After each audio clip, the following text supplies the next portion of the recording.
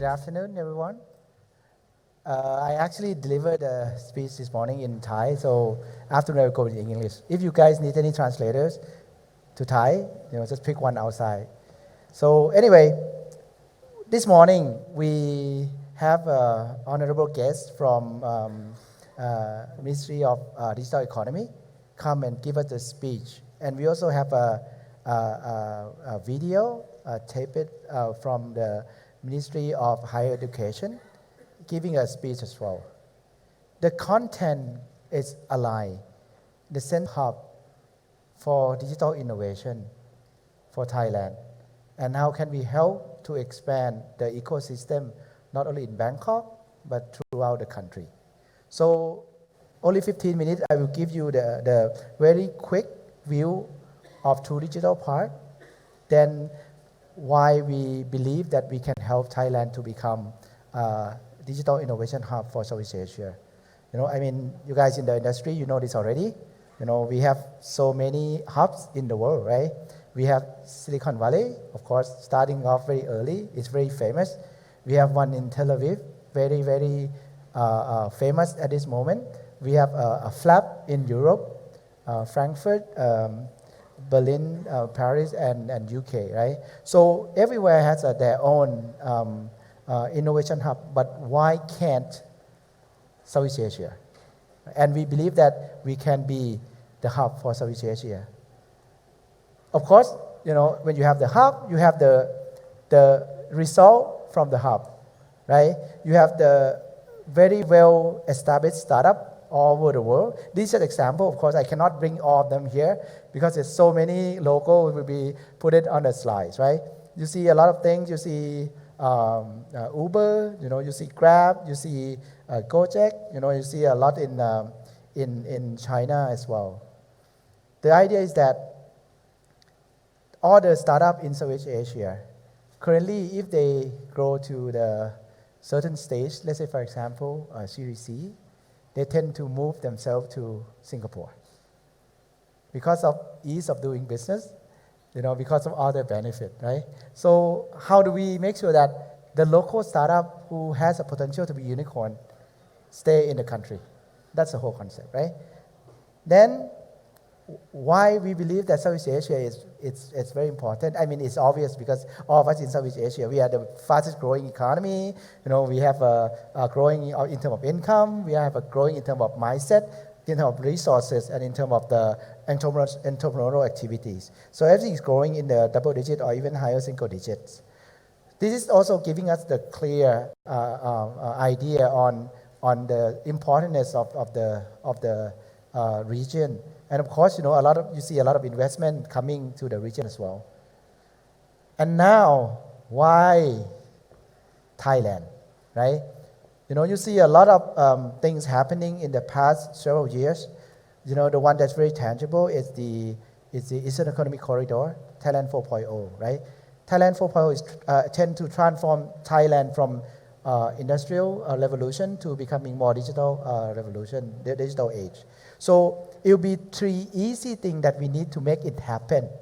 First, easy to start something, right? So how do we make sure that people from the local market, international market, come here and can start something easy, right? And help them to actually leapfrog their business to grow business faster with the better infrastructure. Give you an example, we are having the submarine cable coming, right? True is actually going to launch submarine cable ourselves very soon as well. So we will be a strong very soon as well. So we will be a strong and lower cost connectivity coming to Thailand. Easy of doing. After you start, you have to do some business, right? So how do you do business a lot easier? Have an incentive from BOI coming. Have a policy if you actually located in EEC, tax benefit, tax exemption, and shorten time of registration of the company, so, and how you grow business faster, so basically how you expand, how we can help you to expand outside the country, outside of the Bangkok, or even, working across the region, partnership with a lot of hubs in Southeast Asia. So we believe that we are locating in a very, very important and and center of everything, right? And of course, if you spend a lot of time in the country, you will know that we are easygoing person. Food is good, life is good. People say if you want to have fun, you come here. If you want to work, you go somewhere else. But not anymore. You work and you have fun here. You can do everything here in Thailand. So, in terms of a more tangible way, you will see that it's several activities that's actually happening in the past. I would say, would be in green circle. There'll be activities from a private-led activities. In the white would be more the activity from the government-led. Give just an idea for the government example. The change of Ministry of Science and Technology to become more on the focusing on education and innovation. That's a good move from the government. We have a policy of Thailand 4.0 in place. We are establishing the EEC, we're setting up the infrastructure, and we also expanding by building innovation in many provinces by setting up 7 pilot smart city in major city in Thailand. We also the government also setting up they call innovation district. NIA setting up 11 in Thailand and also 2 in outside of Bangkok. All of this is actually giving us a good momentum on driving Thailand economy, and also for the private sector perspective, right? Of course, we have a lot of events happening. Everyone running the event, running the tech event by making sure that we have a good community happening. We are setting up the digital council. Digital council is happening now. And it will drive the digital adoption in Thailand, right? Co-working space itself is actually growing rapidly also. From the statistical standpoint, it's actually growing in double digit. Currently, this year we have about how much? 130,000 square meters of co-working space across the country. Okay, T.O.P Park is one of them. We have about 40,000 square meters. It's probably taking about 30% of that. And also, lastly, the T.O.P Park itself, we opened today and we are running the tech conference. So all of this is actually happening in Thailand. So I think it's a right timing for us to actually make sure that we have a strong positioning to drive Thailand to become a digital hub for innovation. So Digital Park is one of them. I would say we're not only one, but we're actually one of them. We want to be the place where we house startup and tech entrepreneur in our ecosystem. Keyword I want you to remember for our Digital Park is complete and open. We are open ecosystem. We don't do it only for True, for CP, or for the conglomerate. We do it for everyone. The complete meaning, we work with a lot of partners in many aspects to make sure that we have a complete and open ecosystem, to make sure we are a hub for Southeast Asia. Of course, in a nutshell, we have 3 type of space, and in the 17.9 acres, we have condominium. If you need one, go buy one. We still have about 20% left from 1,900 rooms. We have a living space, which is retail, shopping mall, and also the restaurant. 200 shop is already open downstairs. And we have a workspace, the place where you are standing, where you are sitting and listening to the conference now. We have about 90,000 or almost 100,000 square meters. We opened half of that already for workspace. 45,000 square meters is already open. Two more years, we open more in another 45,000. So with the space, we divided to 4 major components. One is co-working space and office space, right? Why we do this? It's very important because co-working space and office space on my right hand meant to support every size of business. Meaning, if you're 1 people, we have a seat for you. If you are 2 people, we have a seat for you. If you need a small office, we work with the company called WeWork. I think you know the company very well. WeWork is located on the 5th floor. We work with them. They can have an office, private office for you from the range of 2, 5, 10, 20 seats available. We have about 1,000 seats downstairs. You can choose. If you're growing even bigger, we can give you an office space upstairs as well. It's more private, but everyone can still access this ecosystem, meaning you can join our event for free, you can attend any speaking event, and you can enjoy any environment in the park. You come here, electricity is free, Wi-Fi is free, coffee, drink. I mean water, not the beer, okay? The beer is probably once a while, but we give you a beer for free as well. So that's the space that we are working on. Of course, event space, when we have a place people can work, we have a place people can get together. So we have a multiple event space that we can run different type of event. One of them is here, the 400-seat auditorium that we can run a speaking event, tech event, and things like that. And the last piece would be innovation space. After the session, I encourage you to walk around. We have all the partners in the park. Give you example, we have a Google Academy. Google Academy is actually open to train Google skill, technical skill for people who actually want to use Google skill in the working environment. It's only, according to Google, it's the second location in the world behind UK. So it's a model of UK. It actually replicates to Thailand, right? We have UOB FinLab. They opened the FinTech Lab to get the startup from regional to work with Thai SME to build better business. We have Huawei here to open a multi-service center. You can actually interact with Huawei technology here. We have CP Innovation. You can access any CP services from the past to the future. I encourage you to visit that as well. We have AWS, Cisco, Wong Nai. If you are Thai and you live in Thailand long enough, you will know Wong Nai, right? If you want to search restaurant, you search Wong Nai. Don't search Google. No, I search Wong Nai better. So Wong Nai is actually open co-working space here, co-cooking space here by encourage people to do activity, not only the tech activity, but also cooking and things like that, and also producing online content out of the park. So by having the space, then we also build the ecosystem on top of the space. So every ecosystem that we build will be on top of the space that we actually provided to you. We have a big partners joining us. I mentioned some of the name already. We have startups here joining us. We have incubator, accelerators, academy, VC, government, and the service and support. All of this is actually combined and become the ecosystem in itself.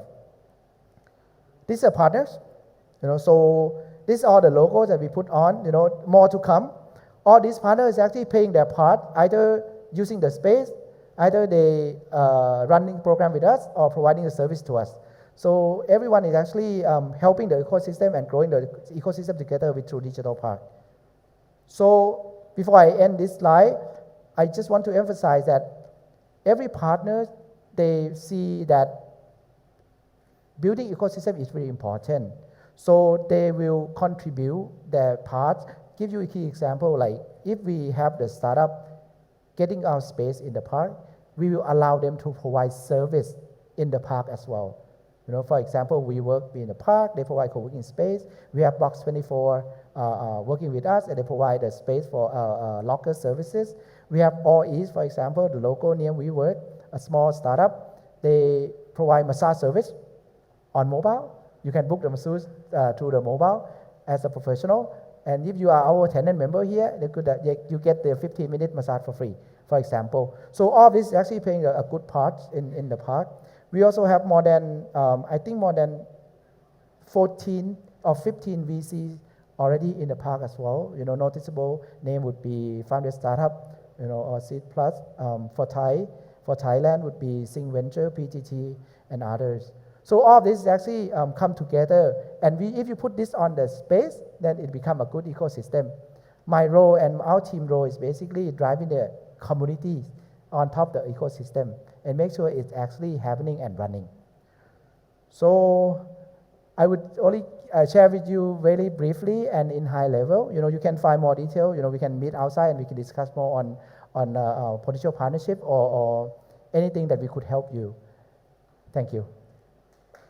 Please give a big round of applause to Mr. Thanasorn Zaidi for his opening speech, talking about the potentials of Southeast Asia becoming a hub in innovation, and obviously the potentials that Thailand has. And thank you for the introduction to the True Digital Park as well. Now, ladies and gentlemen, before we begin our many wonderful panel discussions that we have today, we have a segment from our partner, and that is Action Community for Entrepreneurship, or ACE, from Singapore. Talking about ACE just a little bit, ACE is a national private-led organization in order to drive entrepreneurship and innovation, whether it's in Singapore and around the region as well. It was launched in 2003 by the Ministry of Trade and Industry, and then it was restructured again as a private entity in the year of 2014. ACE is supported by the government under the patronage of Senior Minister of State for Ministry of Trade and Industry, Dr. 𝐏.𝐏 Kun. Now, not only that, ACE also plays a key role in building an access hub for connected ecosystems, also providing with an avenue for company expansion and accelerated co-innovation enabler. Not only that, ACE also has been a close partner with True Digital Park as well. And in the year 2018, they signed an MOU in order to foster great strategic collaborations between Thailand and Singapore. That is why, ladies and gentlemen, today we are also proud to be announcing the official launch of the True Digital Park ACE Singapore Center. The launch of the center demonstrates the strong collaboration that Singapore and Thailand has with one another, whether it's in the area of entrepreneurship and innovation as well. As for the center, of course, the startups in this area will be able to leverage on the TDPK ACE Singapore Center as, we can say, a landing zone for access to local partners, spaces for work, of course, participate in market-focused programs, and in order to be plugged into whether it's the Thailand or Singapore business community as well. As one of ACE's key thrusts is enabling the empowerment of startups in their internationalization journey, the opening of this center here marks a major milestone in strengthening ACE's support for local and international startups with market access opportunities. Therefore, ladies and gentlemen, without further ado, I would like to invite on stage, in order to have the official launching of the center, President of True Digital Park, once again, Mr. Thanasorn Zaidi upon the stage, and Deputy Chairman of ACE, Mr. James Tan, in order to grace our launch.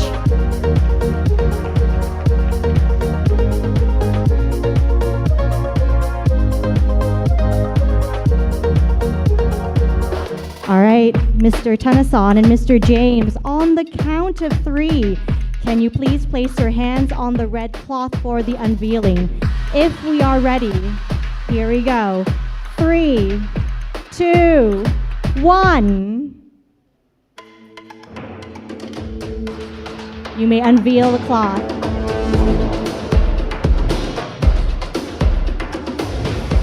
Now may we have a photo session on stage, please.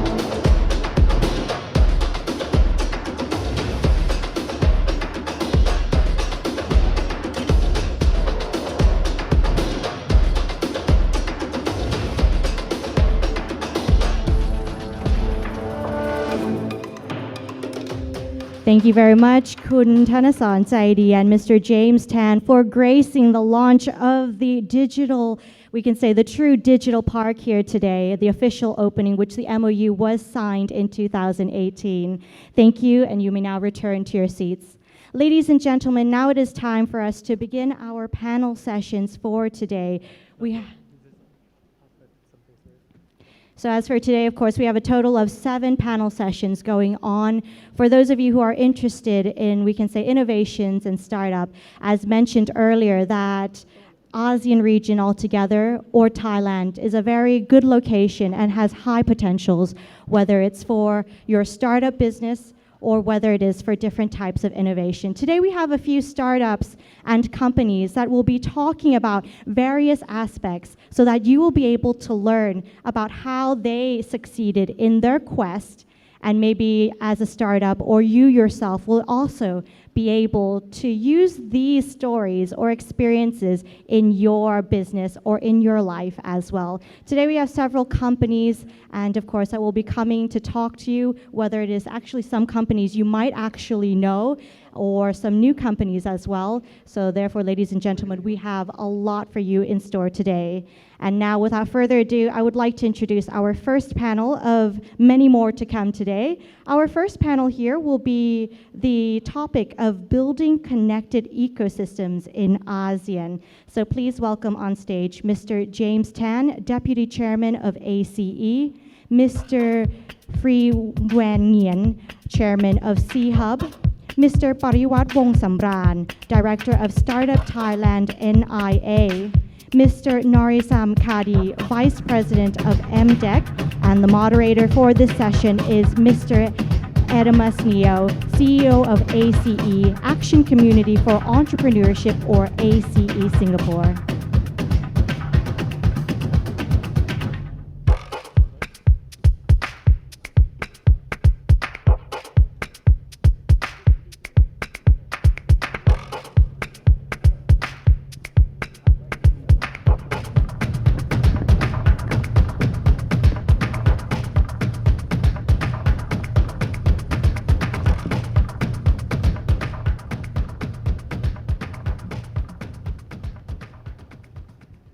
Right.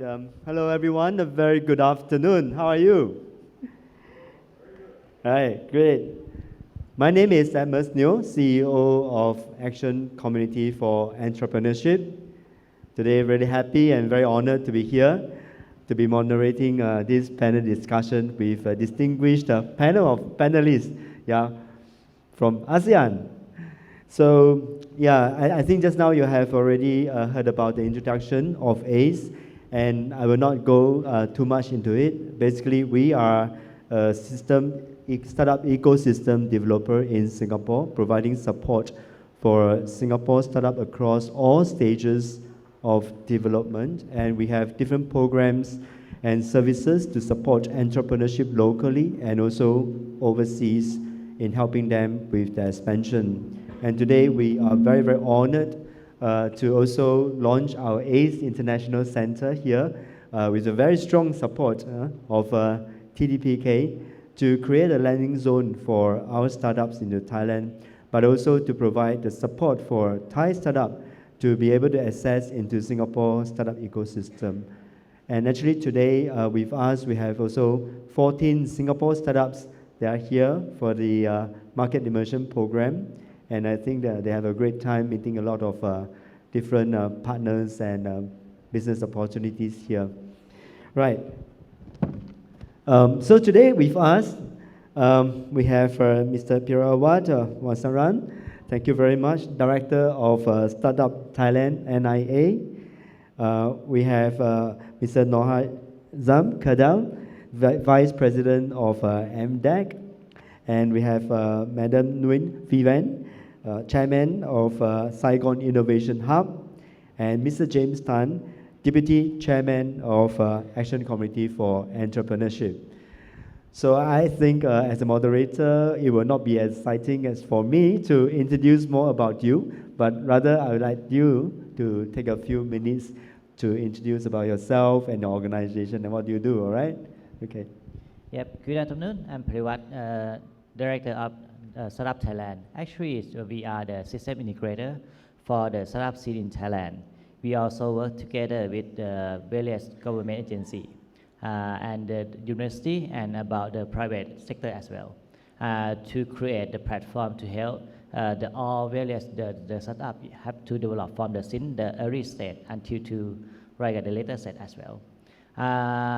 Startup Thailand is right now under the Ministry of Higher Education, Science, Research and Innovation under the National Innovation Agency. So our role is quite simple, that connect all together in Thailand, and we also put the support to the startup from the university until to later stage investment in Series A, Series B, and so on as well. Yep. Okay. Hi everyone, my name is 𝐓.𝐻.𝐿, and I come from a government agency in Malaysia called MDEC, Malaysia Digital Economy Corporation. We spearhead and work with the government in Malaysia to drive digital economy. And we look at various aspects on how we are driving digital economy, from attracting more investments and companies coming into Malaysia, growing local Malaysian-based companies, building innovation ecosystems, which is very crucial, ranging from talent development, building the right financial infrastructure, as well as looking at specific technology focus, such as AI, big data, machine learning, and other key important emerging technologies. And last but not least, we're also responsible in looking at increasing digital inclusivity, so that digital is not just happening in urban areas, but it happens in a more inclusive manner across the country. Thank you. So hello everyone from Vietnam. I'm the only lady here, so you probably think that Vietnam has more women than men. So my name is Phi Nguyen, and I chair Saigon Innovation Hub, which is an agency under the Department of Science and Technology of Ho Chi Minh City. And our mandate is to build the startup and innovation ecosystem for Ho Chi Minh City. But not only domestically, our better mandate is actually to connect Ho Chi Minh City as a startup hub with other ecosystems around the region and around the world. And we've been doing that for the past 3 years, I think. And sitting here, I think I'm just sitting among friends. We see each other so many times. I actually see them more often than my husband. So how connected can you be? Thank you. James. Hi everyone, my name is James Tan. I'm Deputy Chairman at the Action Community for Entrepreneurship. The MC has given an extensive introduction of what we do, so has Atmos, so I'll skip that. I would like to just thank Thanasorn Jaidi and his entire team for providing the platform for all of us to gather here today, and because we launched our A Center here today, for providing a platform that has drawn the two countries, Singapore and Thailand, closer together. Thank you. Right, thank you. Well, you know, ASEAN is a rapidly growing market. You know? The total ASEAN population is around 630 million. In fact, we are, as a collective whole, third largest population after India and China. And this has doubled, the population has doubled in 38 years since 1972, and it's increased by 48% over the quarter century since 1985. In fact, the population is very young, except Singapore. We are aging. Right, but I think the population is really young and very dynamic. And at present, there are about 315 million internet users. Mobile penetration rate also very, very high. And you know, technology adoption rate, and we have all the digital natives. So presented a very huge, what I call a dynamic ecosystem for technology adoption and development. And we also have seen some unicorns coming out from the Southeast Asia itself, like Grab, Razer, Sea, Lazada, Gojek, Traveloka, and Tokopedia, and so on. Although we say that, hey, you know, Southeast Asia or ASEAN itself, we look at it as a collective whole, but we also know that each ecosystem has its own unique flavor and also its unique advantage. Yeah. So maybe we'll just go around the panel so that you can share a bit more in depth to our audience the key things that have developed in the startup ecosystem, in your ecosystem for the last 3 years, and what do you see, you know, moving from there? Okay. For the startup ecosystem in Thailand, it's still young. It's just about 4 years since the government initiative to support the startup as a new engine, new economic warrior to help, right? Either beside like SME, the large corporate as well. So so far we try to develop the new startup inject to the ecosystem as well. They also need some kind of like a knowledge and incubation and extension program. Along the 4 years, right now we have set up about 2,002 startups in Thailand, but most of them is in a very early stage, and they also, some of them also get the Series A investment right now. But it's quite difficult to them to let Series B and so on, because they have the obstacle for the expansion and the scale to the global player or maybe the regional player as well.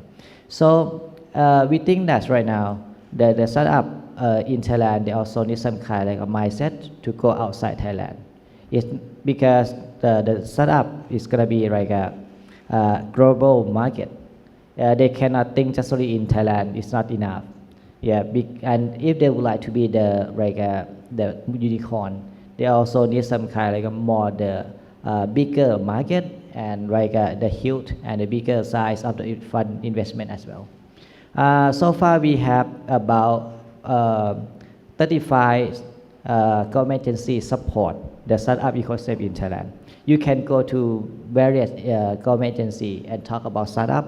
They are also known and keen to other support for them, either for the finance and the non-finance as well.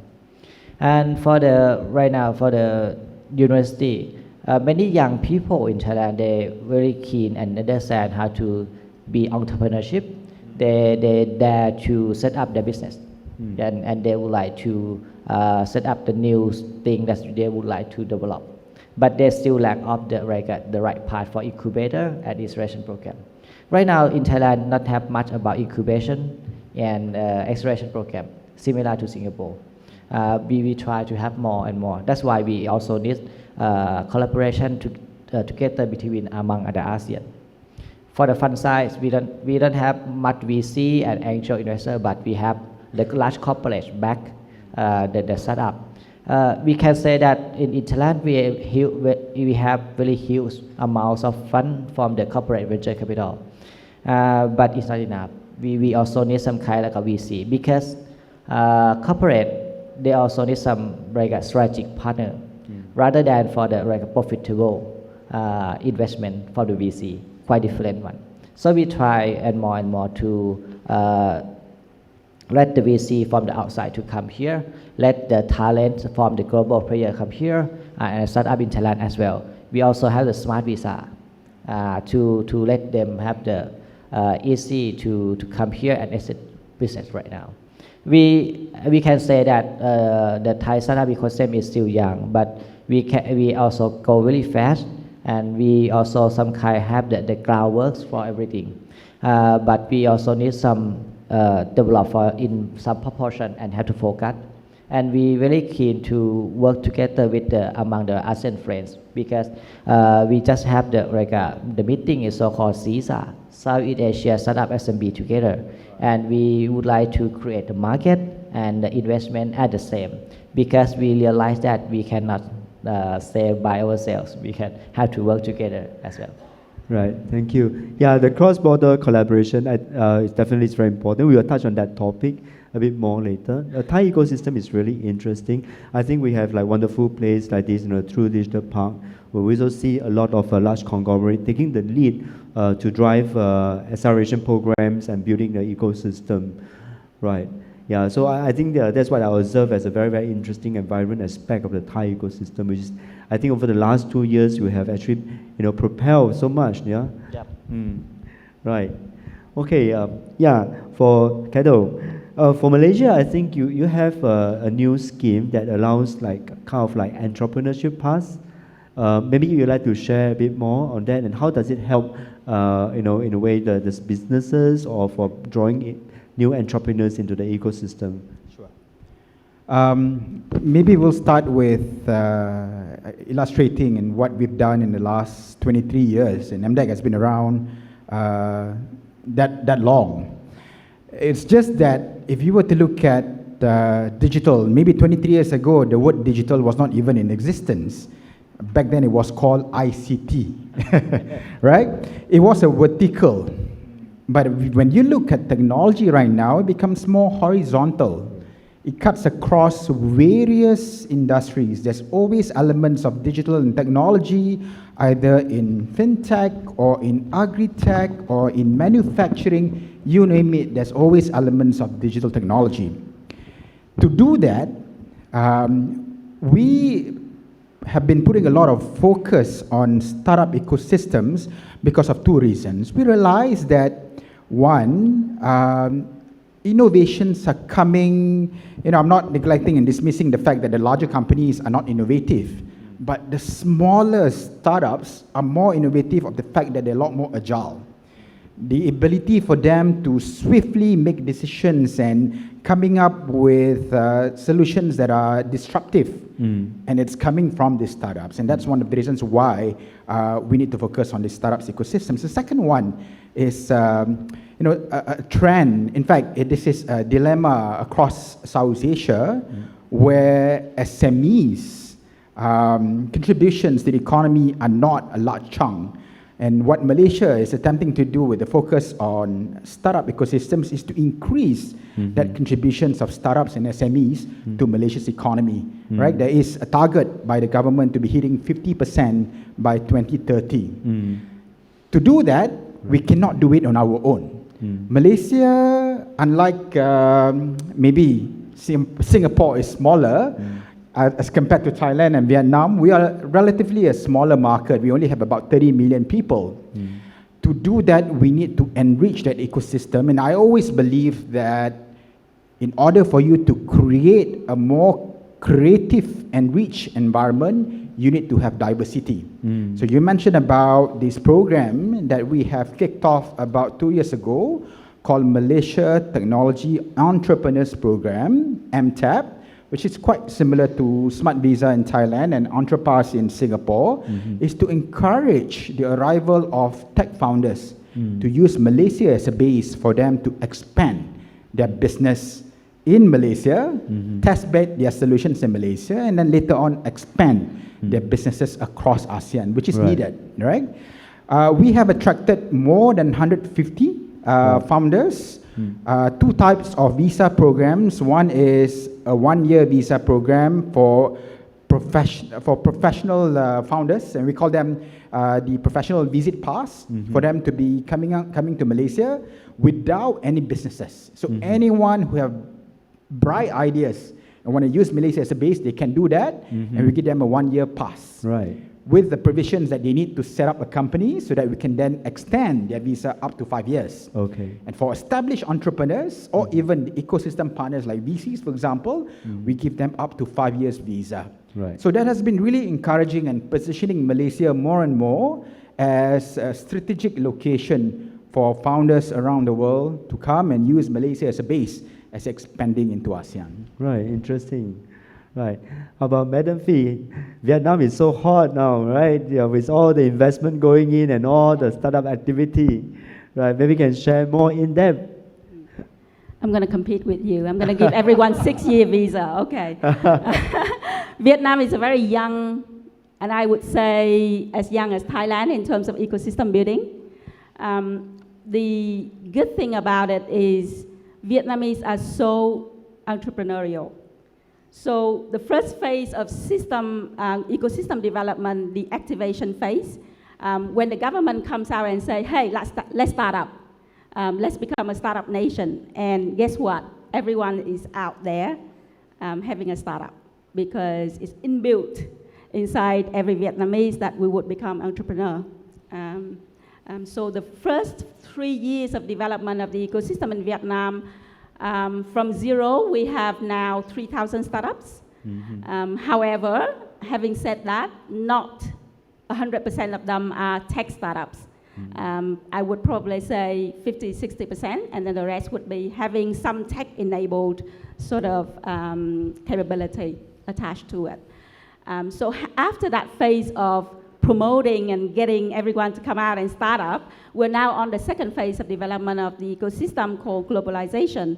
And specifically, our job is just to go out there and to connect with all the ecosystems in the region and in the world in whatever way that we could. So at events, inviting people to come over.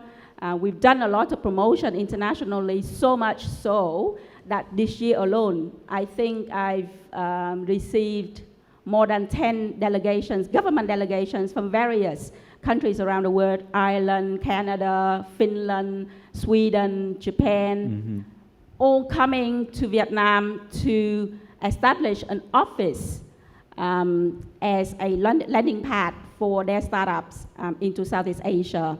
And we just signed a partnership with GIA from Singapore as well, as a soft landing, as a landing pad for their startups in Vietnam. So that is the development of the ecosystem at the moment. Vertical-wise, Vietnam is still very young in terms of ecosystem development. Therefore, there's a lot of opportunities for startups from all over the world to use Vietnam as market access, but also because we have 93 million people, right? Not a lot of people in comparison to Singapore, right? That's not a lot of people. You know, only 93, so there you go. So it's a big market for your startups, but also it's a great market for startups who would like to establish themselves in an ecosystem where operational cost is very low, where talent in terms of software development and engineering is a lot. And that is why a lot of the Western ecosystems are now selecting Ho Chi Minh City or Vietnam as the landing pad for them to extend to the rest of Southeast Asia. Having said that, we are working very closely with ecosystems around the region because we believe that we can do a lot more together than just doing it separately. Right. Okay, James, Singapore's startup ecosystem has been developing since 2014, and I think we have reached a stage of development. So maybe you can share a bit more insight. What do you see now in the Singapore ecosystem, and what is the strategy forward for Singapore in relation to Southeast Asia? Okay, so Singapore draws our inspiration from the region, and we, as Madam Fee and also Hisam has rightly pointed out, we are a small economy compared to our neighbors, and our startups by default from day one, they are global. They know that they cannot just be a Singapore play, it must be a regional play, if not a global play.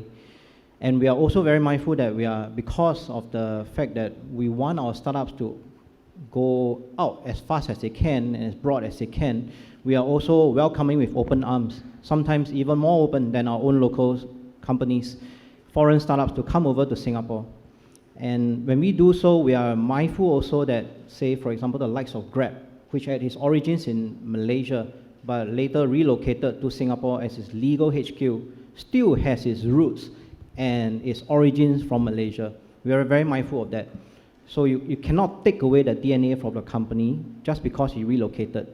And we had Thanason Jaidi pointed out in his presentation earlier that Singapore tends to be the place where a Thai startup will pivot or invert themselves to become a Singapore company as they get to a certain stage to raise Series B or later on funding.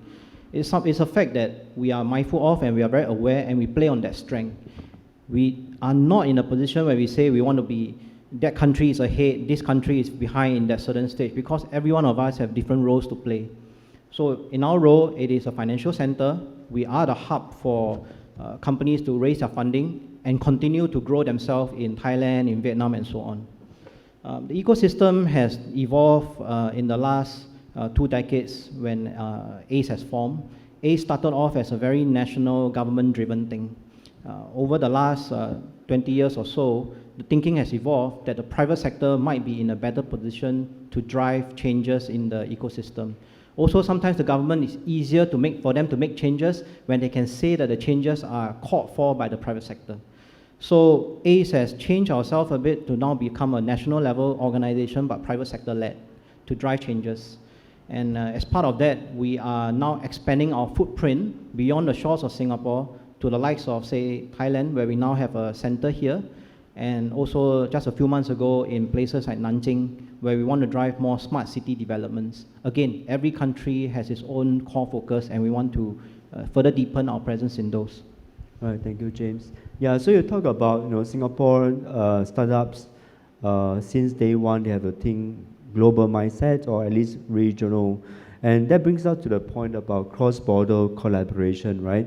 Because I think not just Singapore startup, but startup in any country, at the end of the day, is about expanding just beyond your local market, and you want to be an international company. And also talking about having diverse talent, to draw in talents from different countries so that you can drive more innovation.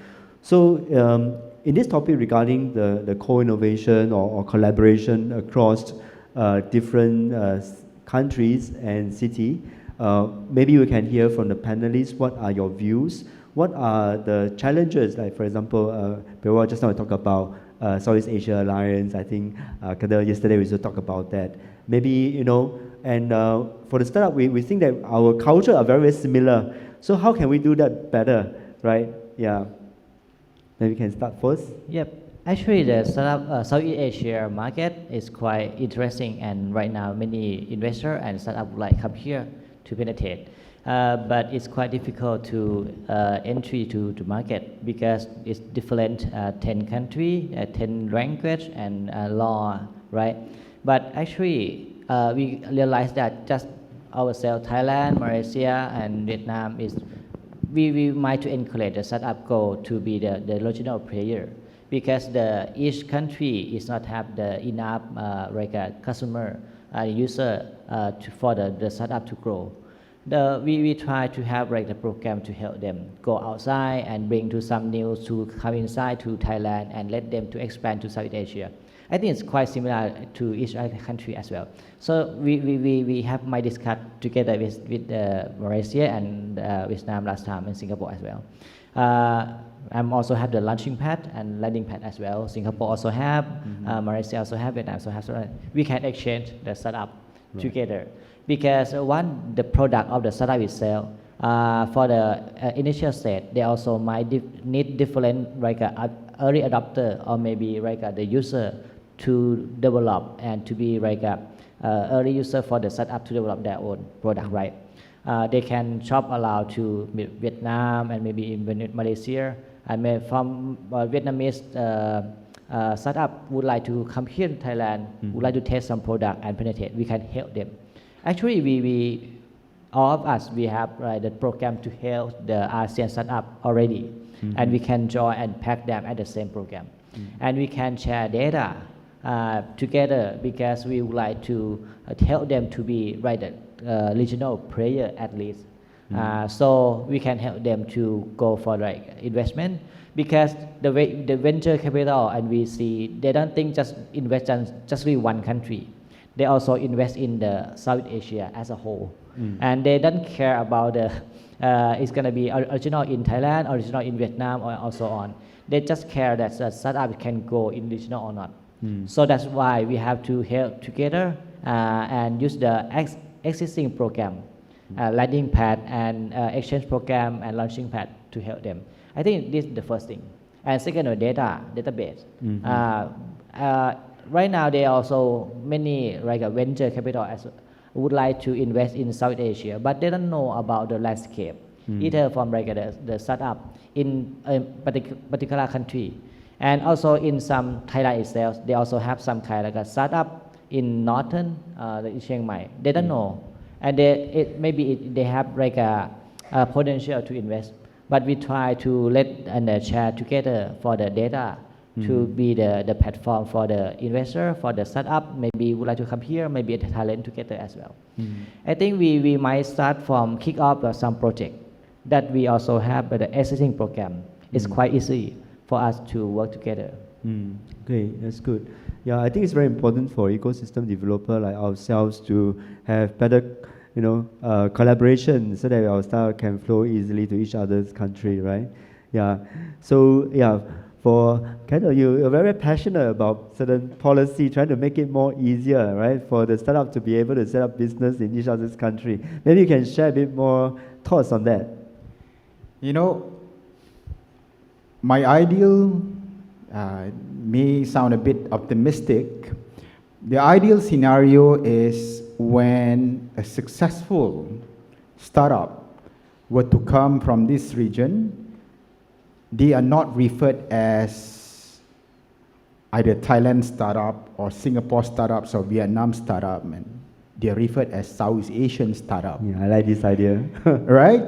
I echoed what Khun Thanasorn mentioned earlier with regards to how do we position Southeast Asia as a region, a dynamic regions that will then breed, or has already been breeding a lot of unicorns, but how do you look at it as a single uniform region or a country for that matter? I agree with you, and I think a lot of programs and activations have taken place In terms of Malaysia bringing our startups to Thailand, I mean, we do have very strong partnerships with Haba in Thailand, right? Singapore bringing startups to Malaysia, we bring startups to Vietnam. All those activations, market access led, are already happening. My hope, and it's going to get tricky because each and every one of us would have our own sets of, I call it self-interest KPI. Because the way I get measured is based on how do I grow Malaysian-based startups and expand them as part of their globalization journey. Maybe an independent body to look into, you mentioned about policy, and I call it policy harmonization. Let's take e-commerce as an example, right? To me, e-commerce is not e-commerce. E-commerce is commerce because the way people are trading right now, there are elements of digital and it's already happening. And people are buying and trading and exchanging and selling and buying right now on a digital platform. But the taxation structure, regulatories are still much outdated. If we were to look at it from policy harmonizations, how would we be able as a region? I know that ASEAN has been talking so much about ASEAN Economic Community.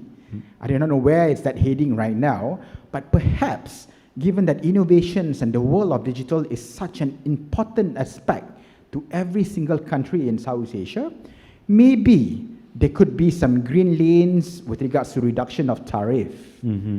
Maybe there could be an easy flow of talent, right? While we still need to have Entrepass and Smart Visa and MTAP for people outside of ASEAN, maybe startups from Thailand to come into Malaysia and making it a lot easier for them to tap onto opportunities across ASEAN. That's my hope. And I don't have a specific answer as yet.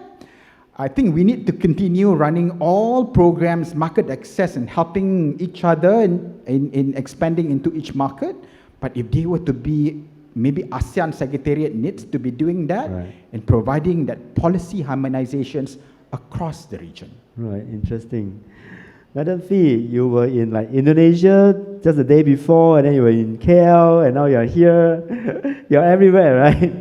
Yeah, so you have been collaborating, be it for Sci-Hub or personal basis across entire Southeast Asia and ASEAN.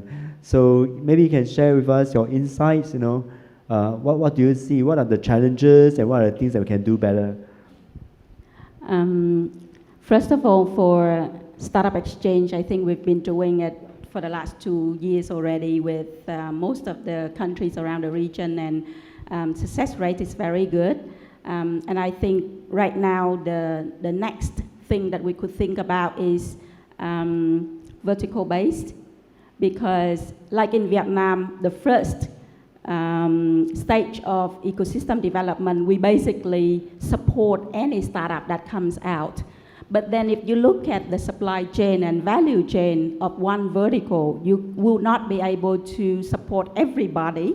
Maybe in Vietnam, very high on our agenda is edutech, agri-tech, clean tech, food tech, but we're not very strong in terms of supporting deep tech like AI and fintech and all that. So maybe for those particular verticals, and we would refer them to be incubated in Singapore instead of having to work so hard in Vietnam to support them, but not enough.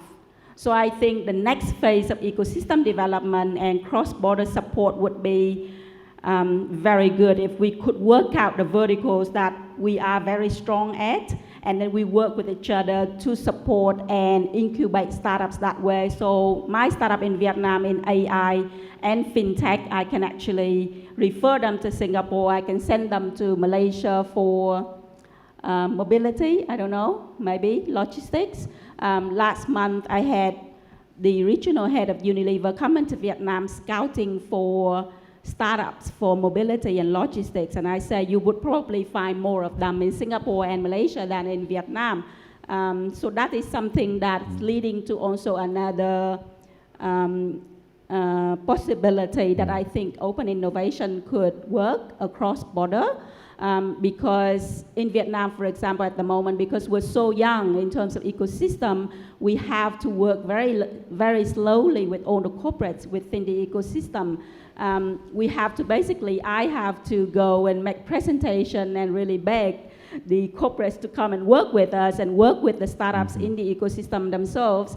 Whereas in Singapore, it's more advanced. You already work with a lot of corporates over there. So what is the opportunity now for us to basically connect with each other? If you work with Unilever in the region, then that particular program can be expanded across different ecosystems. And if I sign with, let's say, HSBC in Vietnam, which I did last month, then it could be expanded across the region as well. So not all of us having to go and pitch separately to one big corporate to help startups. So that is something that I think is a challenge, but also a huge opportunity for the future. Okay. James, what's your views on that? You have also been traveling quite extensively. So in terms of like cross-border collaboration in supporting and helping startup. So as I was listening to, say, Paniwat and so on, you're describing the pros and especially the cons in your own country and trying to learn from other countries. From my perspective, we are all trying to learn from each other. I'm always amazed whenever I go to Vietnam. I'm always amazed whenever I go to KL. I'm always amazed whenever I come to Bangkok. There's just so much learning that we can do from each other. So I think there's just a lot of also things that we should be proud of that the ecosystem has developed over the years. But we cannot be comfortable. We need to move forward. And Hisam brought up AEC, ASEAN Economic Community. I'm not very positive on that because it has been talked about for at least 2 or 2.5 decades. And so my take on that is that if the leadership or politics are not working out, then let the private sector drive the change. If the public is not encouraging shared ownership of vehicles, Grab will drive the change. Uber will drive the change. So let the private sector do it. And the best that the public sector can do is not to interfere. Just let the private sector do it out. So I was in China for a while, almost 9 years or so, and it's like that. And I see that happening right now, a lot of commonalities in the, well, you want to call it a just starting economy, but it's the same. And I think that Vietnamese startups will just, because of their baptism of fire, really emerge as really true champions. Yeah, I think I will agree to that. In fact, just now on the bus, Madam Finn and I were talking about, the youth being too pampered. Yeah.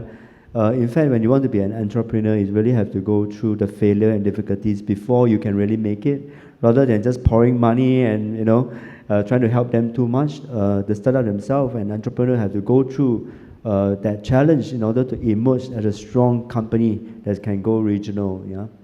So, talking about open innovation, we have also been doing some part of that. For example, we have been working with some MNCs like Coca-Cola, Roche, Marubeni, and so on for scouting.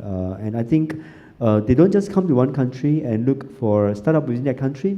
They want to look for startup across the entire region. And we can also work maybe more collectively in terms of that, attracting large companies to set up labs, not just in one country, but to look at the region as a whole to benefit all our startups.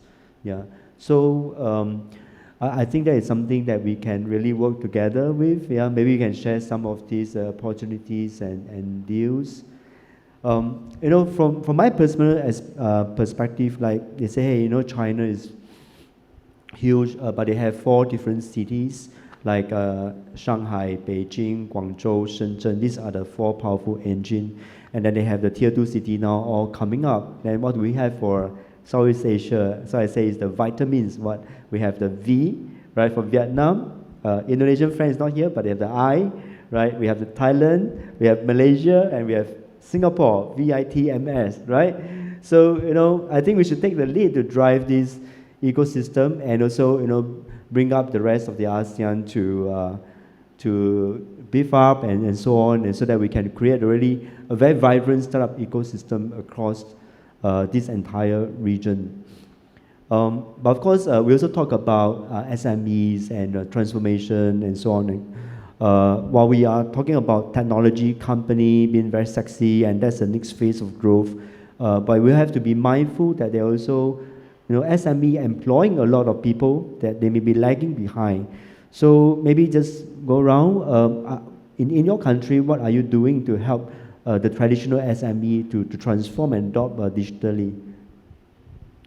Okay, actually, so we have for the market size, we also transform three things. The first one, the SME, because the SMEs they also have to embrace new technology and to maybe develop by their own, maybe to be like use some technology from the other. But we try to match between the startup solution together with the needs of the SME. We try to run too many programs. For example, the banks. That bank itself, they have many the SME in their portfolio, and they would like to make the SME to pay back their debt that already have to be a loan, right? So they try to make the SME to be the more smarter, maybe or IDE, innovation driven enterprise. They have to maybe develop the new innovation, or maybe like use the technology to make them serve it more optimization. We match this together between the startup solution and the SME. And second part is the corporate. The large corporate, actually they need the innovation for the competitive in the market. So in the past, they have their own R&D and business unit inside.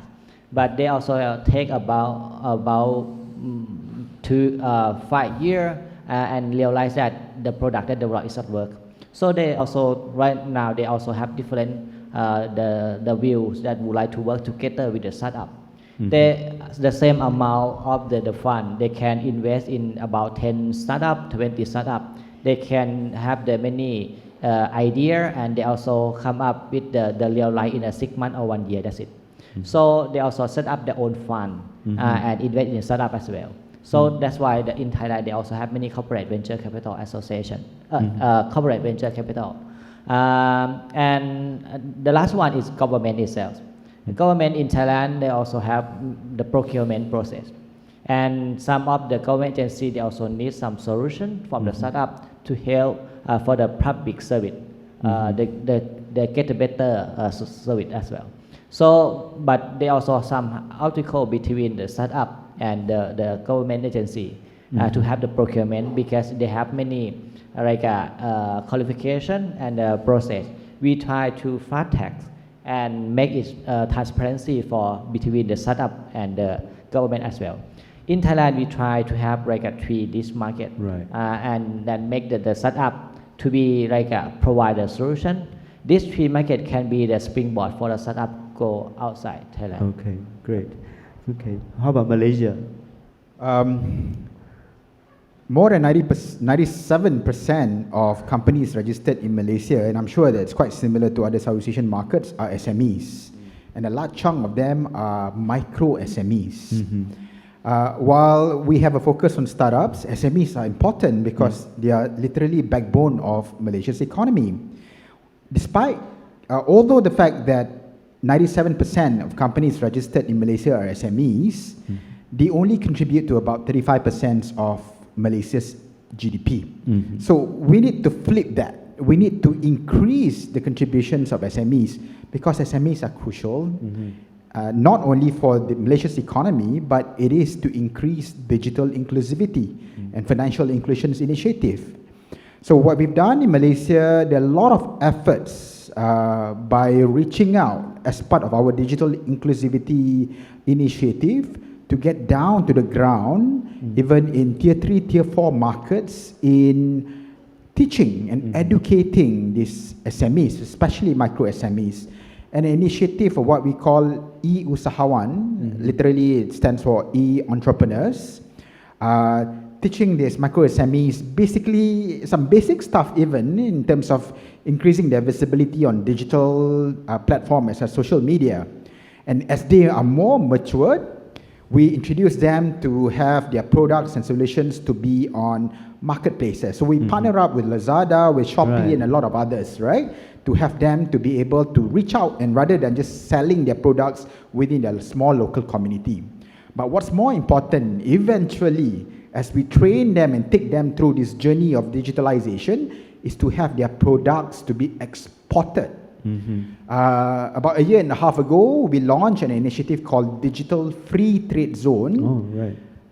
Essentially, it is a partnership. We're starting it off with our partnerships with Alibaba. China is a large market, right?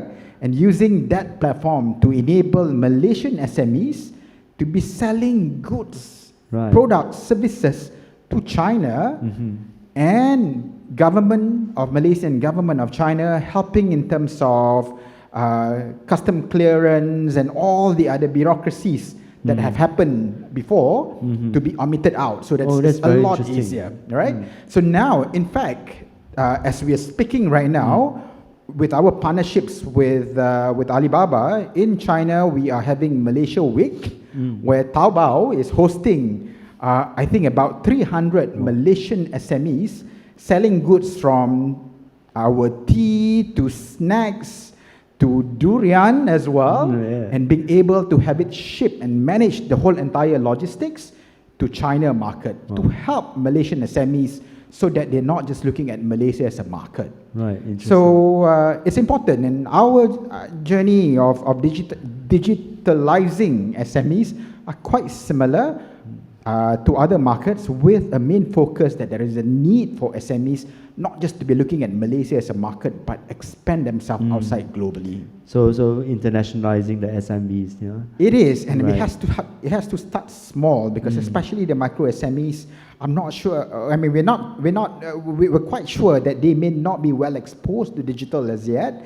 but taking them through that journey by having presence on social media, getting them to e-marketplace before we take them to the export arena. Really great initiative. Yeah. How about Vietnam? Vietnam, the last how many years we have done a lot of capacity building for micro and SMEs. The thing is, we found out that you can do a lot of capacity building, but at the end of the day, when the SMEs come back, they don't do anything about it. Because the lack of resources, they lack time, they don't have, they have to think about how to survive today and not tomorrow. So that doesn't seem to work very well in terms of just capacity building. So what we are piloting at the moment is accelerator for SMEs. As in, you come in as a traditional SME business, you come out as a digitally enabled business. However, you don't have to learn everything to be able to do that. You come in, you plug in your knowledge about product and solutions and service, and then we have a tech team and a business development team to help transform your business model from very traditional to tech-enabled. Without that, it's almost impossible for any SMEs to start doing it themselves. So that is a model that we're piloting at the moment. I'm actually running that pilot myself for a batch of about 15 SMEs, and it has been very, very positive. And I think that's probably the way to go in terms of modeling to help transform SMEs. I think that is a very good point, because SME always come back to us and say that they don't have the talent, they don't have the spare resources to do that, they are not able to attract the IT folks to join them, and they can't do anything. Right, so by taking out that and do it for them, I think it's really a great initiative. Right. James, how about Singapore?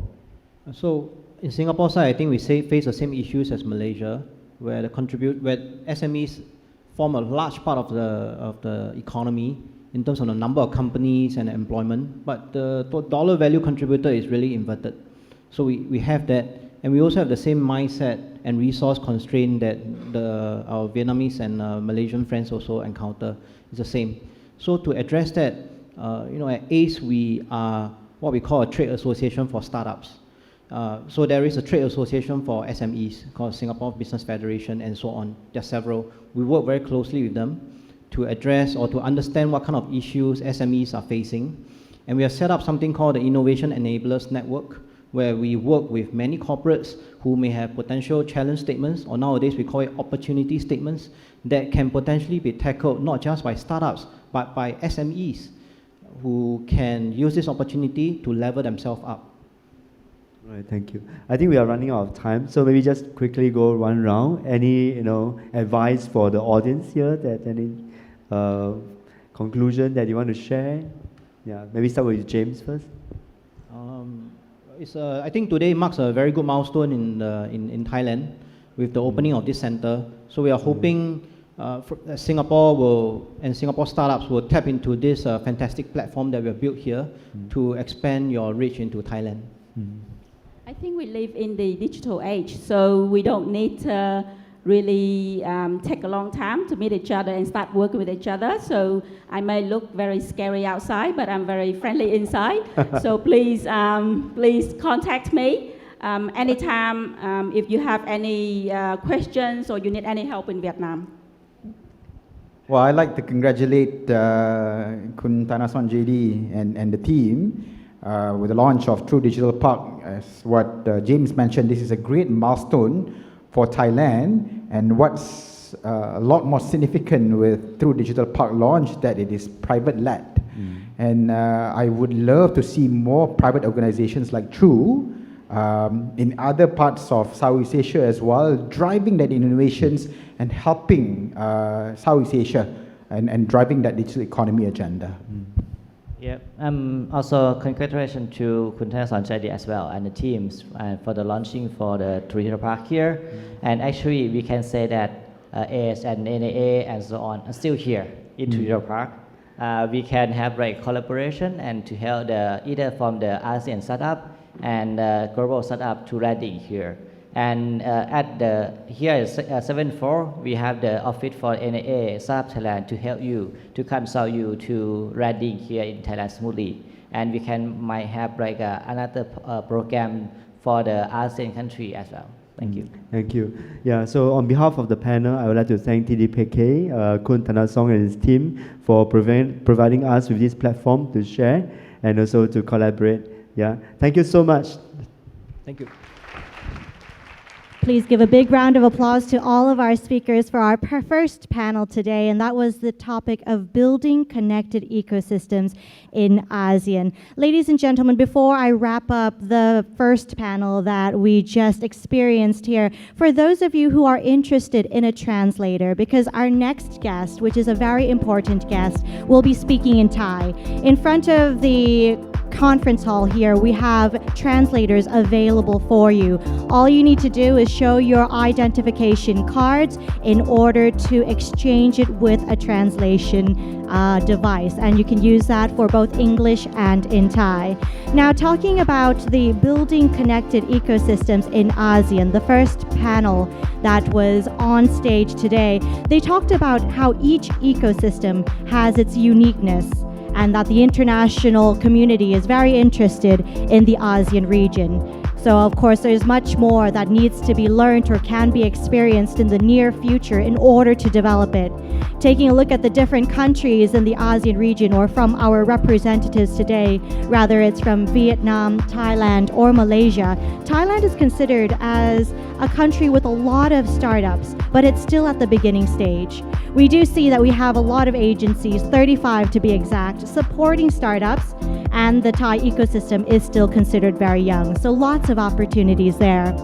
In Malaysia itself, they're also wanting to increase the amounts of startups and SMEs. They have special visas and special laws in order to allow people to easily enter the country and in order to create startups and business opportunities in Malaysia. One thing that they've seen is a collaboration in order to allow trade with foreign countries. For example, with Alibaba themselves, they've collaborated in order to have businesses be able to trade with China. Vietnam is another young country in terms of ecosystems and startups, similar to Thailand, and we can see that recently especially with the ongoing situation in the world, Western countries are interested in Vietnam, especially in Ho Chi Minh because of its low cost. There's a lot of capacity building, but one thing that Vietnam sees that they need more is accelerators for SMEs.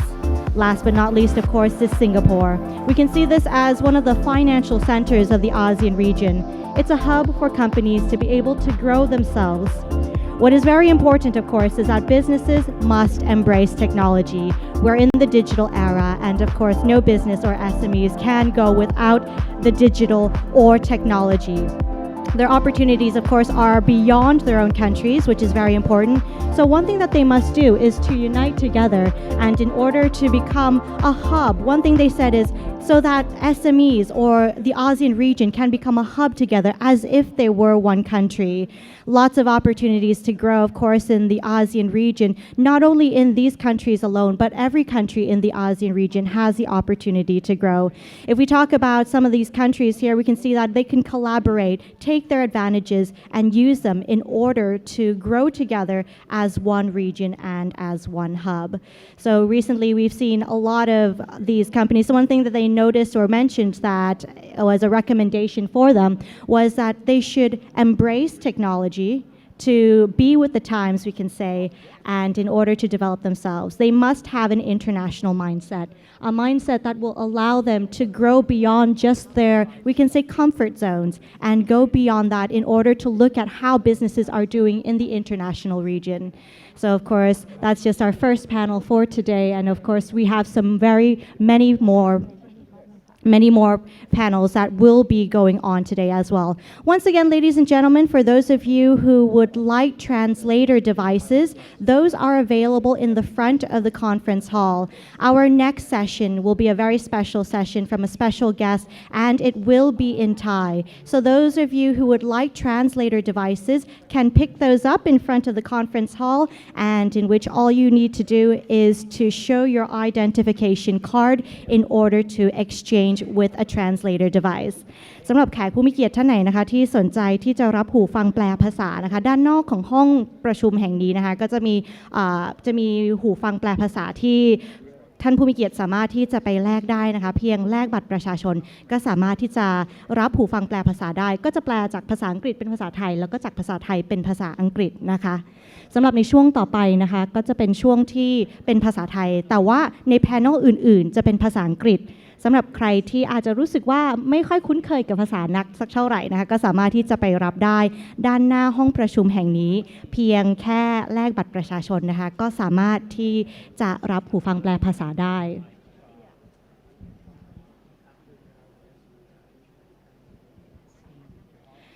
So ladies and gentlemen, just a recap of what will be happening next. We have a special guest that will be coming on stage in order to give a speech. Nevertheless, this speech will be given in Thai. If you are interested in receiving a translating device, you can pick this up in front of the conference hall. All you have to do is exchange your identification card for that.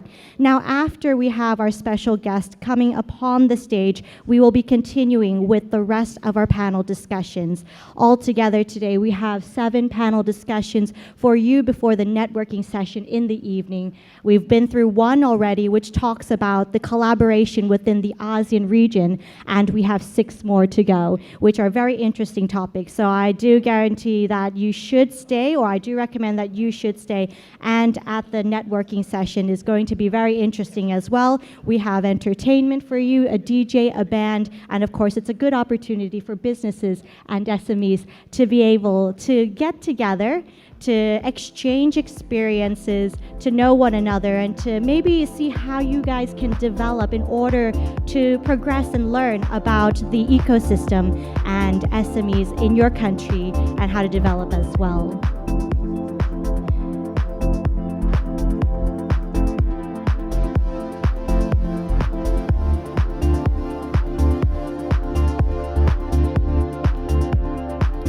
Ladies and gentlemen, the next session, of course, will be a very special guest.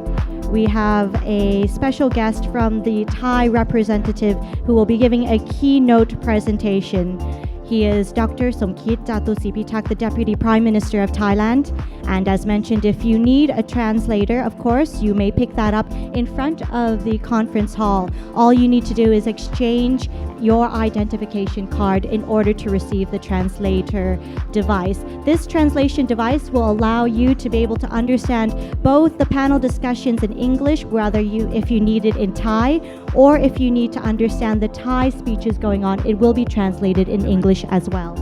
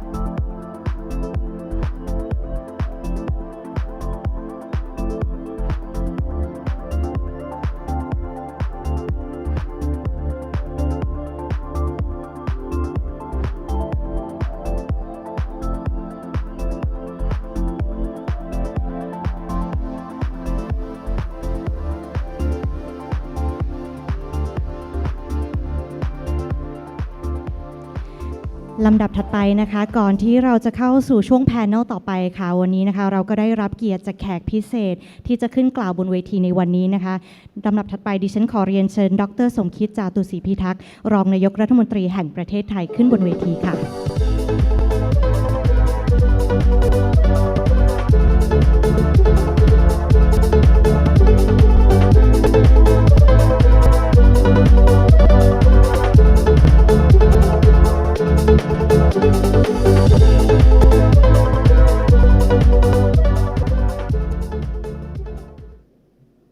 ท่านสุภชัยนะครับท่านแขกผู้มีเกียรติที่เคารพทุกท่านผมมองแล้วนะว่าผมเนี่ยอายุมากที่สุดในห้องนี้นะรู้สึกแก่มากเลยเมื่อกี้เรียนคุณสุภชัยว่าต้องให้ลูกชายมาแทนนะมั้งอายุเฉลี่ยก็30ต้นๆทั้งนั้นเลยนะครับวันนี้ผมตั้งใจมานะครับผมมาจากสภามาเพื่อที่จะมาขอบคุณคุณสุภชัยนะที่ทำให้ความฝันของผมเป็นความจริงขึ้นมาในเวลาเพียง 3-4 ปีเท่านั้นเองเมื่อหลายปีที่ผ่านมาเนี่ยผมเคยเล่าให้ทุกคนฟังว่าผมไปเจอหนังสือเล่มหนึ่งชื่อ Startup Nation ที่สนามบินที่สิงคโปร์อ่านแล้วผมก็คิดว่า วิธีทางแห่งการพัฒนาเมืองไทยเนี่ยมันต้องตามอย่างนี้เลยคือคอนเซ็ปต์ของ Startup Nation เนี่ยหมายความว่าการที่จะให้ประเทศพัฒนาไปได้เติบโตไปได้มีความทันสมัยและแข่งขันได้ในโลกเนี่ยมันไม่ได้ขึ้นอยู่กับธุรกิจไม่กี่ธุรกิจแต่มันขึ้นอยู่กับประชาชนทุกคนที่จะสามารถเอาความคิดของเขาเนี่ยมาสร้างเป็นสิ่งที่มีมูลค่าและก็แข่งขันกันได้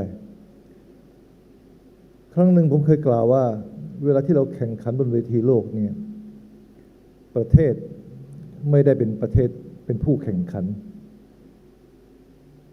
เวลาเราส่งออกประเทศไม่ได้ส่งออกแต่ผู้ที่แข่งขันที่แท้จริงผู้ที่ส่งออกที่แท้จริงเนี่ยมันคือธุรกิจมันคือเอกชนมันก็คือปัจเจกบุคคลที่มีความคิดอ่านในการสร้างธุรกิจขึ้นมาแล้วก็แข่งขันกับโลกถ้าเราโมแต่คิดว่าประเทศเรานี่มีบริษัทใหญ่ๆอยู่แค่ 50-60 บริษัทและถ้าหากว่าบริษัทเหล่านี้มีในอุตสาหกรรมที่ล้าหลังไม่ทันสมัยความสามารถแข่งขันของประเทศแน่นอนที่สุดวันหนึ่งก็จะหมดไปซึ่งประเทศไทยของเราในขณะนี้เนี่ยอยู่ในช่วงรอยต่อที่สำคัญเรามีธุรกิจขนาดใหญ่อยู่ผมว่ามันไม่เกิน300 บริษัทแล้วมั้งและก็มีความจำกัดอย่างยิ่งในธุรกิจอุตสาหกรรมที่เราอยู่เวลาเราส่งออกทุกเดือนที่เราดูตัวเลขส่งออกเราดูตัวเลขส่งออกนั้นด้วยความ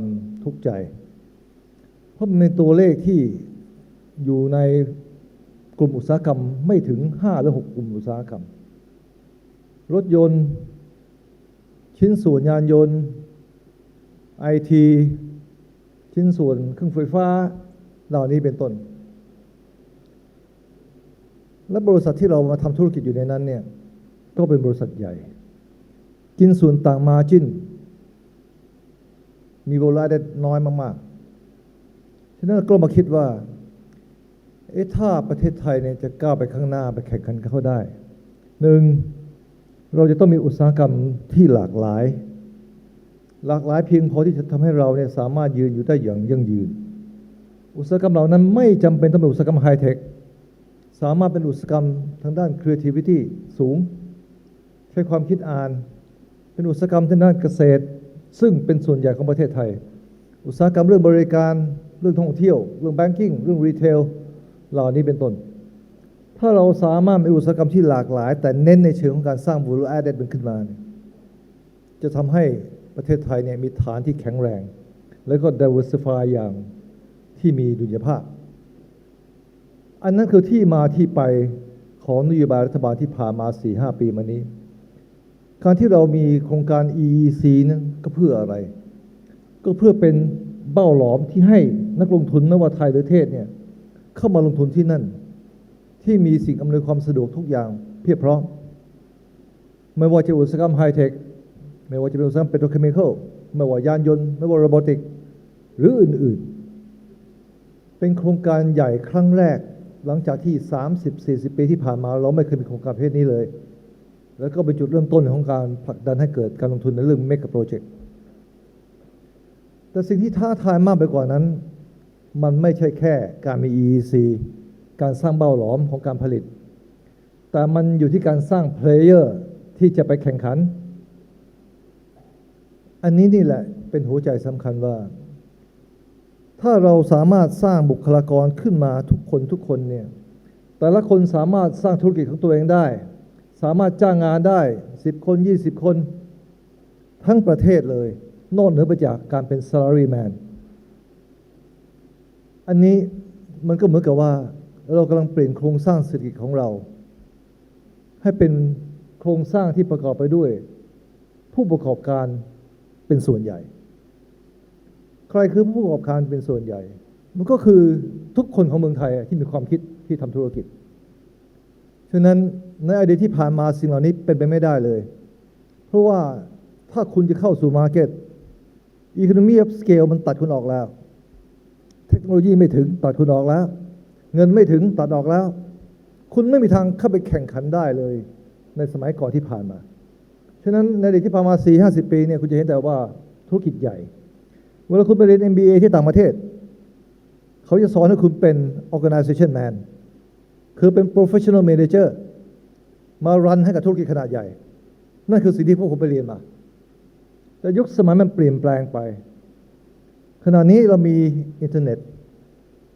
เราเข้าสู่ยุคดิจิทัลเรามีแพลตฟอร์มใหม่ๆทางเทคโนโลยีที่สามารถทำให้เราเนี่ยสร้างธุรกิจบนแพลตฟอร์มเหล่านี้ได้สเกลไม่ใช่อุปสรรคอีกต่อไปเงินทุนก็ไม่ใช่อีกต่อไปเพราะขณะนี้เรามี Venture Cap เรามี Angel Fund และมีอื่นๆอีกเยอะแยะที่จะสามารถที่จะมาให้ทุนกับเราได้ในสมัยโน้นมีที่ไหน crowdfunding มีที่ไหนไม่มีสมัยนี้ทำได้ขอให้มีไอเดียจริงๆมีความคิดสร้างสรรค์จริงๆแล้วก็มีความเพียรพยายามที่จะสร้างสิ่งซึ่งเป็นแนวความคิดให้มันกลายเป็นธุรกิจขึ้นมาได้เมื่อเช้านี้ลูกน้องผมเขาเพิ่งกลับมาจากเยอรมันเขาเข้าไปดูระบบแบงกิ้งที่นั่นเขาก็ไปพบสตาร์ทอัพใหม่ซึ่งไม่มีอะไรเลยมีแต่แพลตฟอร์มเพื่อดึงเอาลูกค้าอยู่ในกลุ่มของเขาเอากลุ่มของเขาเหล่านี้พลักอินด้วยแบงกิ้งเซอร์วิสทั้งหลายจากที่อื่น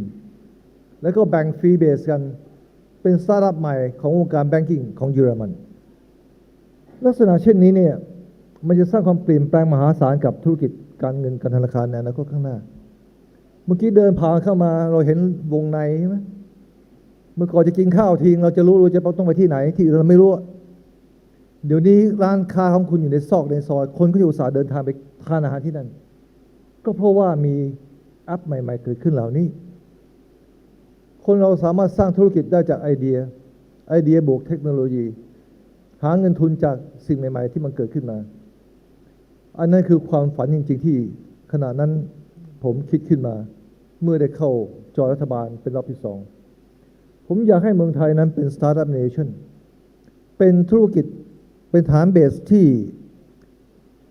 เต็มไปด้วยผู้ประกอบการไม่ใช่ผู้ที่รับจ้างงานแน่นอนที่สุดการเป็นผู้รับจ้างเป็นซาลารีแมนนั่นเป็นปกติเพราะเรามีธุรกิจขนาดใหญ่แต่ถ้าคนไหนต้องการทำธุรกิจของตัวเองเราต้องการให้โอกาสแก่เขาความคิดในขณะนั้นตอนนั้นผมคิดเรื่องประชารัฐผมก็ได้มีโอกาสคุยกับสุภชัยและคนอื่นๆที่เกี่ยวข้องบอกว่าความคิดเหล่านี้เนี่ยจะเป็นความจริงได้ต่อเมื่อพวกท่านเข้ามาช่วยรัฐะอย่างเดียวไม่มีทางเพราะรัฐะเองไม่เคยมีประสบการณ์เรื่องนี้ด้วยซ้ำไปเวลาเราพูดสิ่งเหล่านี้ขึ้นมาคุณยังถามผมว่าสตาร์ทอัพมันคืออะไรสตาร์ทอัพมันต่าง SME ยังไงผมต้องใช้วิธีอธิบายบอกว่าสตาร์ทอัพเนี่ยมันเป็นวุ้นซึ่งกำลังก่อตัวแล้วอนาคตข้างหน้ามันก็จะกลายเป็น SME ที่เข้มแข็งที่ไดนามิกมีพลวัตแล้วก็มีความคิดอ่านที่สามารถ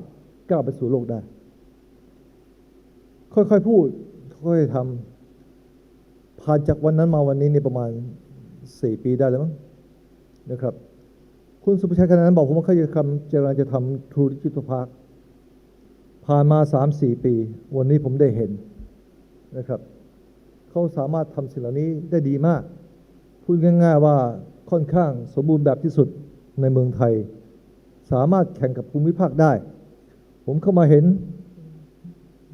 คนใหม่ๆรุ่นหนุ่มสาวอายุเท่าลูกผมทั้งนั้นน่ะผมมีลูก3 คนคนโตนี่31คนเล็กนี่16ฉะนั้นเรารู้อนาคตข้างหน้าเนี่ยไม่ได้อยู่ที่ตัวเราแล้วมันอยู่ที่คนรุ่นใหม่ที่กำลังโตขึ้นมาที่เขามีความคิดอ่านที่สร้างสรรค์รัฐบาลมีหน้าที่ก็คือว่าจะทำอย่างไรที่จะทำให้ความฝันเขาเนี่ยเป็นความจริงทำไมถามว่าอย่างนายสมคิดเนี่ยต้องเป็นอาจารย์มาครึ่งชีวิตเพราะไม่มีโอกาสเราโตขึ้นมาจากครอบครัวที่ยากจนทางเดียวที่เราจะสร้างตัวได้ก็คือการชิงทุนการศึกษาไปเรียนต่อเมืองนอกกลับมารับราชการแม่ก็ทำธุรกิจแต่อย่างที่ผมกล่าวเมื่อสักครู่นี้การคิดจะทำธุรกิจในสมัยเมื่อ 4-50 ปีที่แล้วเนี่ยไม่ใช่ของง่ายเลย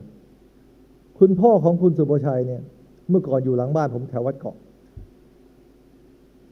ผ ผมอยากให้พวกท่านเนี่ยได้เห็นได้มีประสบการณ์เห็นภาพเหล่านั้นเมื่อประมาณ 4-50 ปีที่แล้วไม่ง่ายเลยแต่สมัยนี้ด้วยเทคโนโลยีด้วยการซัพพอร์ตอย่างเช่นกรณี True Digital เนี่ยทุกคนจะเริ่มมีโอกาสแล้วต้องการความคิดสามารถที่จะมาคุยกับเพื่อนฝูงได้ในนี้เกิดความคิดจะทำธุรกิจขึ้นมามีคนที่พร้อมที่จะมาให้ทุนเพื่อที่จะต่อยอดเมื่อต้องการสินเชื่อจะมีคนที่จะช่วยซัพพอร์ตให้เราสามารถหาสินเชื่อได้ทำธุรกิจของเราได้ถ้าต้องการ raise fund ขนาดใหญ่ต้องการเข้าตลาดหลักทรัพย์เขาก็จะมีแพลตฟอร์มใหม่สำหรับสตาร์ทอัพที่จะเกิดขึ้นมาสิ่งเหล่านี้มันก้าวไปทีละขั้นทีละขั้นจากความคิดอ่านจุดเริ่มต้นเป็นเพียงแค่ความฝันนั้นวันนี้เนี่ยผมมาเห็นถึงความสำเร็จที่ทรูได้ทำขึ้นมาอย่างจริงจังผมเรียนคุณสุภชัยบอกว่า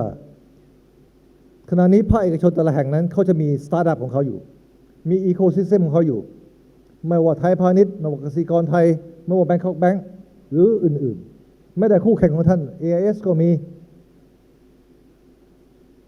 แต่ผมก็เลยจะทำอันอื่นขึ้นมาอีกก็คือตัวกลางผมเรียกมันว่า InnoSpace นี้ผมเอาความคิดมาจากฮ่องกงที่เขาทำไซเบอร์พอร์ตที่ฮ่องกงเป็นแหล่งที่สร้างฟินเทคที่ใหญ่ที่สุดของฮ่องกงของเขามี4เสาหลักเสาที่1คือราชการที่ช่วยเสาที่2ก็คือ Big Brother แบรนด์เนมทั้งหลายระดับโลกที่พร้อมที่จะเข้ามาช่วยเหลือเข้ามา engage เข้ามาให้ technical know how เสาที่3ก็คือมหาวิทยาลัยครูบาอาจารย์สถาบันวิจัยเอาสิ่งที่เป็น innovation เหล่านั้นเนี่ยเข้ามาสู่ไอ้ตัว cyber port นี้และสุดท้ายก็คือการเงิน venture cap bank finance ทุกอย่างจะอยู่ตรงนี้ฉะนั้นเมื่อไรก็แล้วแต่ที่เขามีบุคลากรที่มีความคิดสร้างสรรค์ต้องการที่จะมาทำธุรกิจเขาก็จะลิงก์เข้ามาอยู่ใน cyber port นี้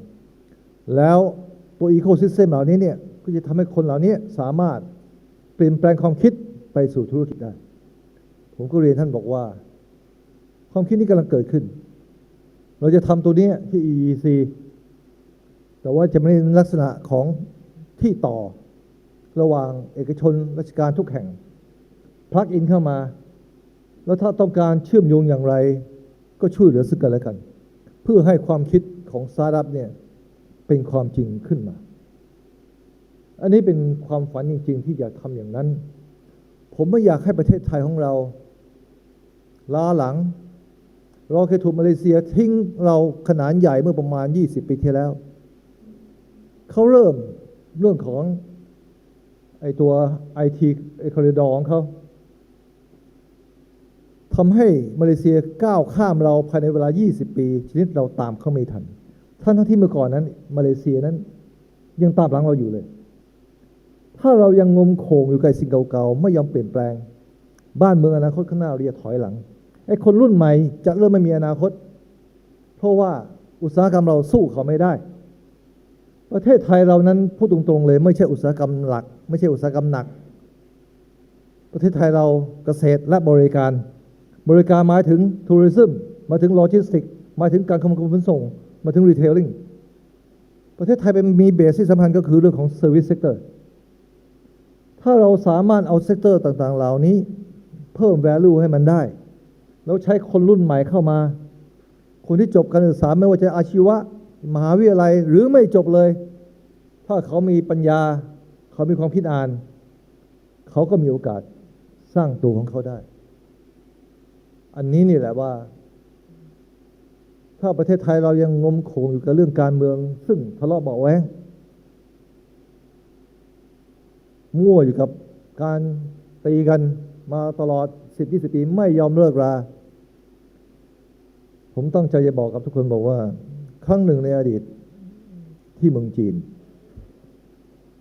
ผมไม่รู้ว่าเด็กรุ่นใหม่จะรู้จักซุนยัตเซนหรือไม่ซุนยัตเซนนี่ได้ชื่อว่าเป็นบิดาของจีนเขาเป็นคนประกาศลัทธิไตรราชคนจีนแต่จะเรียกว่าซามินจูหงีหมายความว่าหนึ่งต้องมีเน้นเรื่องประชาชาติ2คือประชาธิปไตย 3คือประชาชีพหมายความว่าทำทุกอย่างเพื่อความสุขความมั่งคั่งของประชาชนสิ่งที่สำคัญก็คือว่าถ้าเรามีประชาธิปไตยแต่ถ้าเราไม่มีประชาชาติไม่คำนึงถึงประเทศชาติไม่มีประเทศไหนที่จะยืนอยู่ได้ขณะนี้ถ้าเราดูที่ฮ่องกงเราจะเห็นตัวอย่างที่ดีเลยว่าความสับสนโอลหม่านขณะนี้ขนาดไหนฉะนั้นไอ้3สิ่งนี้ต้องไปด้วยกันคนรุ่นใหม่ของเราเนี่ยเราเห็นแล้วเด็กอนาคตข้างหน้าสดใสเด็กของเราไม่เป็นที่สองรองใครฉะนั้นเราต้องทำ3อย่างนี้ให้มันเกิดขึ้นคือประเทศชาติทุกคนต้องมีสิทธิ์มีประชาธิปไตยและต้องทำเพื่อทุกคนให้มีความมั่งคั่งได้อันนี้นี่แหละคือ3เสาหลักของประเทศไทยที่เราต้องสร้างมันขึ้นมาดังนั้นวันนี้ผมตั้งใจมาแล้วว่ามาที่นี่เนี่ยมาขอบคุณคุณสุประชัยนะนายต้องทำธุรกิจเวลาผมควรท่านเรื่องทำประชารัฐท่านไม่เคยเกี่ยงงอนเลยให้ไปช่วยเรื่องอาชีวะท่านก็ทำได้ดีจนผมอยากให้เขาเลิกจากธุรกิจด้วยซ้ำไปเพราะถ้าเมืองไทยเราคนดีคนเก่งไปอยู่ธุรกิจหมดมันจะเหลือใครที่ไหนไปอยู่การเมืองแล้วการเมืองมีหน้าที่นำพาประเทศชาติชี้ทิศทางประเทศถ้าคุณไม่มีคนเก่งรันประเทศแล้วพวกเราที่เหลือจะเป็นอะไรมันก็มองไม่เห็นอนาคตใช่ป่ะฉะนั้นปีนี้เนี่ยผมอายุ67ผมพยายามบอกลูกเต้าผมบอกว่าเวลาเกิดมาเป็นคนไทยอย่าเน้นที่เงินเน้นที่กล่องสร้างสิ่งที่มีคุณค่าเงินเนี่ยมีไว้สำหรับทำให้เราเลี้ยงดูตัวเองเลี้ยงดูครอบครัวได้พอสมควรแต่สิ่งสำคัญก็คือว่าทำอย่างไรให้ประเทศของเราเนี่ยเดินได้อันนี้เป็นสำคัญงั้นก็ฝากให้พวกท่านนะโดยเฉพาะยิ่งคุณสุประชัยนะวันหนึ่งข้างหน้าธุรกิจเซ็ตเทิลดาวน์แล้วให้ลูกน้องทำเราเข้าการเมืองเลยเนี่ยไอ้ความคิดใหม่ๆอย่างเงี้ยเราต้องคิดต่อไปข้างหน้าว่าหลังจากนี้เราจะทำอะไรต่อไปแล้วเราก็ไม่ต้องตามก้นคนอื่นเขานะอย่าไปคิดว่าโอ้ถ้าเป็นต่างประเทศต้องเจริญกว่าเราคิดผิดแล้วผมไปนิวยอร์กมากี่ครั้งนิวยอร์กตอนนี้เป็นเมืองที่ด้อยพัฒนามากเข้าไปในนิวยอร์กซิตี้เนี่ยรถติดเป็นชั่วโมงไปบอสตันก็เหมือนกันดูเมืองไทยในขณะนี้คุณจะพบมีทุกสิ่งทุกอย่างเลยที่จะมีชีวิตอยู่ได้ทำงานได้เพียงแต่ว่าความคิดอ่านนั้นเราต้องการความคิดอ่านที่สร้างสรรค์นำพาประเทศได้ฉะนั้นเราเห็นความเปลี่ยนแปลงของโลกไม่มีอะไรที่ว่าจะมาต้องให้เราคอยตามก้นตลอดเป็นไม่ได้ผมไปเรียนที่นอร์ทเวสเทิร์นผมเขียนหนังสือให้ฝรั่งอ่านเพราะว่าเราเชื่อว่าเรามีความคิดอ่านฉะนั้นถ้าเรามีความคิดอ่านก็เนี่ยมาใช้ True Space นี่แหละDigital Park เอาความคิดของเราแปลงออกมาเป็นสิ่งที่มีคุณค่าให้กับประเทศแล้วก็ไม่ต้องท้อถอยไม่ต้องสิ้นหวังเพราะว่าคนเราเนี่ยกว่าจะสำเร็จได้มันไม่ใช่ของง่ายต้องพยายามเราต้องสร้างตัวของเราเองนะครับก็ขอบคุณสุภชัยนะขอบคุณอีกครั้งหนึ่งที่ทำความฝันให้เป็นความจริงนะครับแล้วผมเชื่อว่าอันนี้จะเป็นต้นแบบให้ที่อื่นเจริญรอยตามเดี๋ยวผมต้องขอตัวนะครับอาจจะต้องเป็นสภาอีกครั้งหนึ่ง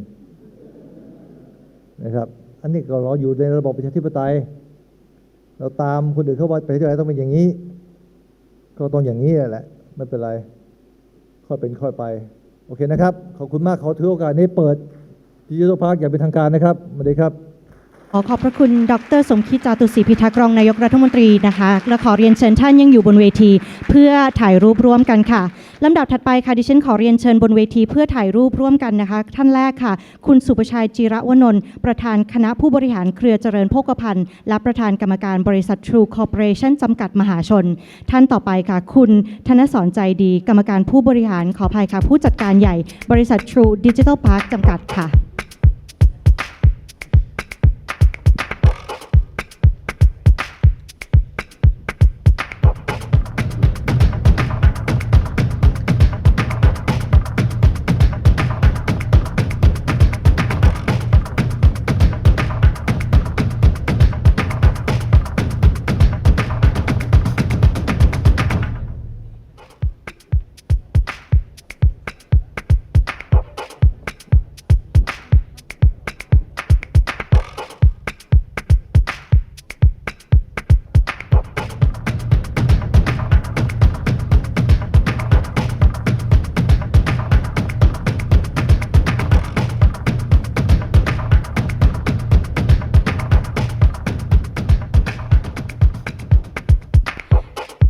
ขอบพระคุณนะคะท่านดร.สมคิดจาตุศรีพิทักษ์รองนายกรัฐมนตรีค่ะที่ขึ้นกล่าวบนเวทีในครั้งนี้และขอบพระคุณคุณสุประชัยจิรวนนท์ประธานคณะผู้บริหารเครือเจริญโภคภัณฑ์และประธานกรรมการบริษัท True Corporation จำกัดมหาชนและคุณธนสรใจดีกรรมการผู้จัดการใหญ่บริษัท True Digital Park จำกัดค่ะLadies and gentlemen, that was our special keynote speaker for today. He was the Deputy Prime Minister of Thailand, Dr. Somkit Jatusipitak, talking about Thailand and its possibilities in growing in order to become ready for this ecosystem in SMEs. One thing that was mentioned, of course, is the things that Thailand can do in order to embrace itself for the upcoming generation or era. One important thing that he mentioned is the diversity in different industries that Thailand must have in order to prepare itself for the next generation. Also important, of course, is to embrace technology. As we're living in the digital era, embracing technology is very key. And another important thing is change. People must adapt to change and must also be willing to open to other opportunities and open up to different possibilities as well, to learn from different countries and to be able to develop themselves, go beyond their comfort zone and what they're used to, and look beyond in order to grow as well.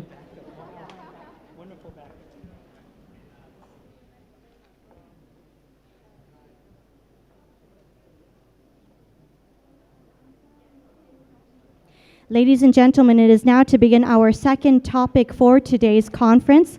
For this topic, our speakers will be talking about the evolution of players in Southeast Asia's tech ecosystem and the roles they play. This session aims to help the audience get multiple perspectives on innovation in Thailand and as well as in Southeast Asia through the speakers' opinions and of course backed up by case studies as well in order to share in the most honest way as possible. I would now like to invite on stage Mr. 𝐏.𝐿, Managing Partner of 500 Startups. The second person I would like to invite on stage is Dr. Shinawut Chinaprayun, Executive Vice President of the Digital Economy Promotion Agency. Next, I would like to invite as well Dr. Tarit Nimanwutipong, General Manager of True Digital Park, and Mr. Ryan Mayers, Managing Director of APAC General Assembly. For the moderator of this session, I would like to invite on stage Mr. Willis Wee, Founder and CEO of Tech in Asia. Please give a big round of applause to all of our speakers and our moderator for this session.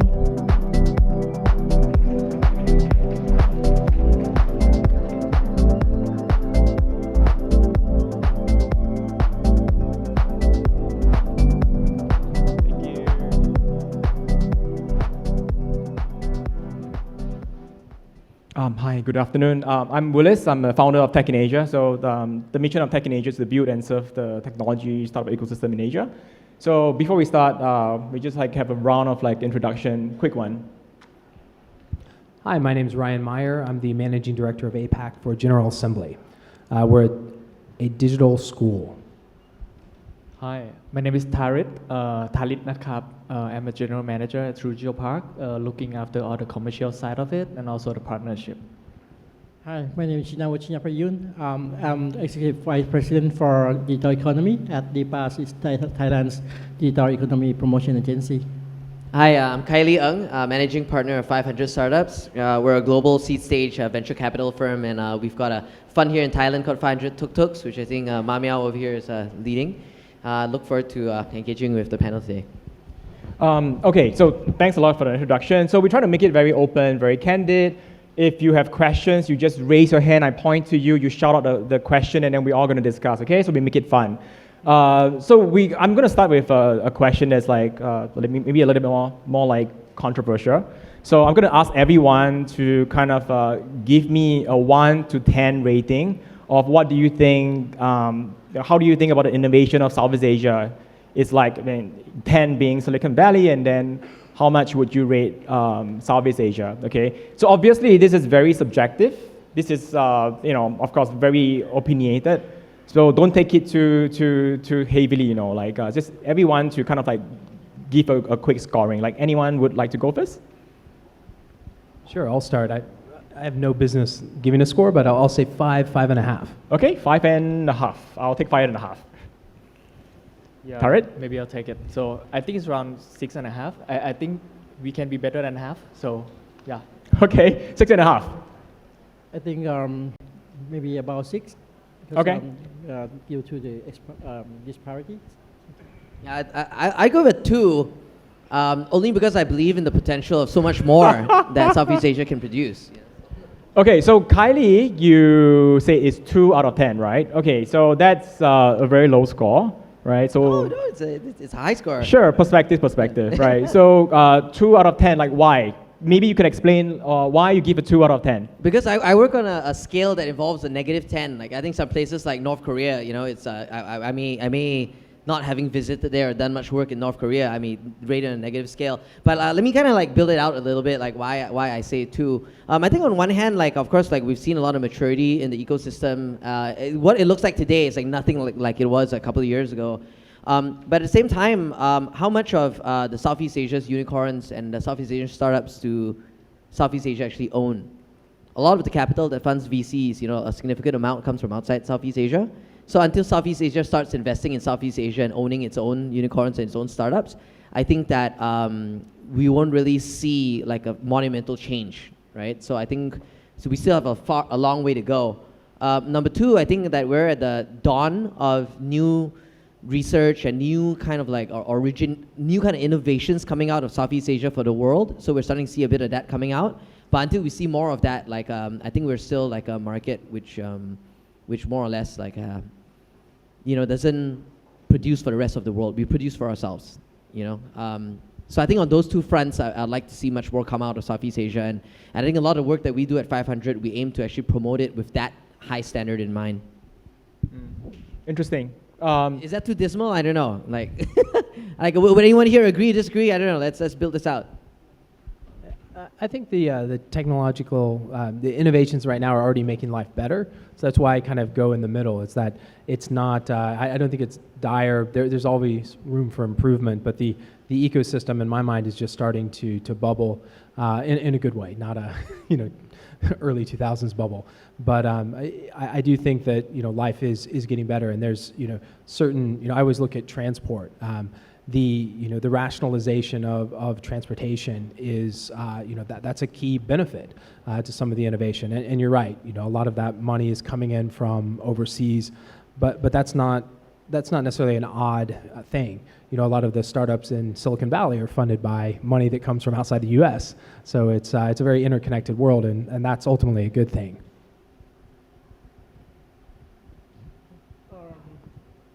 Or in my opinion, I think because I give on the upside of what we have seen in the last couple of years. There are a lot of improvements in terms of the tech scene within Southeast Asia. That's why I think if we give celebrate some numbers, like a 6, we have some, a good start for us in the last few years, because you see that lots of, not just only the startup scene, but the tech scene in the Southeast Asia. The big companies right now, they are big fish and they are faster, get a lot faster if you compare to a few years back. For startup as well, I think there are a number of, we travel a lot to other regions in the world, and then they are always put Southeast Asia in the hotspot right now. So I think the money is flowing in. The talents is all flowing in. It's just a matter of how we can better manage the resource that pouring into the regions right now. Yeah. Interesting. Yeah, for me, the reason why I put it at 6.5 each is that I think the score, if you measure from 1 to 10, it's not a straight line. So basically, for me, I look at it like a S curve. And it doesn't matter if Kylie says 2, if I say 6, it's in this very steep curve right now because it's blowing up. So I think the ecosystem, especially in Thailand, it has expanded so much. I mean, thanks to the government and also what we're trying to build here as well. I think with this kind of initiatives, it's going to grow much faster than before. And I think that the hotspot, like what Kunchina would say. So Southeast Asia is no question the emerging region that all the international firms, the startups, the investor, all the big corporates going to have their eyes on this region. So that's why I rate it a little bit high. Cool. You know, Willis, I don't mind kind of like stretching this argument that you kind of started out a bit further. You know, right now, unicorn count globally, 378 something, plus minus, shave a few. India's producing close to 20, I believe. Southeast Asia producing close to 10. I think if we take that count, I think Southeast Asia is starting to produce more and more. So I think it's trending in the right direction. But one challenge, which I think it's probably a more important challenge, that would flip Southeast Asia to be 10 and Silicon Valley be 2, is that which economy in the world is producing innovation for the next billion? I'm not talking about the first billion internet users who can go to Blue Bottle Coffee and you know, ride around on an electric scooter, you know, not that customer. I'm talking about the farmers in Indonesia. I'm talking about like rural folks. And if you count by who is producing innovation for the rest of the world, I would say Southeast Asia is already outpacing Silicon Valley in a huge way. Like from Bukalapak with their Bukalapak Mitra, 870,000 stores, you know, all the way to like e-fishery with 20,000 farmers. Silicon Valley probably might not be the best place to actually produce companies for that audience, but that is the rest of the world. So in a lot of ways, I think Southeast Asia is poised, right, to actually build for the rest of the world. And that's why, like, I think we take that relative measure, we can almost flip it and we can stretch it out. Southeast Asia has so much more to go in this. Yeah, I wholeheartedly agree. I mean, the companies that are getting funded here, and you would know better than I, but the companies that are getting funded, the companies that are doing things, they're not trying to distract your attention or turn an individual into the product. They're actually trying to improve lives. And that's a really fine point to make. It's not about capturing interest and monetizing data and really, monetizing human interest. It's about making life better. Which company is not making life better? Just curious. I'm not going to even, no. Just kidding, just kidding. I'm just kidding. I think everyone knows who, I'm just kidding. No, I'll say it. Listen, social media is somewhat of a scourge, and you can, it's like alcohol or tobacco. It can be used in moderation and to good effect, or you can, totally fall down a hole and feel bad about yourself all the time. And it sort of takes on mythical proportions. Anytime you let you open Pandora's box, there's a price to pay. And so you go to a beautiful resort somewhere and you see half the people in their phones or taking pictures, and they're less interested about what's going on around them, or sometimes they're kids than they are with how they're perceived online. And that's there's a price to pay for that. Well, thanks for bringing it up. Thailand is one of the most active places for social media usage, right? Are you guys happy? I don't know. Is this the happiest place on earth, right? I mean, that'd be interesting, right, to explore that space.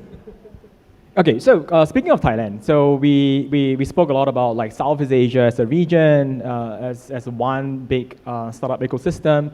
Now that we're in Bangkok, we're in Thailand, let's just maybe zoom into Thailand a little bit, right? So what do you think about Thailand in general? You rate, I think on average, you guys rate about like 5, 6 for Southeast Asia. How about Thailand? I would say we have 20.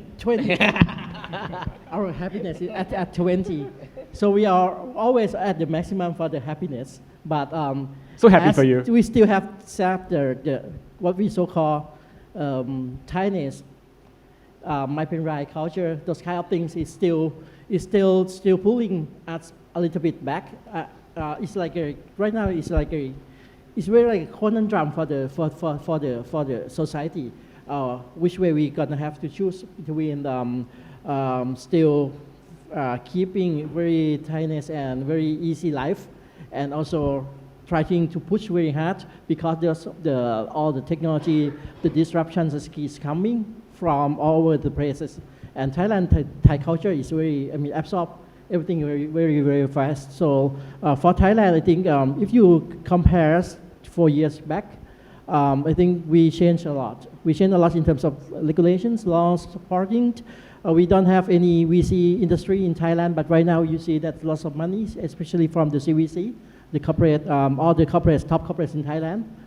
They have the CVC arms, have the corporate venture capitals, have their corporate innovation units. So I think in terms of technology development for the country, we have seen a lot of tremendous change, especially from the private sector, and especially from the international players coming in to the ecosystem in the past few years. We have been doing very, very good. But in terms of that, there's still lots of things that we still have to fight very hard in terms of, for example, for startup, there's always question why Thailand haven't had the first unicorn yet for a long time. We still have facing with the same foundations from research, how we can bring research and development into, startup, into the deep tech startups, how we can building more and more talents. We have a lot of more talents. We have largest cloud of digital nomads probably in the world, in Chiang Mai, in Phuket, in several places, but that separate between local and international ecosystem, separate almost completely. So how we can bring together, how we can bridge the gap, how we can start to really have the laws, regulations, and the ecosystem that can accommodate the international communities in Thailand. For example, how we can really have our startup to think beyond. Thailand is just like I think it's same as like France in Europe. We have a good size of a population, about 60, 70 million people, but that's not enough. We are not Singapore that have to think about like your country, that you have to think about international market at the first place. But for Thailand, sometimes when youngsters around here want to start a business, they think about the domestic market first. But how we can overcome the problems that we don't have really good experience on the international aspect is something that we have to try to improve. That's very interesting. So I'd like to hear from a fellow Thai. Tarit, what do you think? Like, do you feel like the talent flow is strong? You feel like companies are thinking way too local? What are your thoughts? For me, I think Thai people, just like he said, we are too chill. So and also the mindset is not quite right at the moment, but it starts to change in the right direction. Thai people, they are afraid of being the first one to do it, always.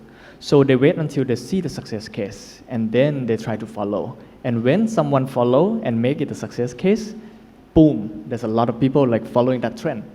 That's usually the trend in Thailand. And I think that might be the case for the startup ecosystem as well. We haven't had any unicorn yet. We haven't been so interested in building startup business. But we see the neighbor countries, Malaysia, Singapore, of course, Indonesia start to have unicorns. The government start to pour money into it. Right now we are in the emergency state. Like we feel we have the sense of urgency. We need to do it now, and a lot of people do it. So public sector try to pour money into it, which is good. The private sector, they start to understand the word startup. Also, the older generation start to understand that, hey, the kids can, graduate and do a startup instead of doing a professional, career. It's a good direction of change, but it needs to be much faster as well. So that's why I think we built this place to facilitate this pace. Yeah. Interesting. So speaking of talent, of course, like Ryan, maybe you could share some thoughts on like what do you think about? Given that your entire overview of like Southeast Asia and Australia, like, do you feel like Thai students under GA, are they more entrepreneurial, less entrepreneurial? What are your thoughts? So just to give you a bit of context, we just launched courses last week with the True Digital Academy. So it's still very early days, but the fact that we're sitting in this beautiful space and we have an academy that's up and running, there's a real interest in building an ecosystem, and the ecosystem always has to come first. I think a lot about this, and you can have genius entrepreneurs, but if they don't have people to work with, if they don't have people to collaborate with, their ideas die on the vine. So it's not, I don't think that you can rate Thailand based on the number of unicorns. We're probably a financial crisis or a recession away from those numbers of 378 being 100.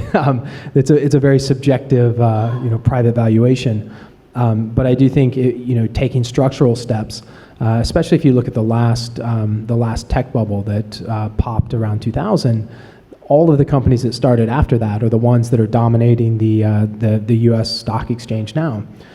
So it's if you take infrastructure ecosystem first, you create the tools and you create the environment for innovation. I think one layer to this, to evaluating Thai's ecosystem versus all else, like where I think Thailand excels the most is with corporate involvement. So I think a lot of the larger corporations over here, including True, of course, and the family dynamic is immensely entrepreneurial. Whereas that you see corporate personalities in some other countries in Southeast Asia, they don't exhibit the same level of aggressive competitiveness amongst each other and entrepreneurialism. So a lot of the products I'm sure that all of us here use, whether you're using True ID or using any of True's products, you got features that don't exist almost everywhere else in the world, like to chat while you're actually watching something in your friends. It's something so simple that you might want to do, but nobody's built it. But Thais enjoy this every day. So a lot of times, maybe some of you may feel like, oh, Thai startup ecosystem can be better. But your ecosystem, like you're using a lot of legit stuff over here, man. It's something to be proud of, and we cannot discount that the real innovators can include corporations too. And we should invite innovation from all fronts. And startups, you got to take that challenge on yourself to compete. So speaking of like unicorns, like you imagine, Thailand using unicorns, and you invest across Southeast Asia. I mean, globally, of course, but you look at Southeast Asia quite a lot. So what are your thoughts? Like why are there no unicorns in Thailand? Yeah, so don't get me wrong, that's not the only benchmark for a startup's ecosystem, right? I think it's just like an easy available number, but that's not the number we care about, contrary to popular belief. Because we're a seed investor, when we come in at seed, if you sell your company for $10 million, like we still make money, right? You make money, like you can own 30% of your company and you have $3 million US. It's a life-changing sum of money, all right? Like you don't have to have a $1 billion exit. $3 million US is pretty good. Like who wants $3 million US? Right? So you say a lot of people, yeah, that's pretty good amount of money, right? So what's wrong with a small exit? You can have lots of small exits. And if you look at exit history in the US or any other markets, a lot of them, they just don't get written up by maybe Tech in Asia might cover them, but a lot of other media sites might not, right? So you don't hear about those stories as much. But those are important. That's like the kindling little sticks that light the flame, and we have seen quite a lot of smaller exits along the way in Southeast Asia. Hopefully we're going to see much more. And so unicorn story aside, if we have resilient, profitable companies, maybe those companies will also dominate the stock exchanges in time to come. Like we're in such a volatile financial world, the tables can turn in very exciting ways, right? So stay focused, you don't obsess about the unicorns, you build a good business and serve your customers. I think you're on the right track. Speaking on that, like I'm going to ask everyone the same question. You got to start thinking, what is one company that you think that really blows your mind, and what can we learn from that company? Must it be a Thai company or? No, it's okay. Like Southeast Asia company is fine. Oh, I'm continuously a huge supporter of Bukalapak, right? Like I think that they're kind of like as a marketplace in Indonesia. They continue to compete in an extremely competitive environment. You talk about e-commerce and marketplaces in Indonesia, you've got so much VC money thrown at it, but they've decided, you know what? Online commerce is just a small amount of people buying online. Let's do something offline. So they took so much technology and went to the ground, to rural areas to support a lot of these small shop owners and SMEs. And now with 870,000 of these folks like selling items through Bukalapak app, like lots more people get included in more efficient commerce. You cut out 8 or 9 middle people along the way to get Unilever shampoo shipped out in sachets to some of these rural folks. You get prepaid top-ups, you get financing all the way to the edges of Indonesia. Like that's very commendable, and it's massive amount of GDP. You escape competition by just like kind of being steady and serving the broader game. So you're not caught up in other people's game. You actually play your own game, and you end up building something incredibly unique. And there are many stories like this in Southeast Asia, and I guess in Thailand with 𝐓.𝐻, for example. I continuously, I'm a huge fan of what Khun Mu has done with 𝐓.𝐻. It's such a unique company. There's no company like 𝐓.𝐻. And hopefully those are some of the companies that all of you will be building.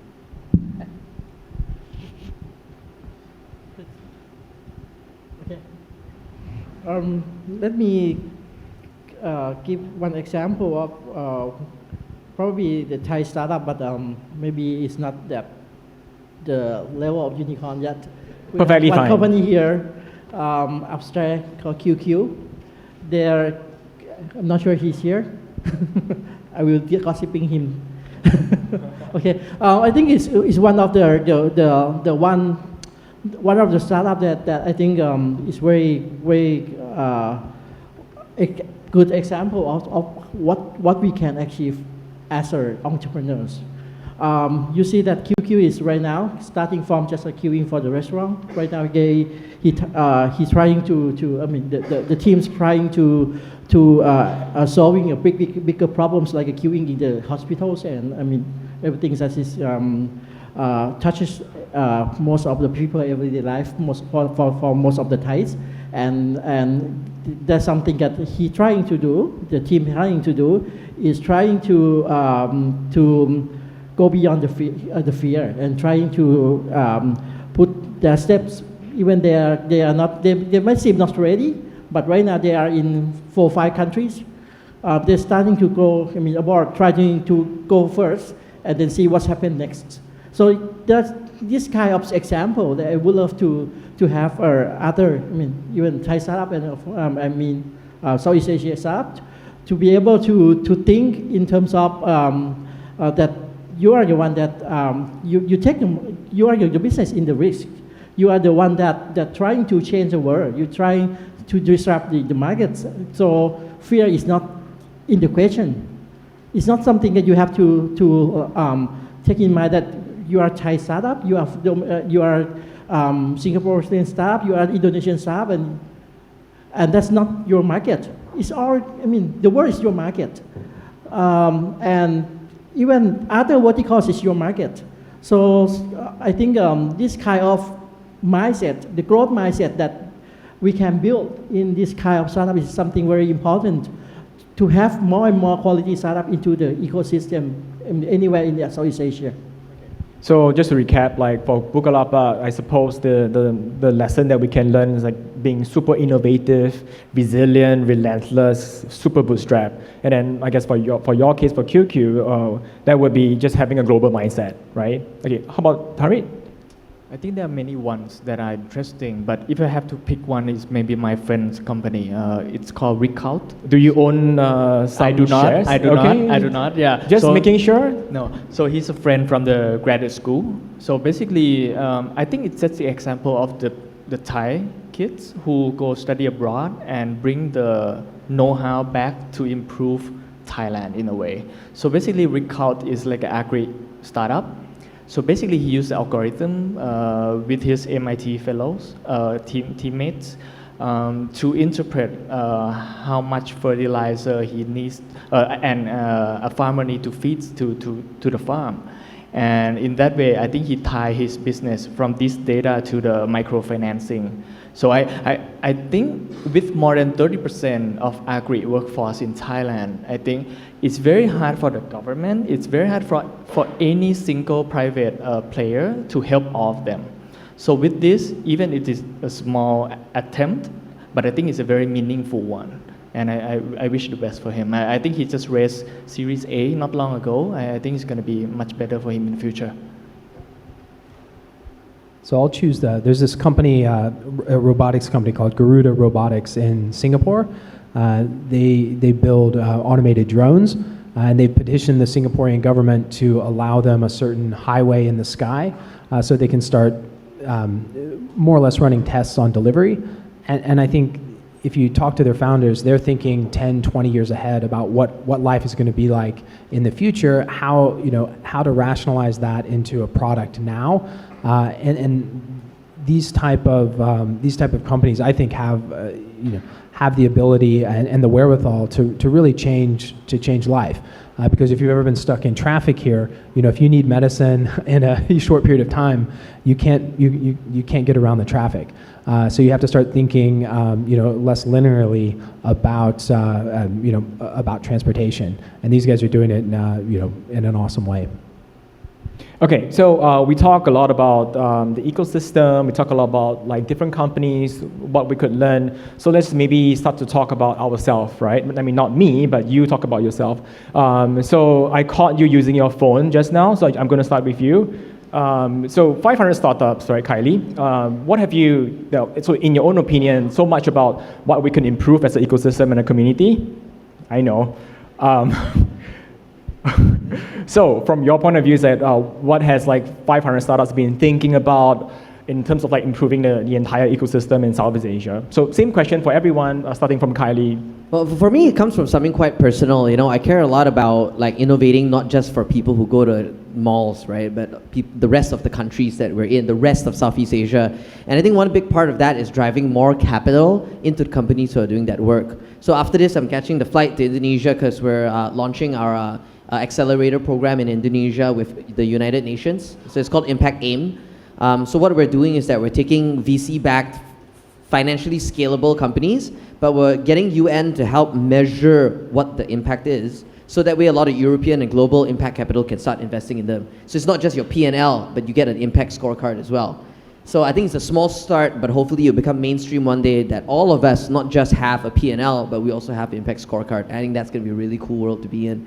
So I'm trying to expand the scope of what 500 startups can offer to an ecosystem, like with that one. Second thing is, of course, engaging more corporates. You know, Friday, flying back to Malaysia to launch an accelerator program with Petronas, and that's a deep tech accelerator. Petronas is full of years of R&D. So the things that they can really, that we've started a pilot to engage with some of the deep tech investments we've made is really, really compelling. You know, so I think we live in a world now where a lot of corporations actually have so much resources and they're ready to collaborate and work with startups, and hopefully 500 startups can help bridge those worlds, and then we have a bigger playground to play with, and that all of us can benefit from.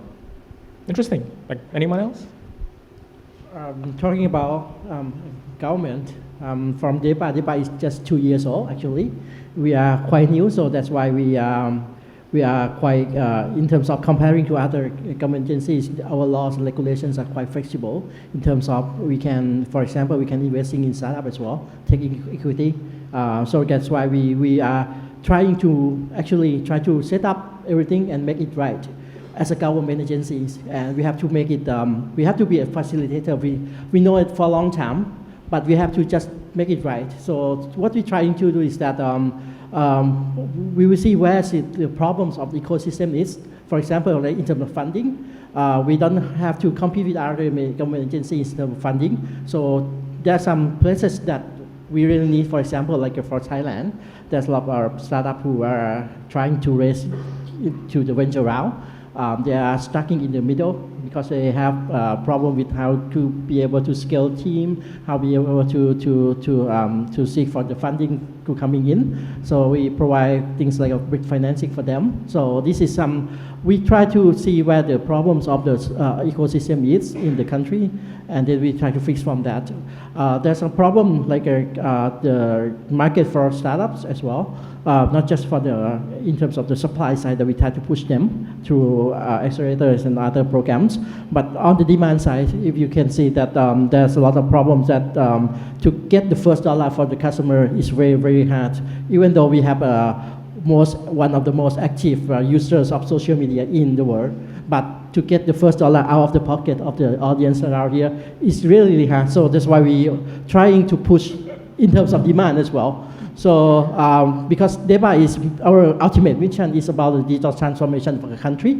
So that's why we're also taking care of the SMEs, how they can start to use their businesses and making them the SMEs matching with the startups is something that we're trying to do, provide some assistance for them, provide some, probably sometimes some more money for them to be able to utilize, to try to use startup services. We also try to work with other government agencies to be the first market for startup as well for procurement. For example, like last week, we host one of what we call the first Thailand senior level hackathons. We call Hackatex. We host with one of the largest government agency in Thailand, the Revenue Department.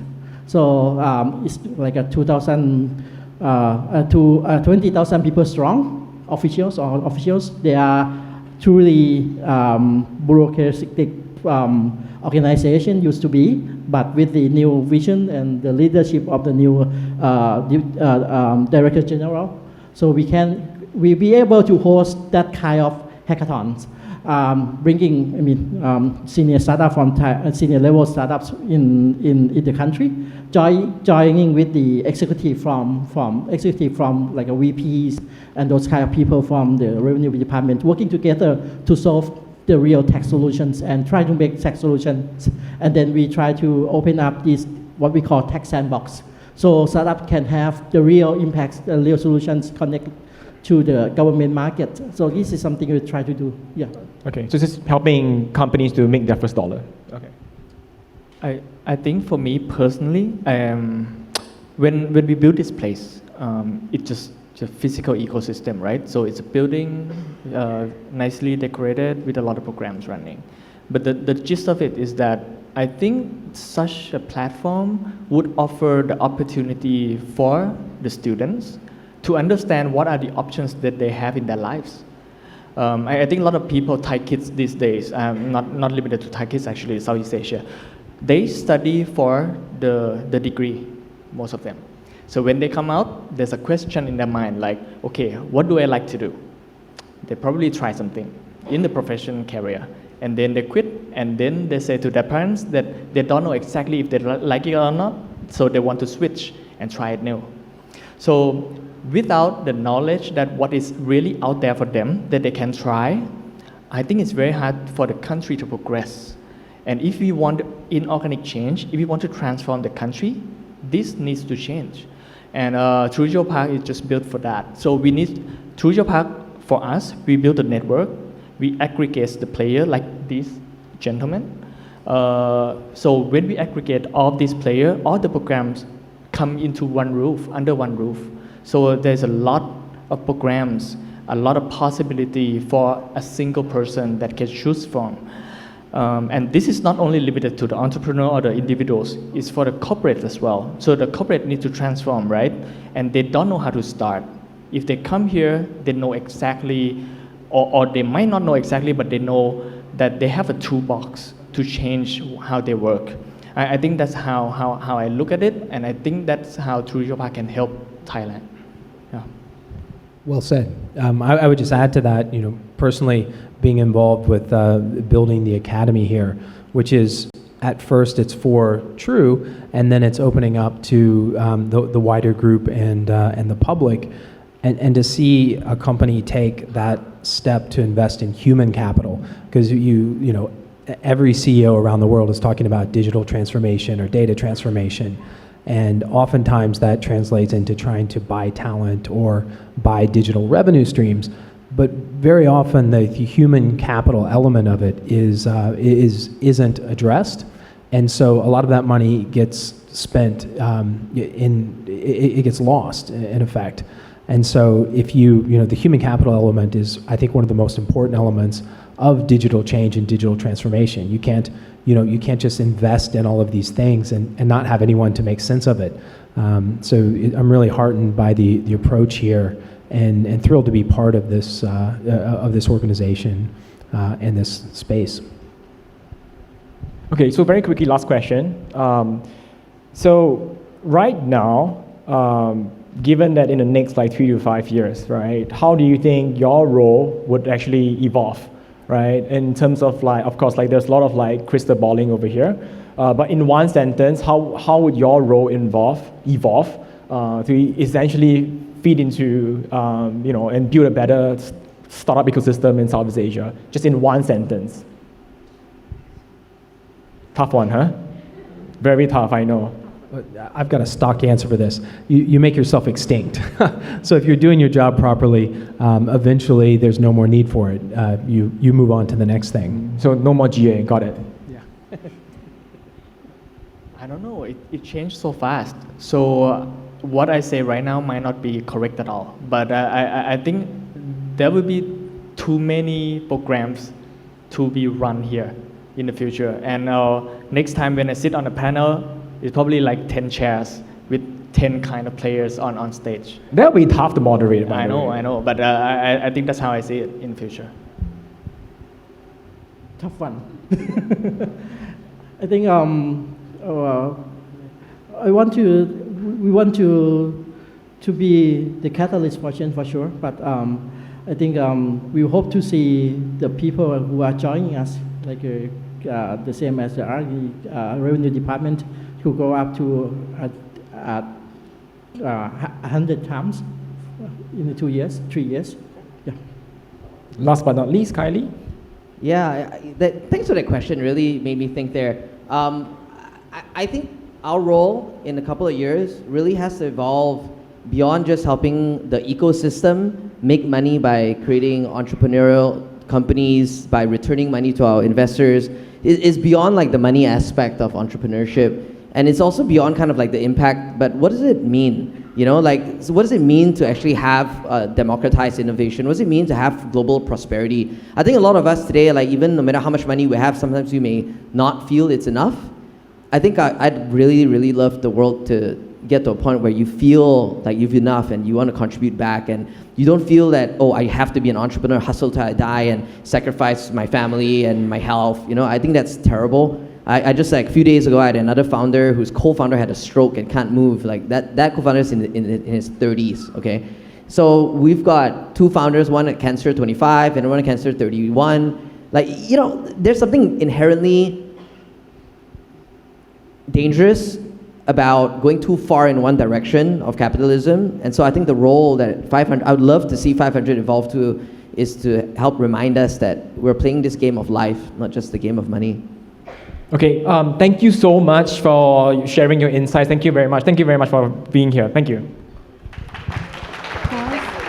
Please give a big round of applause to all of our speakers. That was the topic of the evolution of players in Southeast Asia's tech ecosystem and the roles that they played. Now, they asked a few important questions during this panel session, and one of the first questions that they asked was, in compared to the advanced ecosystems, whether it's Silicon Valley or in other countries, where do they see Southeast Asia? Of course, most of our speakers said that we're somewhere in the middle here, but one thing they all noticed is that there is an opportunity for development and for change. And one thing that was also a key in this speech as well was talking, or this question was about managing resources. And no doubt, of course, we're an emerging market, and so there is opportunity to grow. Now, the next question that they asked was, what about Thailand? Where is Thailand in this ranking or scale? Of course, some of our speakers mentioned some of the things that were holding Thailand back, such as some of the old cultures, sabai as we call it in Thailand, or 𝐏𝐨𝐬𝐬𝐬 in Thai as well, where people are kind of more held back to do things. And that is one thing that some of our speakers said holds Thailand back and is unable to make people grow further or go beyond to their fullest potential. Nevertheless, of course, Thai people need to have a change in mindset as well, and of course, be more adapting to internationalization. They are still thinking about the Thai way or being able to do things the Thai way, but they need to be very local, very internationalized. An important mindset that was mentioned here was that the world is your market. So of course, that is an overview of that panel session. And coming up next, of course, we have another panel session. This one is called Unicorns Opportunities in Southeast Asia. This panel session here is in order to help the audience get a glimpse of what's beyond today's tech trends in Southeast Asia. And next, if we're ready, I'd like to invite on stage our speakers for this session. First up, Mr. Nicholas Nash, co-founder and managing partner of Asia Partners. The moderator for this session, once again, Mr. Willis Wee, founder and CEO of Tech in Asia. Please give them both a big round of applause.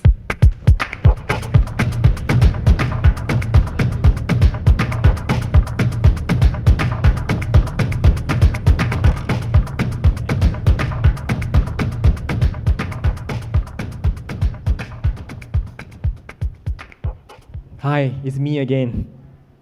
So I don't think I need to introduce myself. Again, Willis from Tech in Asia. So Nick, why don't you just give a quick introduction?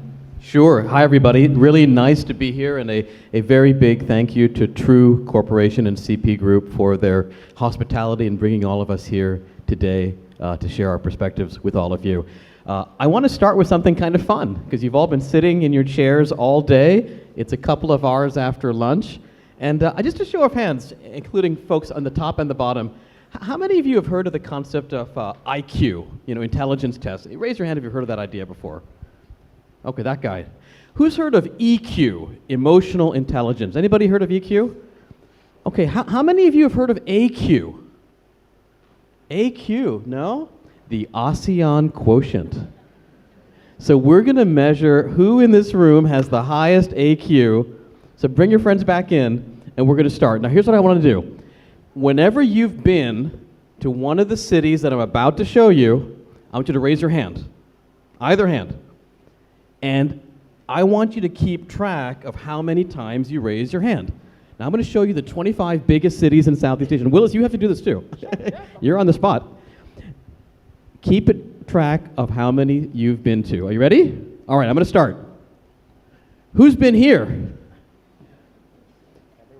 Okay, anybody who hasn't raised their hand, DTAC and AIS are hiring. Okay, raise your hand, everybody. Who's been here? Biggest city in Southeast Asia. All right, who's been here? Who's been to Ho Chi Minh City? All right, good. Who's been to KL? Raise them high. Who's been to Singapore? All right. Yangon? Who's been to Hanoi? Bekasi? This is a tougher one. Not everyone's been to this one. Willis has been there. Who's been to Surabaya? All right, gentlemen over there. Depok? These are the 25 biggest cities of ASEAN. Who's been to Bandung? All right. Tangerang? Chonburi. Great. Yeah, God, this is the right audience for that one, right? Who's been to Medan? All right. Phnom Penh? Good. Semarang? Uh-huh. Is that guy giving me the middle finger or is his finger up? Oh, no. Davao City? Samut Prakan. Now, just to show you how impressive this is, Samut Prakan has grown 60 times in the last 60 years. New York City has only grown 1.3 times in the last 60 years. Incredibly impressive. Who's been to Palembang? And finally, Kanto. Oh, two more. Makassar, excuse me. Batam, Mandalay, and Haiphong.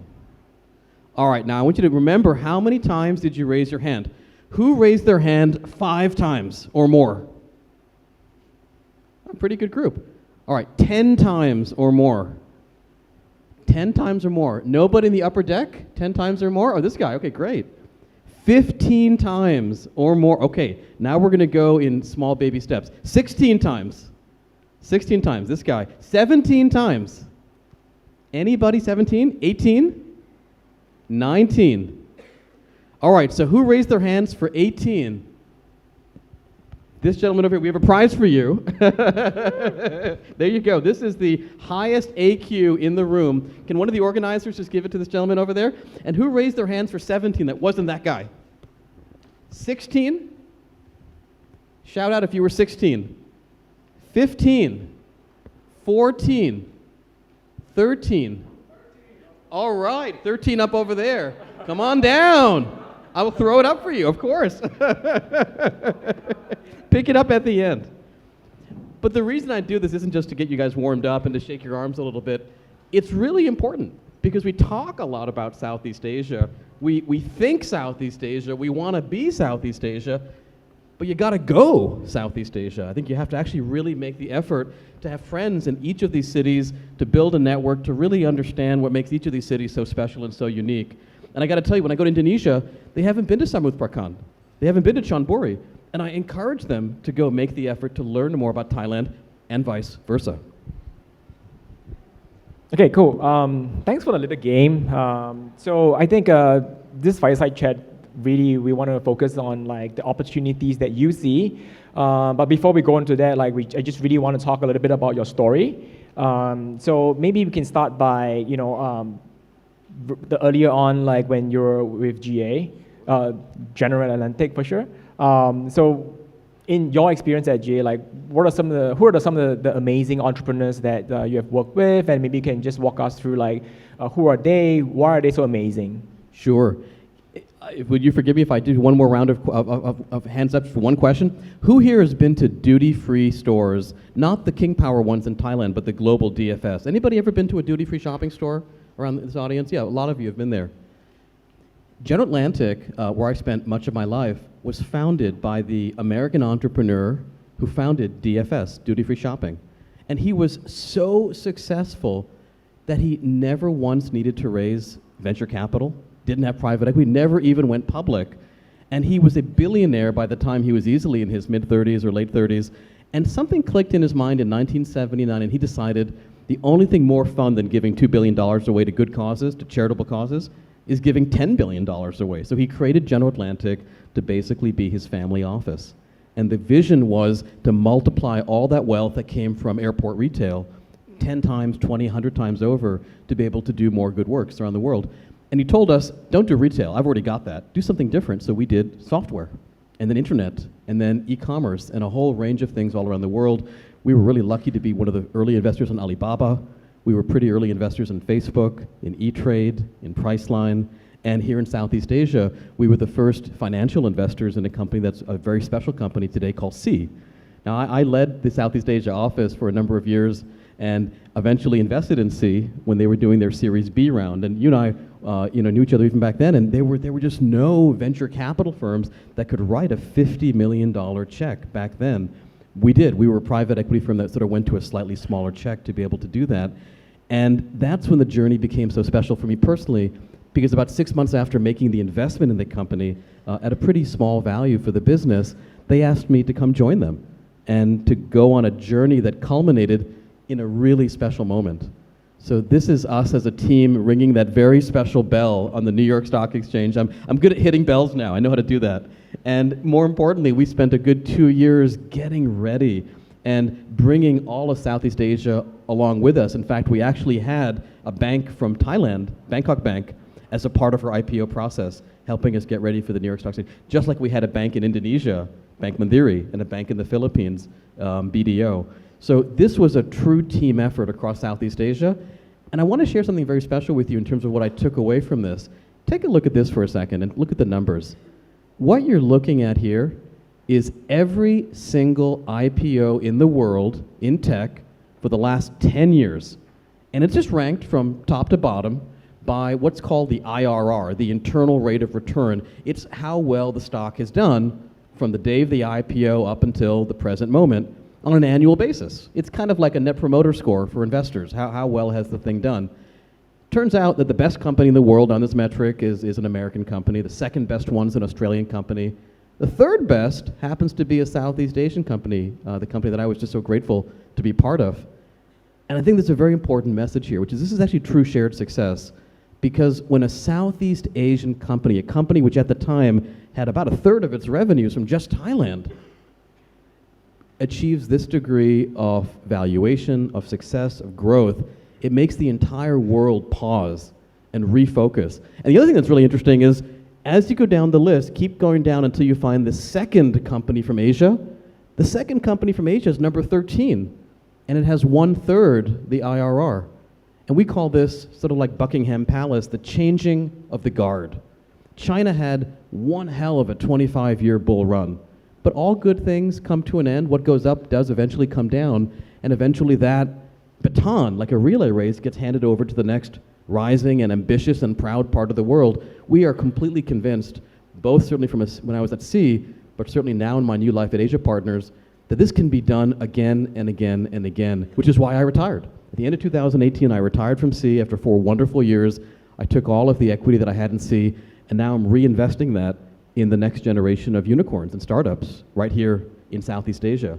And the cool thing about Southeast Asia is that we have so much opportunity, so much potential, and to really address this amazing potential you see, I've brought together 5 of my really close friends, including a Thai. So we're the only private equity firm that we know of in all of Southeast Asia, or venture capital firm, that has a Thai as a co-founder. And at the same time, we have a Vietnamese as a co-founder and an Indonesian as a co-founder. And if this sounds a little bit like the journey of 𝐓 or 𝐓, it should, because we feel that actually private equity firms and venture capital firms should be built a lot like startups, to be super authentic and super real for the markets that we cover. And having a Thai co-founder, for example, is such an amazing resource for us, because his understanding and knowledge and authenticity in such a special market like Thailand gives us a chance to be more helpful to this wonderful market. So going back to the question, you've worked with several entrepreneurs. Who's your favorite and why? I mean, my favorite by far to this day remains Forrest. What Forrest did in coming to Singapore with not a single friend in the world except for his fiance, who had a scholarship from the Singapore government, and making a life. It reminds me of like people who emigrated from China 100 years ago to different parts of Asia, or people who came to America in the 19th century. He literally built an incredible business that employs 15,000 people now. I always tip my hat to what he accomplished. But the thing I really want to emphasize is it isn't just a financial success. C has created direct or indirect employment for about 6 or 7 million people. You think about all the merchants on Shopee. We did a study a little while back, a kind of an internal back of the envelope, and we shared it at Davos 2 years ago. The average Shopee seller has experienced the equivalent of 6 or 7 years worth of GDP growth just by getting on the platform. That just makes us so proud. It makes us run into the office to work because you're actually giving people a chance to earn a better living. And if we take a small part of that, that's certainly our role as an enabler, but they're keeping most of it to feed their children and to improve their business in their lives. So after your life at C, you went on to build Asia Partners. So why? I mean, obviously you show a couple of slides that are very convincing, but personally, why? Personally, why? I wanted to be a founder. And Forrest and I had so many conversations about this. And I was his backer when I was at General Atlantic, an investor. Then I became his business partner and friend of the business. And as those years went by, I found myself longing for a chance to experience something similar. And it's sort of like they say in professional sports, every assistant coach one day dreams of having their own team. It could be the smallest team in the world, but it's your team, and it's your basketball game, and you live or die by the success that you have.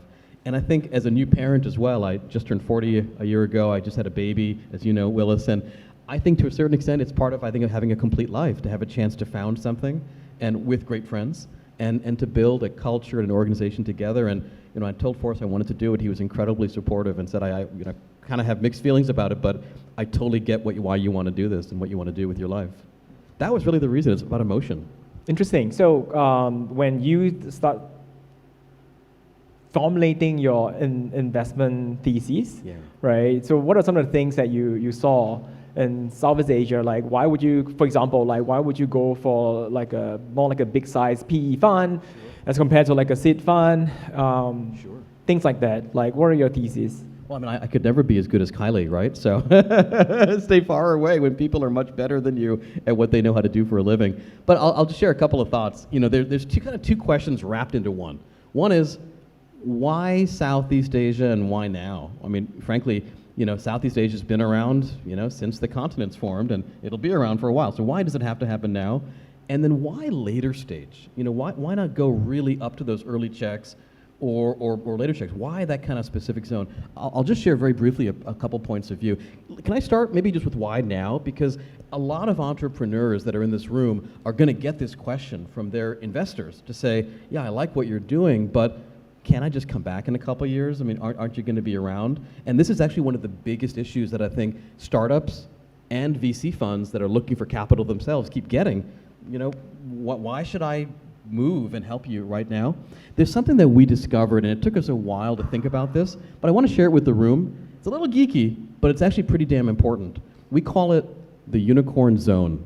It's a very brief period of time when most of the action and excitement happens. And I want to be really precise about this. You see all these countries and how they've grown over long periods of time. This is per capita, per person incomes over long periods of time. There's something very magical about the stage of that journey that's between about $3,500 per year and $7,000 per year. That may not seem like a huge amount, but it's actually a really big deal because that's when consumers start to spend in a really, really big way. It turns out that we're not the only ones that are going through this kind of period. The Chinese have already gone through that. They kind of sailed out of that zone about 6 or 7 years ago. And then before them, the Koreans, and then even before them, the Japanese. And I just want to share something really powerful with you.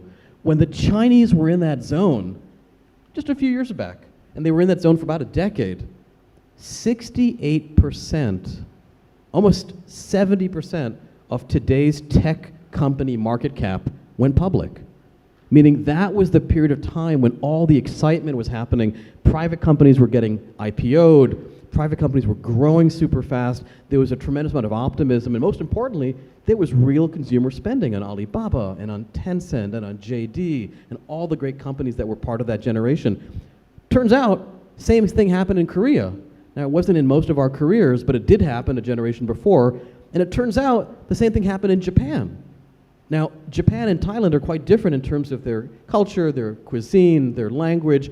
But Japan was exactly where Thailand was about 50 years ago in affluence, and it experienced the same growing pains that we're seeing here in Thailand right now. But the most important point is that if you want to build great companies, finding countries when they're in that amazing blue zone, that's really crucial. So I realized at C that we just happened to be the first one out of the gate, that we would be the first ones to have the pleasure and also some of the suffering of being a public company. But there would be a good 15, 20, 25 companies that would come after us. And man, I didn't want to miss that.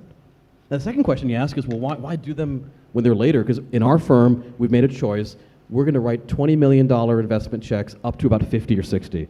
And we have so much respect for the Kylies that are doing seed rounds, and the Hyuns and the Amits and others that are doing the Series A, and the Helens that are doing the Series Bs. We're kind of the C round, give or take. Not the seed, but the C. Why do we do that? I think there's kind of two reasons. One is we really enjoy it. You know how there's some people that are just meant to be high school teachers? They could teach in a university. I guess they could teach in a middle school or a preschool, but they kind of like teaching algebra in high school. Temperamentally, we kind of like that. Because there's a lot of fun stuff that happens when a company's that size. The first thing is they're going from 1 or 2 countries to all 6 ASEAN countries. It's a really big deal. We call it going from product market fit to multi-market fit.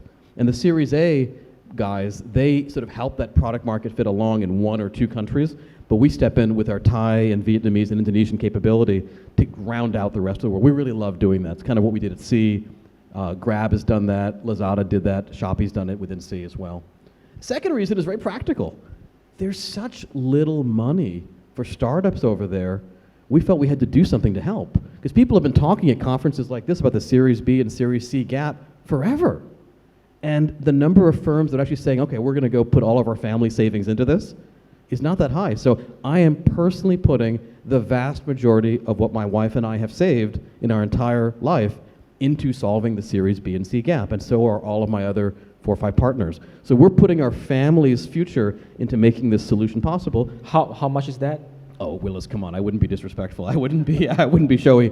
But you know, whatever we've been able to save, we've put into this, all the ESOP from C, and we've convinced a bunch of other family offices and some investors around the world, and there's more convincing to be done. We still have a big gap. But in simple, round numbers, there's $1 billion missing from Southeast Asia every year. You ask, how much gets put into those series kind of B and C rounds? 20 million, 50 million, 75 million, you add them all up. Relative to what China does per dollar of GDP, indexing it, we're missing $1 billion. So we think we can invest about $75 to $100 million a year at Asia Partners. We're like 7 to 10% of the solution. And that leaves so much opportunity. And to be totally honest, it's kind of personal for us as well, as much as it's professional. It drives us crazy when terrific startups with so much momentum and idealism and true product market fit kind of run out of gas.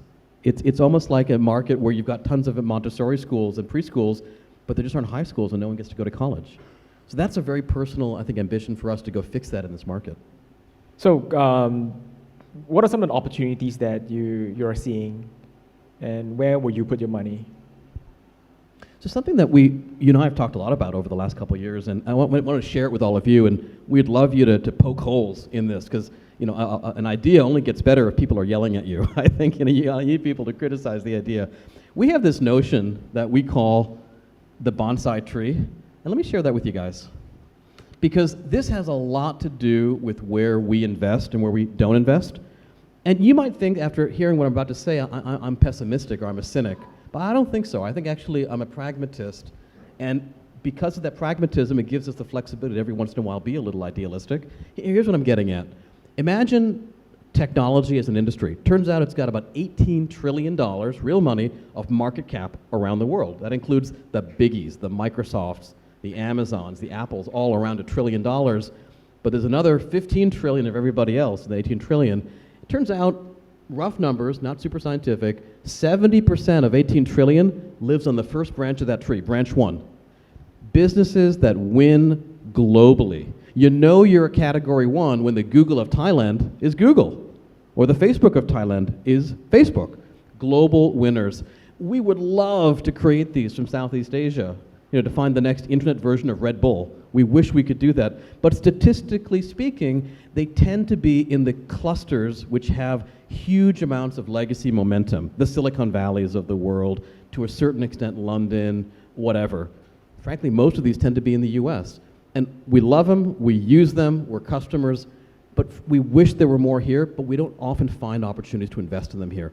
There's a second category, which the Americans love to criticize us in Asia for. They say, well, these are the companies which are only winning because the government's helping them out. A perfect example is Baidu, and let's be clear, the government sure did help Baidu out. Google's not allowed inside of China, only Microsoft is. Well, yeah, I guess that's a category too. We don't spend much of our time focusing on that, in part because, as kind of sporting people, it feels a little unsportsmanlike to win just because somebody made you win. But also, frankly, there aren't that many opportunities in Southeast Asia. None of our countries are big enough to say, hey, we're kicking out Google.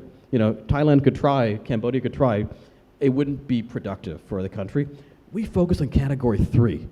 We look for that third category where even if there's a ton of big, bad international companies, even if they've got more data scientists and more data and more programmers than we do, funny enough, we tend to win. So we call this a local network effect, a business where the business actually wins locally, not internationally.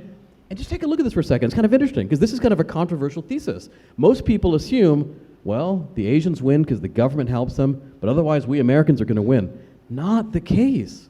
And this actually should be a great sign of optimism and in some ways inspiration for all of us in this room. Turns out that for 20 years, there have been innovations in business models, most often invented by the Americans or the Chinese or the Japanese, but you know what? When someone tried to do that here in Southeast Asia, we won. And in only one of these rows, it's the ride-sharing row, could you say that the local winner won in part because they had a lot of money. But in almost every other row, and even that row to a certain extent, they won because of local knowledge. It's what Jack Ma calls being the crocodile in the Yangtze. They actually outfoxed the international firms. So we think a lot about who might be these sorts of companies. I'll give you a hint as to where they might be. If you look at China, China's had about 200 IPOs in tech. The absolute kind of, the wonderful accomplishment of getting to that point. 200 IPOs for about 25, 26 years. And they've done all sorts of interesting things, from telecommunications like True, all the way up to online to offline like Meituan or Alipay FinTech. And it sort of moved in a certain way, a certain pattern. You could almost think of this as the recipe book for how you build unicorns in China. Okay, so be it. Turns out, back to the bonsai tree, I would say that 8 out of 10 of these, 160 out of 200, are category 3s, meaning we're going to have them here too, and the people that win in Southeast Asia are probably going to win because they're local, which means good news, these companies in China, they might be investors in those companies, they might even buy those companies, but the companies themselves will be authentically Southeast Asian, because that's the definition of being a category 3. Okay, well then how are we doing against this? Chinese obviously have about a 10, 15-year head start.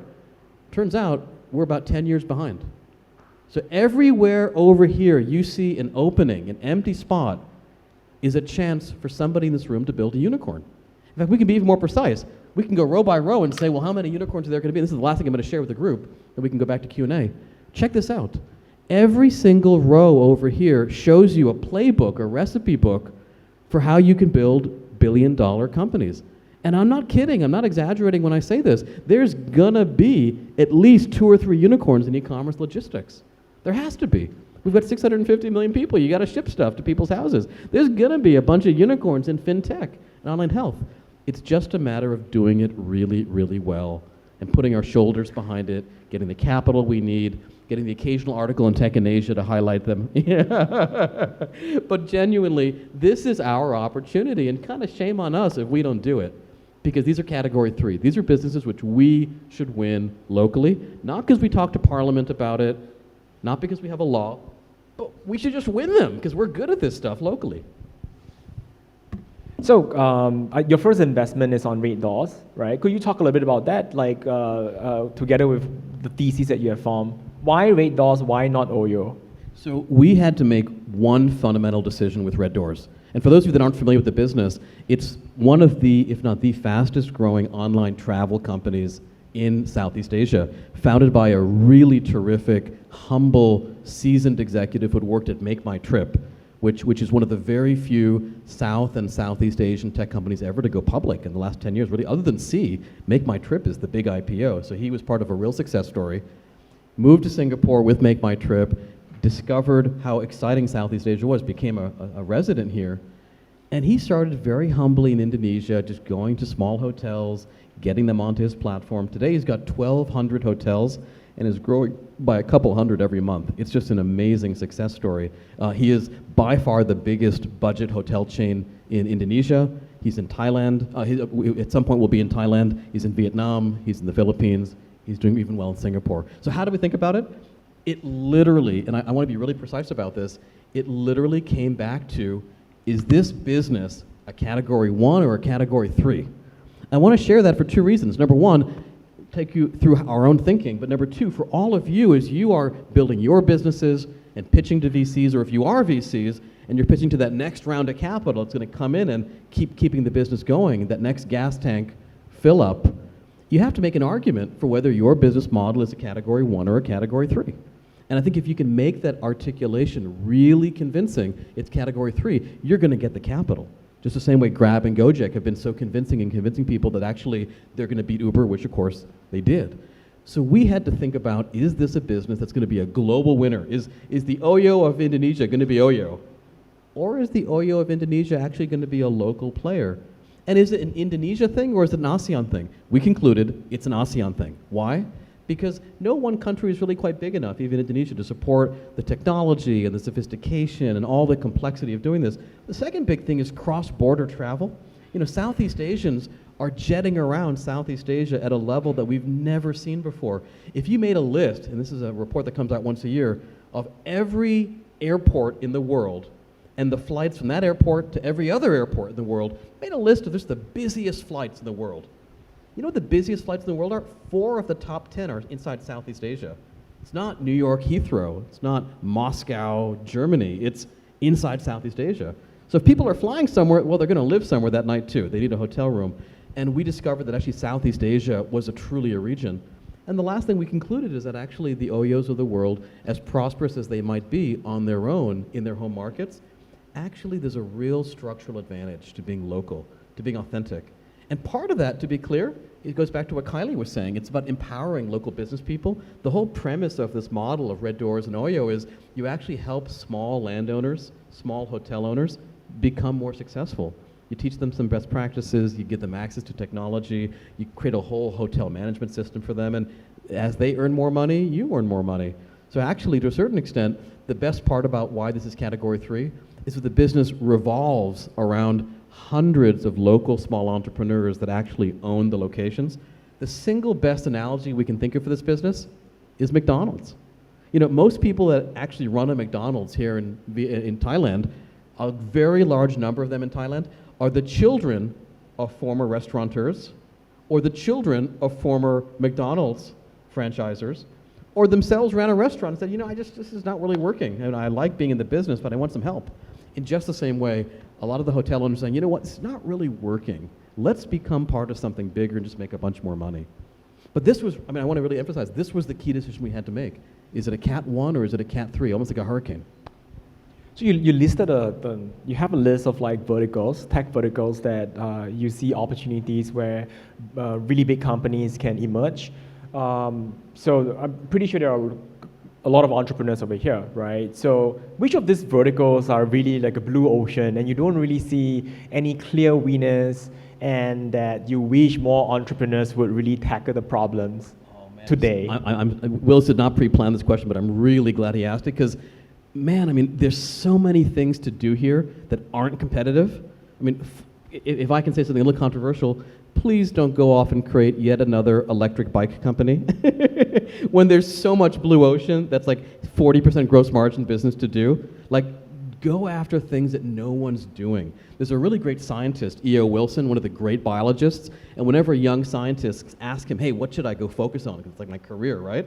He says, whenever you see a lot of people doing something at a conference, run away. be antisocial. Like, go do something no one else is doing, because you're going to be more successful, you're going to discover new things, and you're going to have less competition. Wow, that's not a bad idea. It just means you have to have a little courage. So let's take a look at it, right? So this is the playbook for creating the next 20 unicorns in Southeast Asia. Can I just give you an example of my favorite one? How weird is it that we don't have a publicly traded data center? Now, maybe True will be upset with me if I say this, but I think that actually there is such an amazing entrepreneurial opportunity for all of you to go create the next generation data centers. You can sell them to True. You can have True be your shareholder. But not having public data centers in this region, not even having large private data centers, is kind of like going to Europe and saying you got FM radio, but you don't have AM radio. That makes absolutely no sense. And this is a proven money-making category with IRRs to equity typically in the 20% zone. And if you take a little bit more risk with leverage, maybe 23%, you can make 20 to 23% for 20 years in a row. That's a pretty good way to get on the Forbes list. Yet I don't know anybody. Can I just do a show of hands? I love doing the show of hands thing. Sorry, guys. Who in this room is planning to start a data center startup? This side of the room. This side of the room. This side of the room. That guy's no longer giving me the middle finger. Okay, this side of the room. Anybody? You're nuts. It's such a great way to make money. The world needs, the internet lives somewhere. The cloud doesn't live up there. The cloud lives in buildings which are air conditioned full of servers. And people that start these businesses make a ton of money. Consider it on your drive home tonight. It's a huge opportunity. We'd love to back you with tens of millions of dollars. All right, that's the first one. Second one, why hasn't anybody built a publicly traded e-commerce delivery company yet? We see them growing. We see a few small ones. We see a lot of these guys trying desperately to get Shopee, Lazada, Tokopedia as anchor clients. But you think about the success of, SF in China, of Blue Dart in India, UPS, FedEx. There's a lot of room over there. We think there's a huge opportunity. My favorite one of all time, why doesn't Southeast Asia have a chat platform? Chat platforms are very linguistically specific. Obviously, there was NTT Docomo and then Line in Japan. There were different telco chat networks, and then Kakao in Korea. Of course, kind of MSN gave way to QQ, which gave way to Weixin in China. Southeast Asia doesn't have a chat platform. We use Line here in Thailand. We use a little bit of Facebook Messenger in Indonesia and Vietnam. We use WhatsApp in some places. But I'm sure all of you would agree, WhatsApp is like, the MS-DOS version of Weixin. I mean, it's so far behind. If someone were to do that, that actually would be the most authentic super app for Southeast Asia. And with all the cross-border, all the connectivity, all the game matches that are happening, it's a huge opportunity to do an ASEAN chat program. Interesting, by the way, no one's done an ebook company at all. Think about China literature. Think about the Kindle in America. Southeast Asians have a proud literary tradition. The Vietnamese, certainly, the Thais, of course, Indonesians. And you go on Amazon and try to find Thai books to read on your Kindle, you're going to find like 7 of them. Enormous opportunity. No one's bothered doing it. We do keep finding, forgive me for saying this, yet another co-working startup, yet another, ride-sharing startup, yet another company trying to be, I don't know, whatever, in e-commerce business. There's just so many awesome opportunities people haven't done that these are all going to be public companies one day. A couple of last questions. Like before that, I see several reactions when Nick is, giving some tips on like blue ocean opportunities. Mostly negative. I'm not sure. Anyone has any question for Nick? No? Please don't be shy. Don't be shy. The only way these conversations become valuable is if the question that's in your head, you actually ask it. Odds are somebody else has the same question. Okay, so you could. Sir. Okay, go for it. Maybe you can have a mic.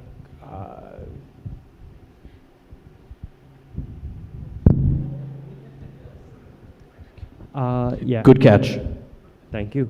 Would it be that it's probably not really wise to reinvent the wheel? Data centers, chat programs, and all that, well, they may come from category 1, but they're already well done and perfectly portable around the world, right? So why bother reinventing the wheel over again? Well, it's funny. People asked Henry Ford, why are you reinventing transportation? And he said, well, when horses go poop, it smells badly. There's got to be a better way to do this.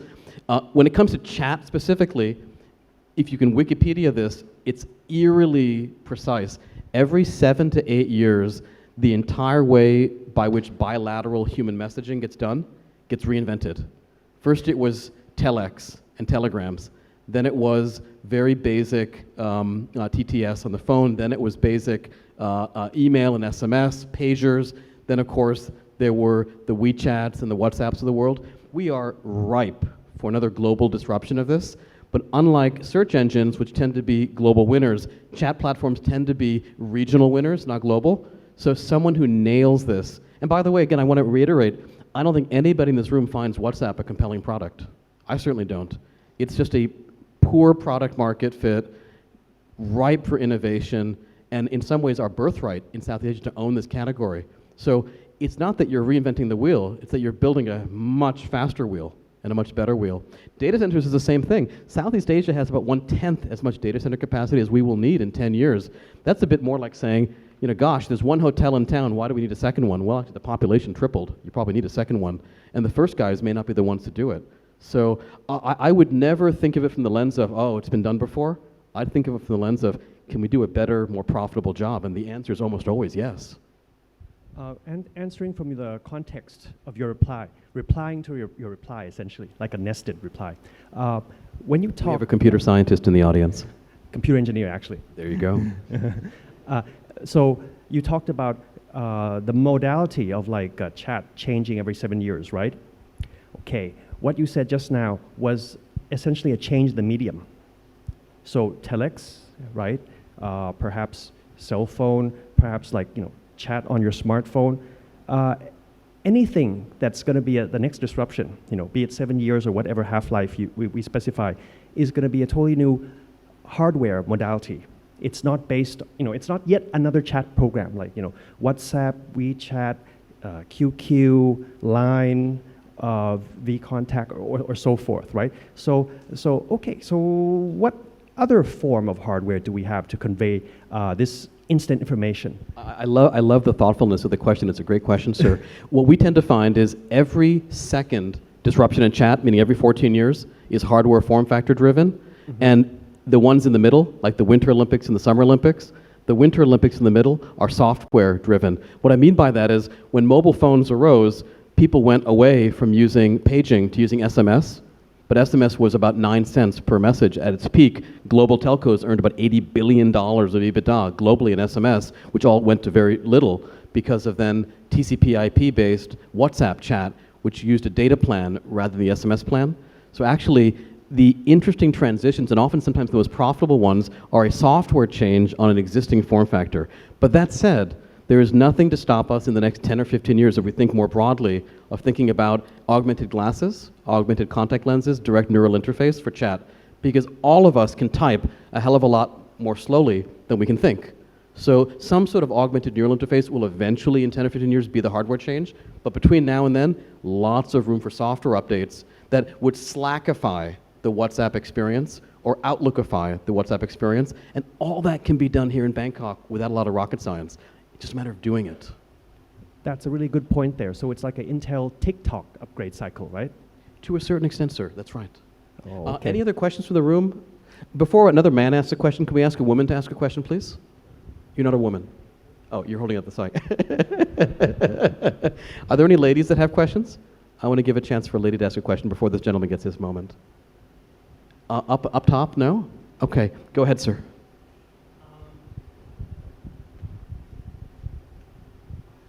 Mine is a two-part question. I think I asked this before. What do you see in terms of the investing world for funding over the next 12, 18 months, maybe 24 in Southeast Asia? And number two is, for you, how much do you weigh investing in the person versus investing in the concept or product? Let's start with the first question. The first question was, what's going to happen to the funding environment over the next 12 to 18 months? I think it's quite clear, actually. I think that there will be one more Series A VC announced every month for the next 12 months, because there has been one Series A VC announced every month for the last 12 months. It's remarkably easy from a global perspective to raise $20, $30, $40 million and to go write $1, $2, $3 million checks. The US university endowments love that strategy. family offices love that strategy, government agencies and corporate VCs love that strategy. And to a certain extent, I might argue, and others might disagree with me, it's going to reach a point of saturation sooner or later in Southeast Asia where we don't necessarily need 50 or 40 different Series A firms unless there's some intelligent and thoughtful differentiation amongst them. I could be wrong about that, but I think we're going to see more and more and more of those firms. Sadly, and this may sound weird for me to say this because I shouldn't want competition, but I do want competition. I still think there's not going to be enough firms that can write 20, 30, 40, $50 million checks systematically and seriously in ASEAN until maybe after the recession turns around. So let's assume there's a 2020 recession, that'll turn around, a bunch of good investments will get made, and on the back of that, a whole bunch of guys will now raise $200, $300 million funds to go do that. I think it'll come 2 or 3 years late, and that only hurts all of us in terms of economic growth and prosperity for the region. And finally, I don't see a meaningful difference in the number of local firms that are writing $100, $200 million checks, but I do see an escalating level of interest by global private equity firms to jump into those rounds when they become available. And in fact, that's kind of part of our thesis, that there's so few people looking at mid-sized rounds, but a lot of people that want to look at a Gojek or a Grab or a Garena that's already gotten into all 6 markets, kind of feels a bit more finished product from that perspective. Now, in terms of the perennial question that the gentleman asked, it's often condescendingly for the equestrian inclined called jockey versus horse. Do you want to back the business or back the person? And I'm going to give you kind of a cute answer to say, really great entrepreneurs find themselves attracted to great business models. And really great entrepreneurs execute those business models with so much precision and enthusiasm and intensity that the combination is very rich. We don't like investing in situations where the business model is great, but the leadership team is deficient. And we don't like investing in situations where the leadership team is very charismatic and very thoughtful and very hardworking, but they're just digging in, we think, a bit of the wrong hole. And we get some of those right, we get some of those wrong. But you want a really great person who can do both of those things really, really well, because whatever business you're in today, it's going to show some differences over 5 or 6 years. Look at how dynamic a Microsoft even has been, or a Tencent, or an Alibaba, or a Sea. When I invested in Sea, we didn't even know what Shopee was. It only happened after we made the investment. So a great entrepreneur, she has the ability to find those great business models and really gravitate towards them. Any final questions? Again, if any ladies want to ask questions, this is a great opportunity. I always try to balance these things out in conferences. Mezzanine layer? No? Willis, do you have any final questions? Which company would you invest next? Well, we've done Red Doors, so check on that category. We will tell you in a few months. We're looking at a few things right now that are really, really interesting. Which vertical? Which vertical? Again, it wouldn't be fair to get into specifics, but I will say one thing. Kind of going back to this, it always surprises me how there's entire rows that are so uncrowded that not only can you grow your revenues, not only can you make gross profit, we're looking at a business right now which is really impressive. They're net income positive calendar year 19. Literally, like, this is the month they're becoming net income positive. And they're not like $1 billion revenue company. They're going to be pretty net income positive 2020. And part of it is they're great entrepreneurs. Part of it is they've got a great business model. Part of it is nobody else in this room is competing with them. So I urge you all to do the research, the homework. It takes like 20 seconds, and I've kind of pre-chewed it for you over here. Find empty categories. Be the Lawrence of Arabia that wants the empty quarter in the Saudi Peninsula. Find the open spaces and own it. Own it. Okay, thank you so much, Nick. Thank you so much. Thank you so much.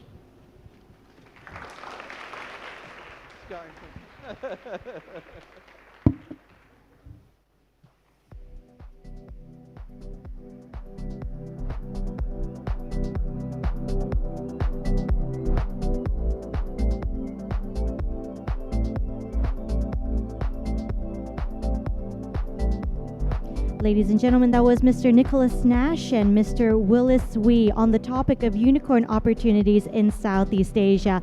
Before we begin off our next topic, I would like to advertise, for those of you who are interested, currently happening on the 7th floor. This is the 6th floor. So the 7th floor, there's a drum performance called Stomp. If anyone is interested in viewing or be witnessing this performance, the drum performance called Stomp, you are very welcome to go up to the 7th floor. floor ก่อนที่เราจะเข้าสู่ panel ต่อไปนะขออนุญาตประชาสัมพันธ์ค่ะสำหรับใครที่สนใจนะคะชั้น 7 ณ ตอนนี้ค่ะมีการแสดงกลองที่มีชื่อว่า Stomp นะคะสำหรับใครที่สนใจขอเรียนเชิญที่ชั้น 7 เลยค่ะ The last of course, panel discussion that was on unicorn opportunities in Southeast Asia talks about various opportunities, and there's a lot of gap in which we can, of course, still invest in Southeast Asia. Up next, we will be going through the topic of future-proofing China's future with global innovation and tech. China's accelerated growth with tech and innovation as the national slogan. From copycat to being copied, how will China future-proof its future with technology? I would like to welcome on stage our speaker for this session, Dr. Lu Gang, founder and CEO of TechNode. Please give a big round of applause.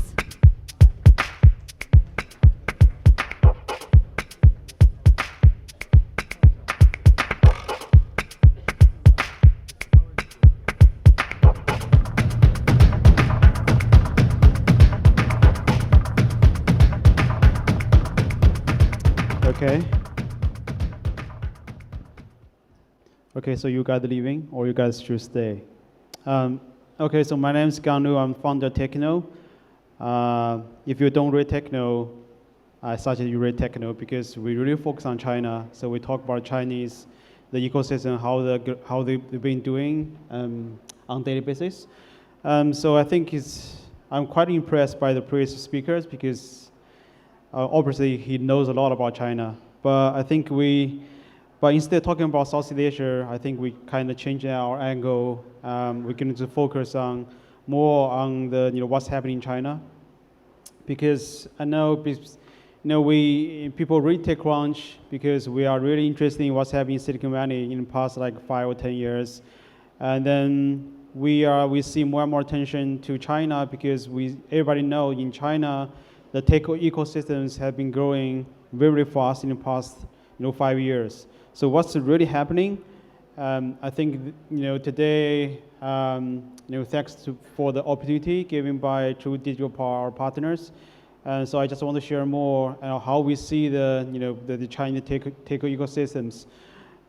So to start with this kind of topic, just give you a very brief introduction about me, also about TechNode, my company.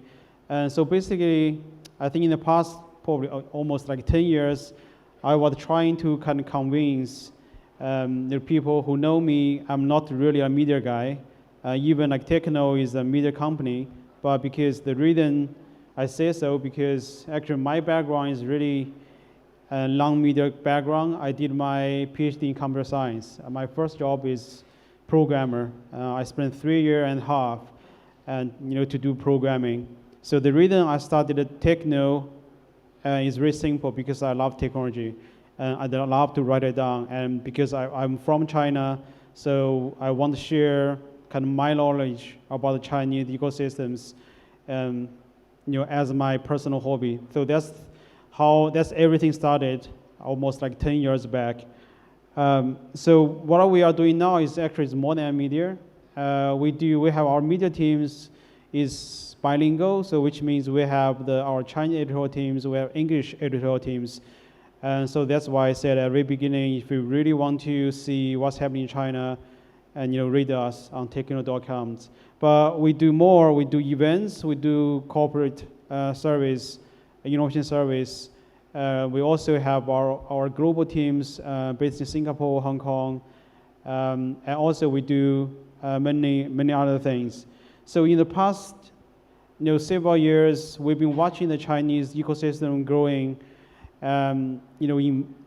really engage with the local ecosystems. So this picture here is like one of the events we've been running every year since 2012.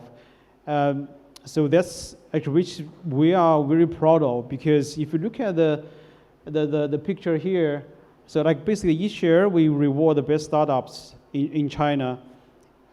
Just give you a very good example, like right top corner, the guy, his name is Zhang Xiaolong, Alan Zhang. He's the kind of founder of WeChat.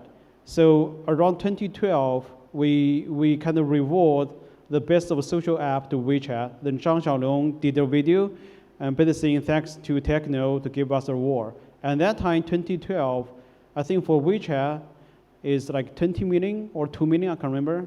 But compared with what they are now, it's really, really small.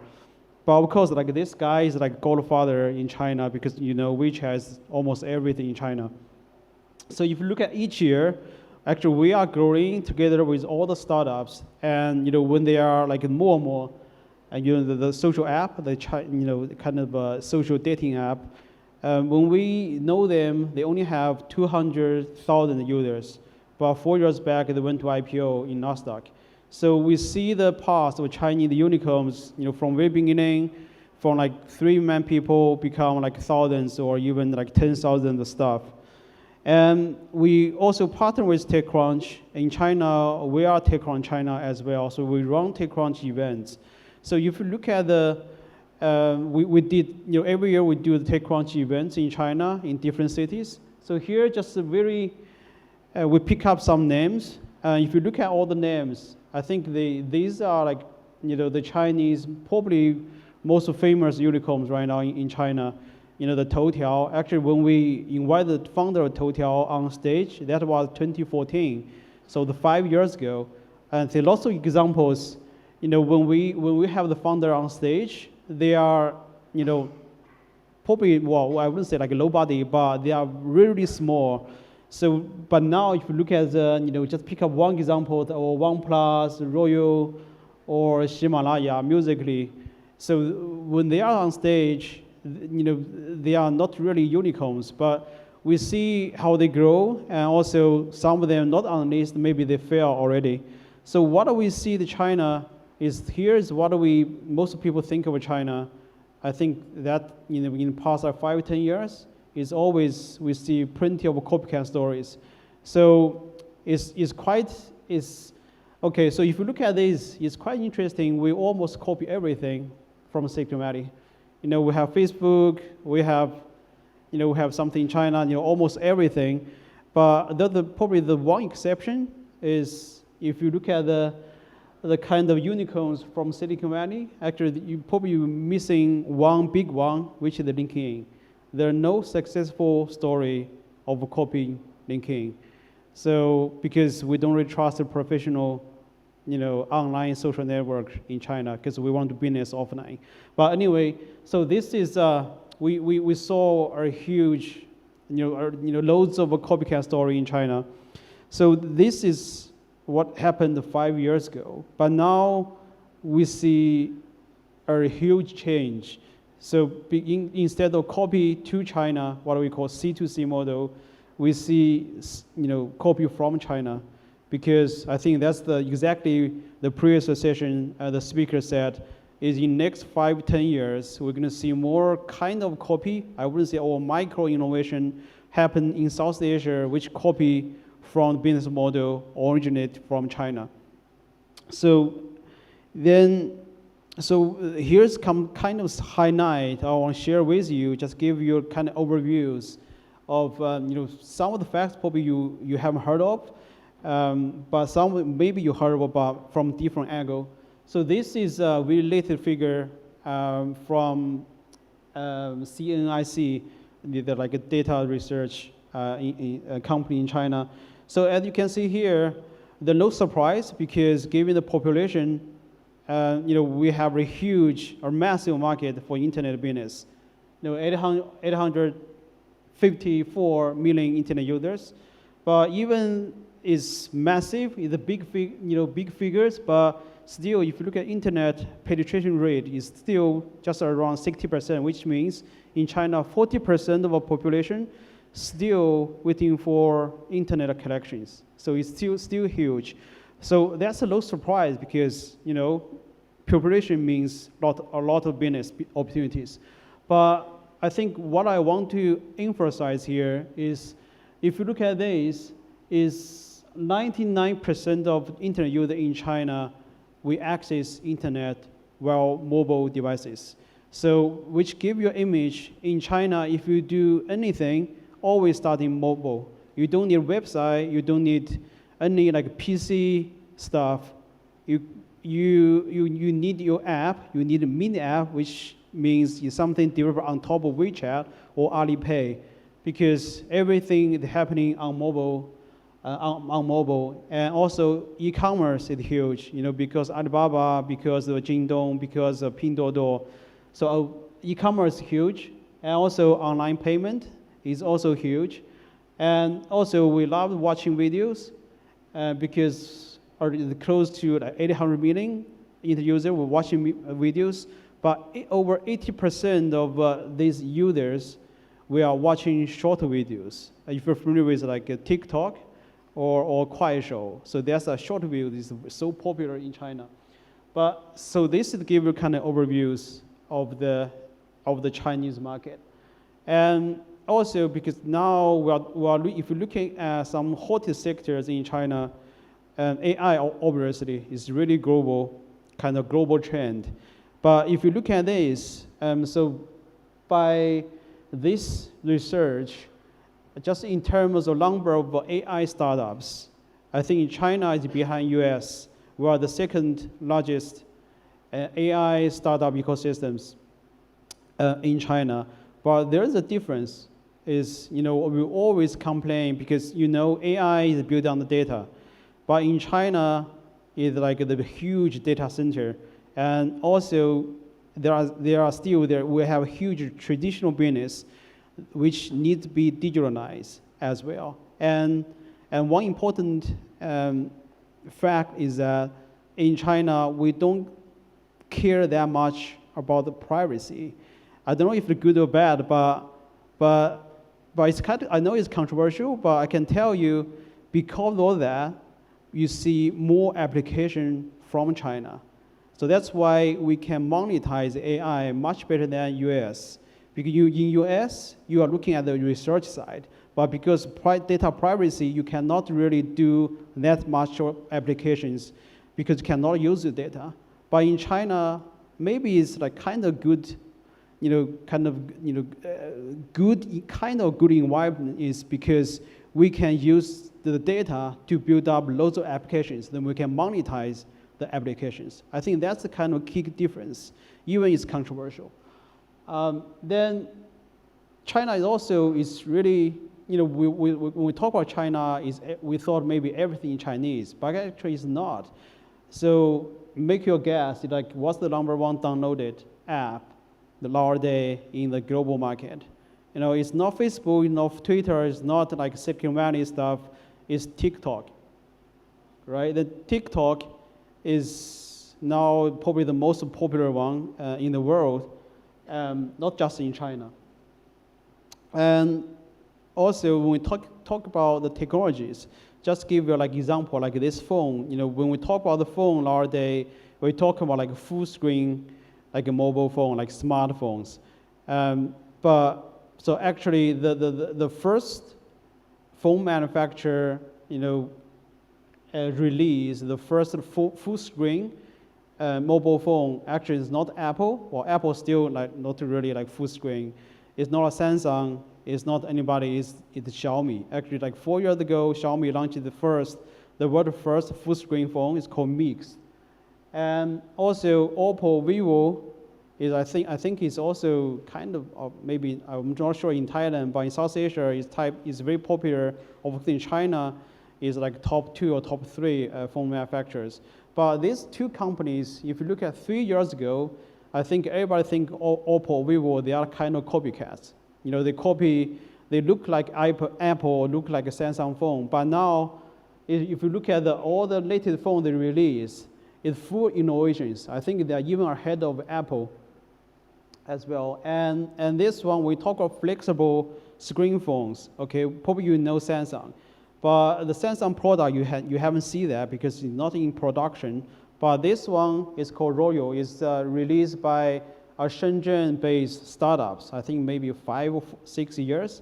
It's called 𝐓.𝐻, FlexPi. So it's already in the market. It costs you like over 9,000 RMB, but it's still much cheaper than Samsung's, flexible phone. And also, it's when we talk about China, it's a okay. So nobody, no foreigner. At the I think the speaker said so. You know, Baidu is so successful because Google is out. So you didn't see that many of successful stories for foreign overseas companies, internet companies in China. But there are some exceptions we just don't know. If you look at the, some company here, you probably know To.O.P. To.O.P. is kind of merged with what's the name? I can't just remember. The To.O.P. is the copycat of YouTube. But actually, the one of the founders of the To.O.P. is from Sweden. And the Tantan, the one in the middle, the Chinese face guy. So actually, he's from Tantan is the Chinese Tinder. So he's from Sweden as well.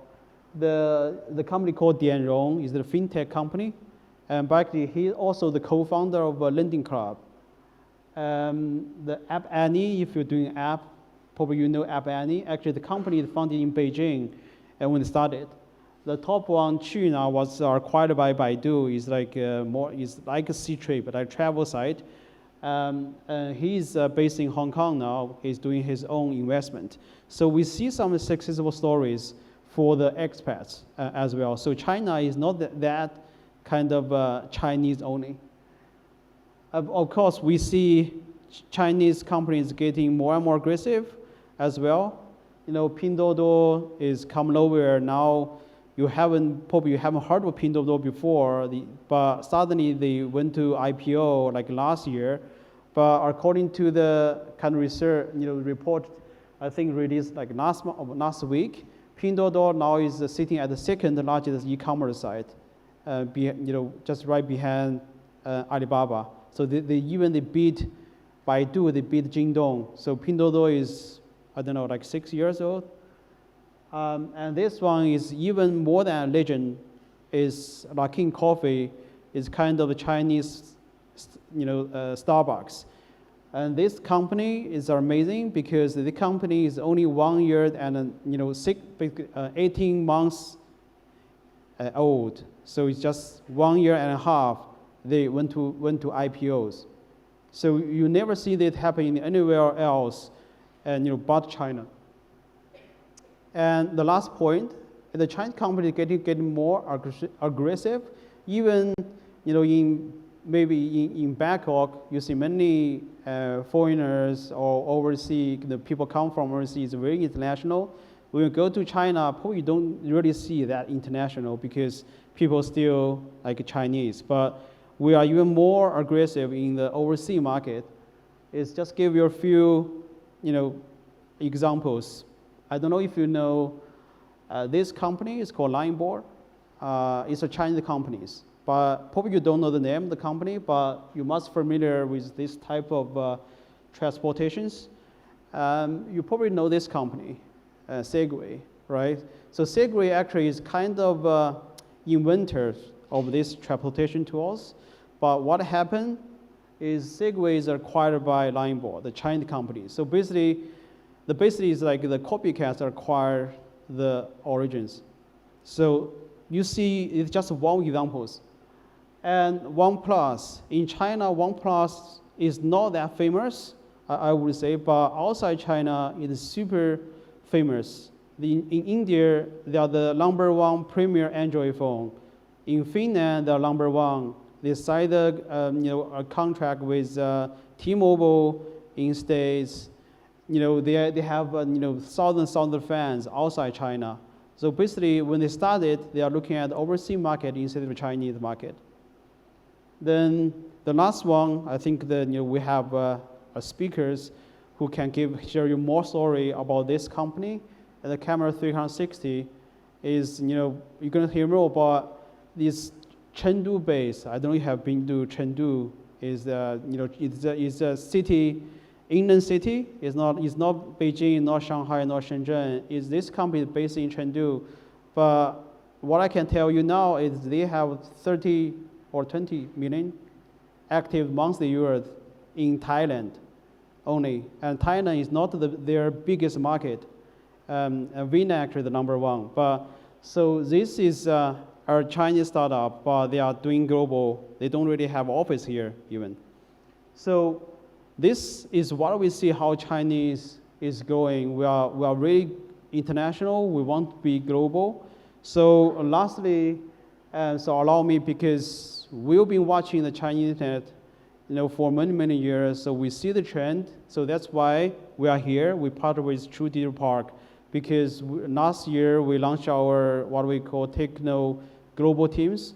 So that's why we see here. We want, starting from China, we want to connecting Asia with the world. So we've been doing lots of things. We do events in Singapore, in KL. Then tomorrow we're going to do one in Bangkok at True Digital Park as well. So we do like what we call origin events. So we want to bring the Chinese VCs, Chinese entrepreneurs, to the local market and to talk to the local ecosystems and to maybe to invest into the local ecosystem as well. And we want to help the local corporate to have access to the Chinese tech ecosystems. So we've been doing this and for quite a while in Singapore, in the Asia region as well. So we are also helping the local VCs, the overseas VCs, and to bring their portfolios to China to help them to raise money from China as well, because we have a huge connection with the Chinese VC ecosystems or startup ecosystems. So if you are here tomorrow, I really recommend you to come here again, because actually we're going to have 2 events. It's run by Techno, by us. In the morning, we're going to do Origin, what we call Origin Thailand. So you see a bunch of very good speakers. Some come from China, some from local, to share their valuable knowledge on different sectors. Then in the afternoon tomorrow, we have Asia Hardware Battle. So actually, we did that last week in Tokyo, then this week in Thailand.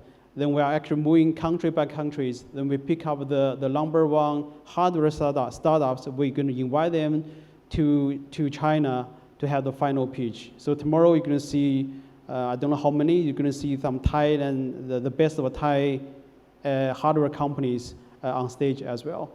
So hopefully you can join us and also join the journey of Techno Global. And if anything we can do or we can help from China or from Asia or from the global, please do let us know. So thank you so much. Okay, see you.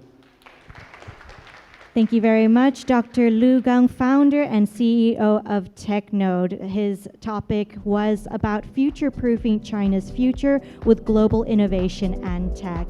Up next, of course, we still have another topic. We actually have a few more topics for this afternoon. The next topic that we will be talking about is how Camera 360 captured 800 million users. Please welcome on stage Mr. Kevin Hu, Director of User Growth, Camera 360. Please give him a big round of applause.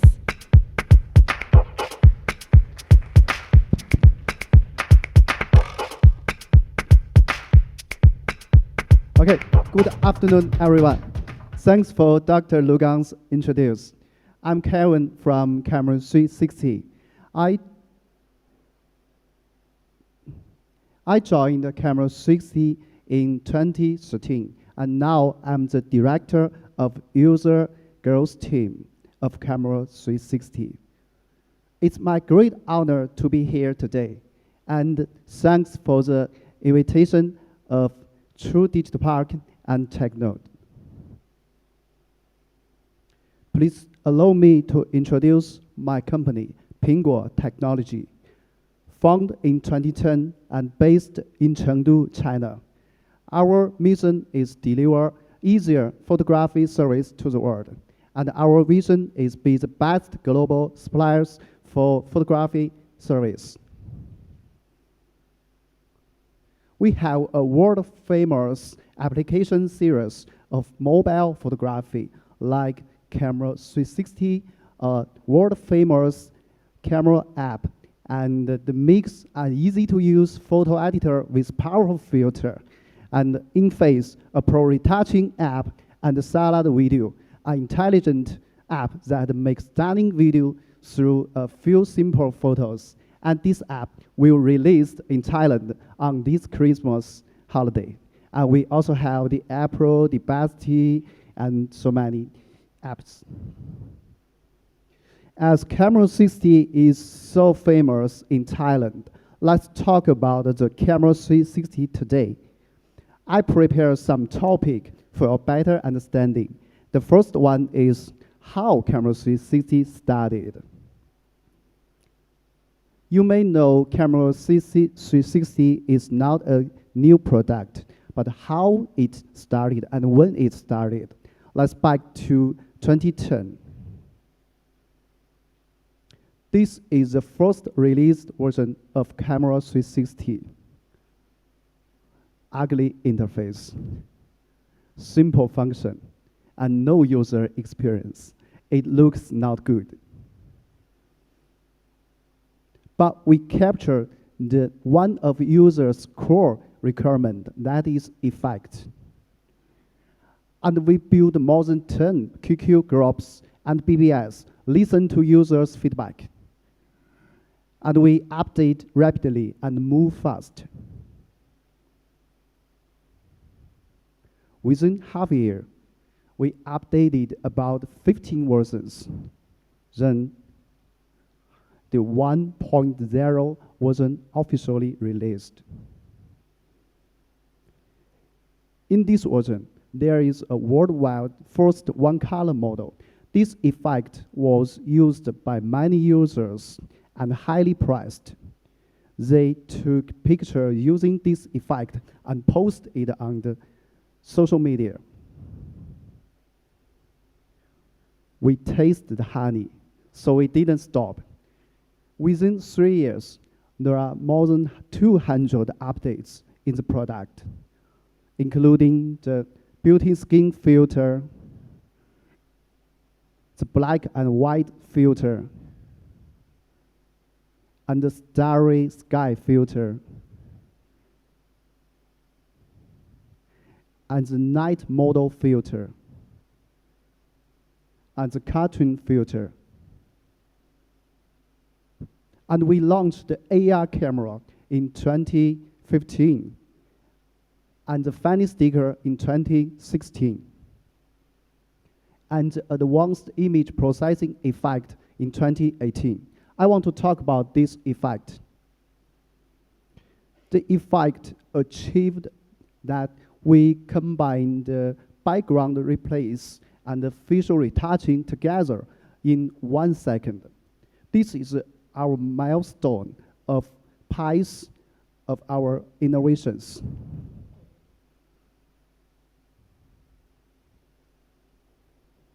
With these innovations, Camera 360 achieved explosive growth of user scale from 100 million to 1 billion. As Camera 360 is from China, so let's talk about China's camera app market. We believe the product should acquire young users to gain vitality. In China, there are millennials and Generation Z.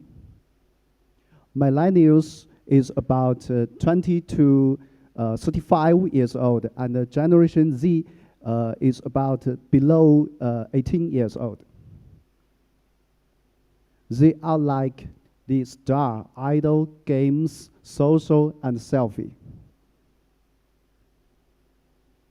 And they think talents and quality more than appearance.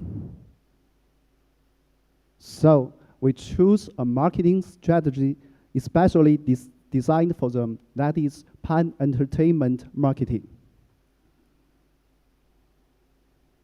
We cooperate with movies and with stars, and many stars became users of our product. They will post their selfies with our filter or stickers on Weibo. Weibo is the Chinese Twitter. This is Lin Zhiling. a Taiwan idol. Meanwhile, we use the idol recommend as the keyword in exposure on PR media to expand the Camera 360's brand recognition. So, which country use Camera 360 the most after China? Actually, we have many users in Southeast Asia, including Thailand, Indonesia, Vietnam, Philippines, Malaysia, Japan, and South Korea, and North American countries like United States.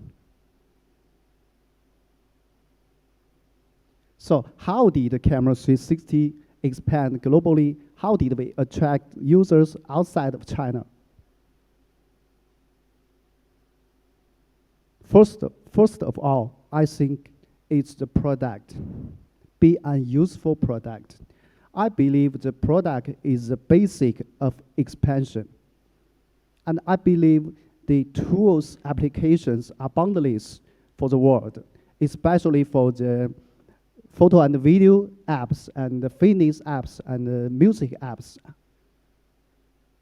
As described above, Camera 360 won the Google Play and App Store Best Apps and the Facebook Top 15 Chinese mobile apps.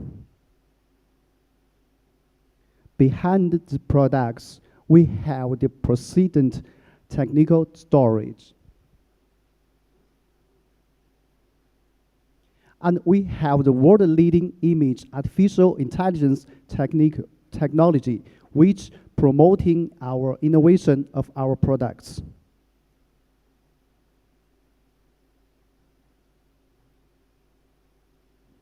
Have a good name is important. When a user tries to find an app, he may search some keywords in the App Store or Google Play, like the chat, the clean, the shop, the camera. So a good name plays a great role in the App Store optimization. And we do proper localization. We designed the festival filters or stickers for the Thailand market. And the right one is our Halloween stickers launched in Thailand. It was very popular with the Thailand users.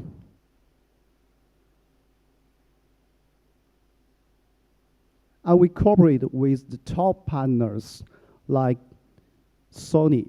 On fall event of 2014, Sony chose Camera 360 as their exclusive partners on newly released QX100 and QX10 digital camera. And Samsung, we cooperated with Samsung in the Galaxy Gear and mobile phones. In 2017, Samsung cooperated with Camera 360 on pre-install again. All system cameras are built in with Camera 360's filters from Galaxy S8 and every next flagship devices. And AirAsia and the National Administration cooperated with Camera 360 on the event Lovely of the Philippines. A positive media exposure.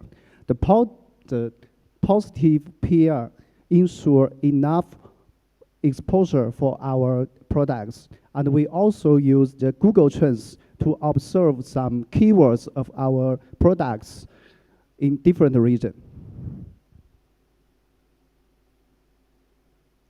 We choose the pan-entertainment marketing strategy not only in China, but also for some other countries like Japan.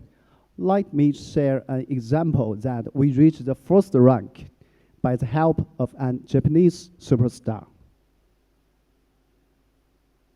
In 2017, the Japanese superstar Sashihara Rino recommended Camera 360 in a famous TV show in Japan. Meanwhile, we emphasized the feature recommended by the idol to promote the user's conversation on Japanese and global social media, and the Camera 360 rise to fame in Japan. And we got the first rank in the App Store over all free apps in Japan. From the first version of Camera 360, we insist on communicating with users and listening to their feedback. Our Facebook page has 1.9 million followers. And we also organize the offline activities. I prepare a video about the last event of offline fans meeting in Thailand. So are you ready for the video? Okay, let's play the radio.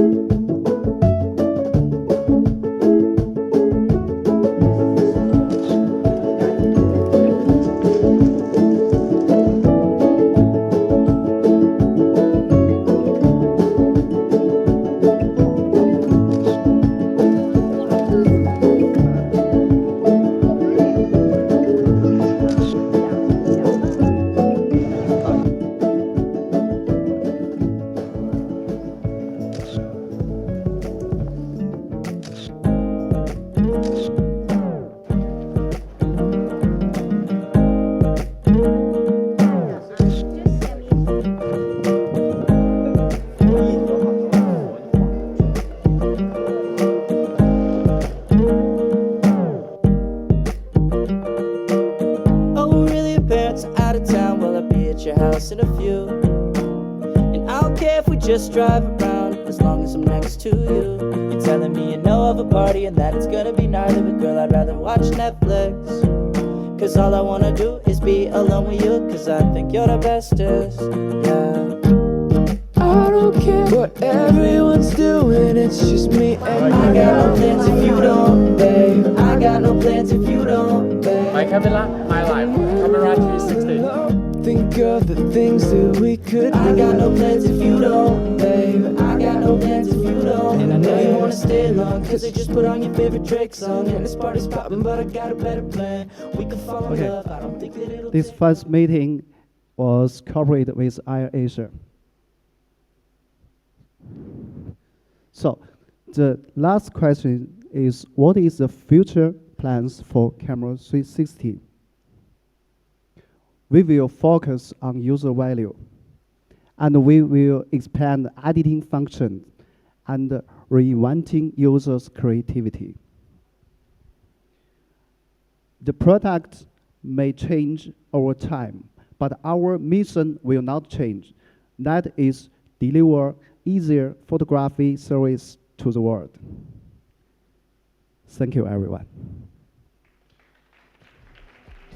Please give a big round of applause to our speaker, Mr. Kevin Hu, Director of User Growth Camera 360, on the topic of how Camera 360 captured 800 million users.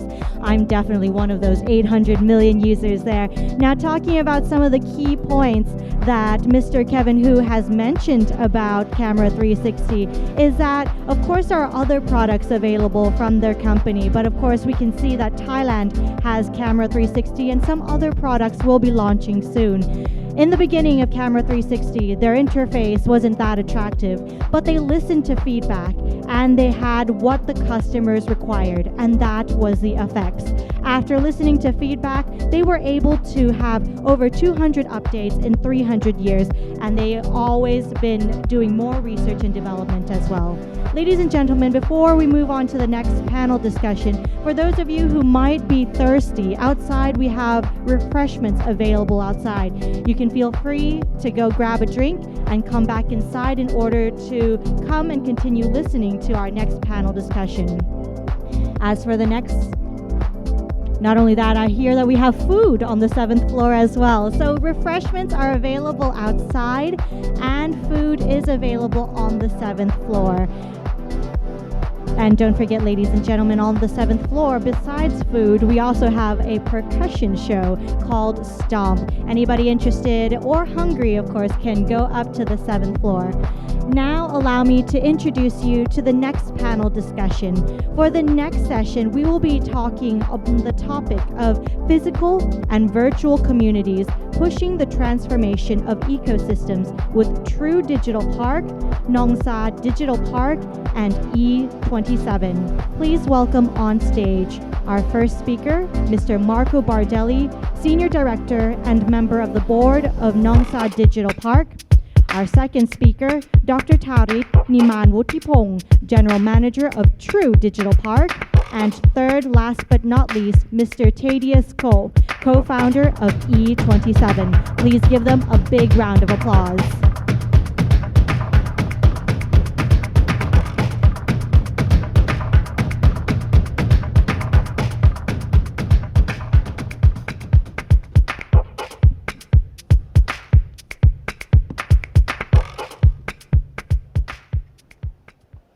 All right. Thanks everyone for staying. I know it's been a late day. We try to keep it a little bit more open and informal as well.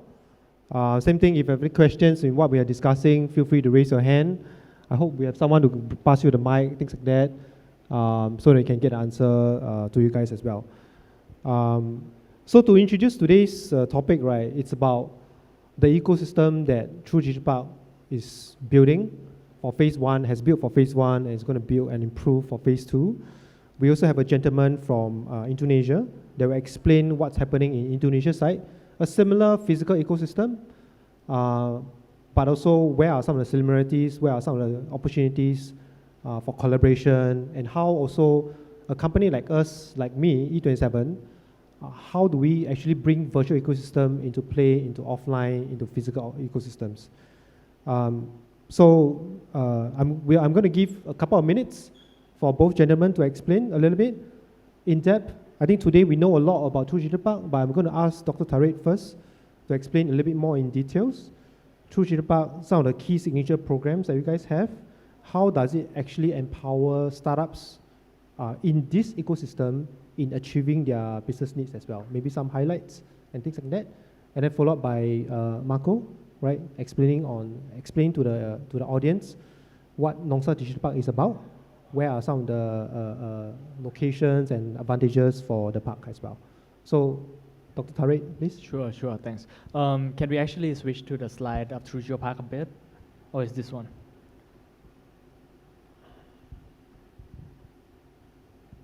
Is there... Do you guys have the slides for... No. So meanwhile, they're probably adjusting that. So basically, thank you everyone for coming once again. And for most of you, I think you probably are a bit familiar with the space that you walk past today. So basically, we are just trying to put the important pieces together in terms of facility that would make a new business or a corporate enable them to be able to transform or build new business. Yeah. So that being said, I think it requires, of course, working space. It should be cozy. It should be at a reasonable price. Also, the soft side of it, there should be a lot of shared facilities that would help you, get going the whole day without being tired or, want to get out of here. Yeah, yeah. Apart from that is also the facility like this. We have an auditorium, we have a workshop room, we have more than 140 meeting room across the campus. That is important. But that is only the facility. Yes. So apart from that, we think that we have to curate this place. So in order to build the right hub, I think you need to really curate it. I always say that when I run this space, I look at it as a museum. So, I mean, if you imagine you going to the Modern Art Museum, every corner, you have the piece of art from different era, probably. But they are all curated in a way that when you walk in, you feel like it's modern art here. Yeah. So the same thing. For the digital park, the entire complex needs to touch in the field of technology and innovation. So all the corporates here are innovation related. They're working on the technology, or either they're a traditional business that wants to transform by using technology. And that's the key of this space. Yeah. And apart from the corporates, we have the VC, of course, want to invest in the startup. The startup here working on their application or beyond, but all in all, working on the new technology. We have the government entity. Those are directly related to the innovation investment. Yep. And also the policy that would make it possible. Yep. And yeah, that's pretty much it. So we That's put the definitely right for piece phase together. one only, right? That's for the phase for one. placing yeah. every single component first. Yeah. And then later we'll talk about phase two, how you're actually going to integrate all the different components to make it a vibrant community. Yeah, sure. Yeah, I'll probably be the first to share with you guys, this small crowd, is that where we are sitting right now is only the first phase. We are trying to build a second phase right next to this one with the equivalent area. Okay. So just imagine you double this size. You double the crowd size for the company and startup that work in the tech field. Yeah. Of course, of course. Marco, would you like to explain a little bit about Nongsa Digital Park as well? Well, first of all, I would like to thank again True Digital Park for having me here. You have done a fantastic job. I can't wait to see phase two and what it will entail, but there's some sound going on, some party already. I'm really impressed of what you have achieved so far here. Nongsa Digital Park, and if I can have the slides back with the pictures, is a completely different place as opposed to True Digital Park. And I think this is nice because each one has a different feeling, has a different background. And in our case, we started this leveraging on the experience that we had in what is now Nongsa Digital Park with one of our group's main activity, which is movie making and digital animation. Anybody of you watched Crazy Rich Asians? Yeah, show on hands. So we were locally co-producers of Crazy Rich Asian in Singapore. And we ran a lot of digital animation projects that are then internationally distributed on Cartoon Networks and Nickelodeon. Why this is important? Because the digital animation, we have been doing that for 10 years in the area, once the slide will be up, I will show you, in the area where we have started to develop Nongsa Digital Park. This is important for us because we are showing an example that you can have a digital economy related activity in our place. We currently have more than 350 animators doing digital animation where we are.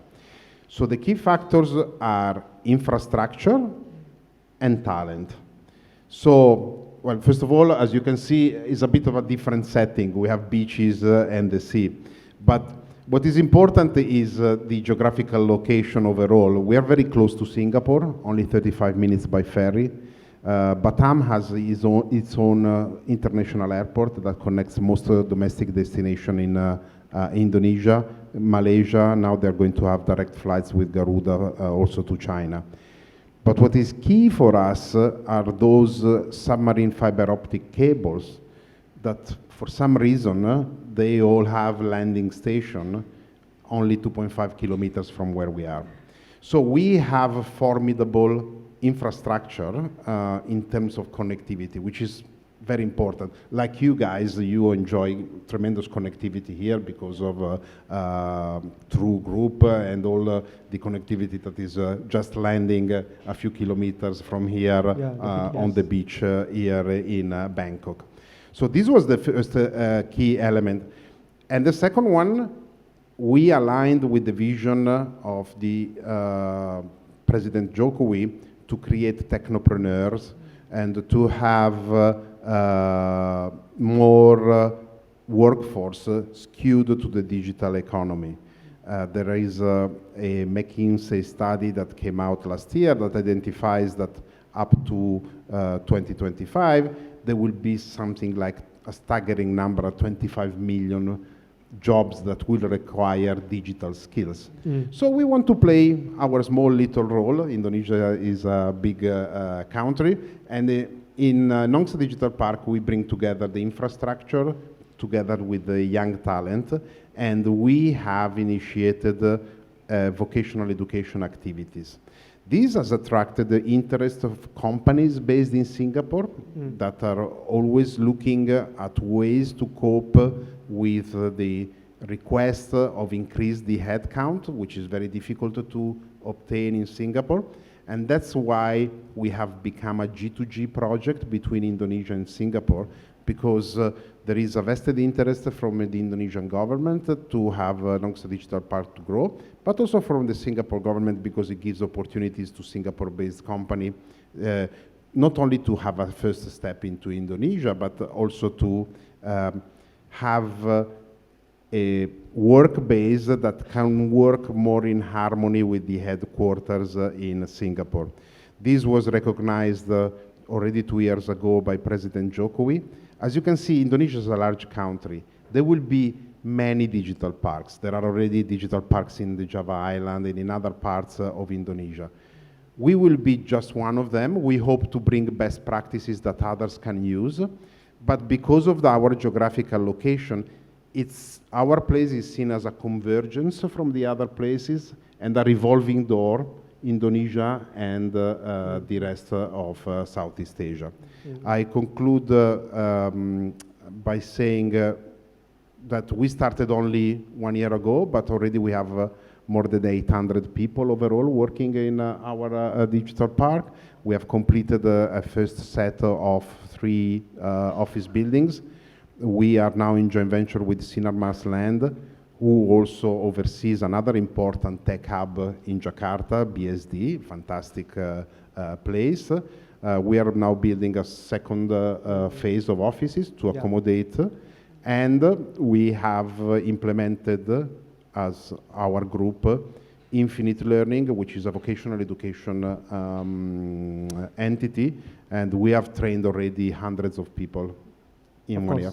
Later, we'll go a little bit deeper into those focus areas that Nongsa Digital Park is really key in terms of developing the value. Let me move on a little bit towards E27 a little bit. So I co-founded the company. So we, in some essence, is different from the physical ecosystem. So True Digital Park has placed components of your programs, your accelerators, your incubators, your governments, your corporates, and of course your startups, your entrepreneurs here. Nongsa Digital Park is a bit different. They are very verticalized in certain aspects of the community. Talent building, access to Singapore, potentially some funds, but very verticalized for the market. West Indonesia, the focus point is very different. For E27, we don't have a physical space. We are a very humble, small company. We thrive on giving our members knowledge. So not just news, but also knowledge about what's happening in places in Thailand, in True Digital Park today, for example. Where are some of the opportunities here? What are some of the opportunities to leverage together with Indonesians in, for example, Nongsa Digital Park, among other areas as well, similar to Vietnam and so on and so forth.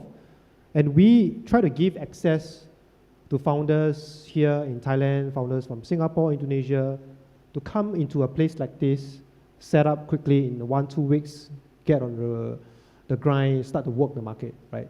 So our job is, to be a conduit between the various ecosystem, the various physical hubs, right? True Digital Park here. Indonesia, you have Nongsa Digital Park. You have other players like BSD City, you know.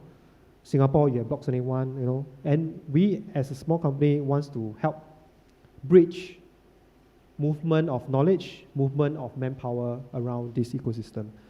So in essence, there are a lot of areas that after this we'll talk about in terms of how detailed the physical ecosystem is and how we play a part in collaboration. Okay, my next question will be the ecosystem in Southeast Asia. I think the earlier panels you have seen that it has evolved a lot. From Tanason, he shared a lot of the markets. Everything is increasing, of course, very thriving market, but still small and nascent in compared to major ones like China and US. But no matter what, good future, right? I think that is the conclusion that we have. But then when we look down to the entrepreneurs, to the startups here in this auditorium, you are the next generation, right? And what Kylie has mentioned also, how do we innovate with you guys for the next generation?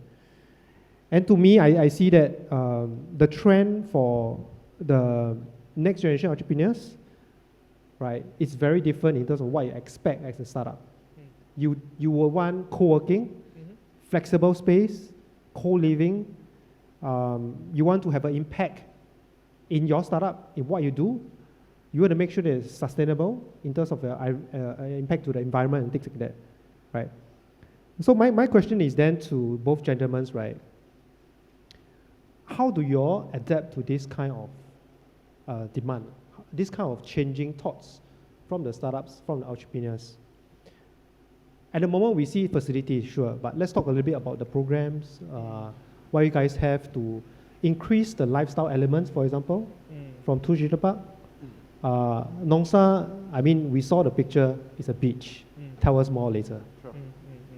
Dr. Tariq? Yeah, talking a bit about that, I think it goes back to the concept of how our lives change these days. Yeah. And I think the work and non-work life tends to merge together really fast. Yeah. I mean, company like the big corporates, the leading one like Google or Facebook, they're trying to build a very nice campus. Yeah. Google trying campus, to provide all meals for the employee just to keep the employee in the complex longer and be work more productive. 12 hours, work 18 hours. Yeah, and that's actually not a rocket science or anything, but the gist of it is just to make people feel happy about it. And True Digital Park also try to serve that as well. Yeah. We are not only try to decorate the place but we are also trying to curate the program both on the hard side, of course, but on the soft side as well. That's the reason why we do the collaboration with Wong Nai. So Wong Nai is like a Thai startup on the restaurants. They hold a lot of data on the recipe. Then might as well start their own cooking studio. Yeah. So they partner with the SCG and also Electrolux, the kitchenware. So and they do the co-cooking space. So after the member works at our co-working space, they just walk into the cooking studio and they cook together. Can you share with us also a little bit about your you guys are going to have living quarters behind? Right. How does that integrate with the entire park? Well, I mean, the thinking of this entire complex is that you can live at the back in the condominium and then go down to have the good dining experience with 200 plus restaurants. And then you come up to work here at the very cozy space. So that's the key of it. But we are trying to formulate the program for the expat that can just fly right into Suvarnabhumi, take the taxi about 20 minutes to True Digital Park, throw the backpack at the condominium down there, like get straight to work here. Yeah, just eat down there and come up to work right away. Yeah. So we are trying to formulate that package. That formula. I mean, okay, so I recognize what you mentioned is Google Campus, but when it started off, it was very interesting. Everybody knows about that. Free meals, that luxurious food that they give, the snacks, the whatever, you want to drink, you drink, alcohol in the evening, things like that. But when you bring that to Asia, not exactly the right formula. I think the balance that True Digital Park is trying to achieve, right, it's more holistic. So it's also about living quarters that is properly structured for the entrepreneurs. F&B is one, but I hope there's also some, I know some ecosystems have this, they actually plan for families to be around. When successful entrepreneurs get more successful and they grow older, they tend to have families. And one of the things that I've seen some ecosystems do is they have even childcare centers in the park.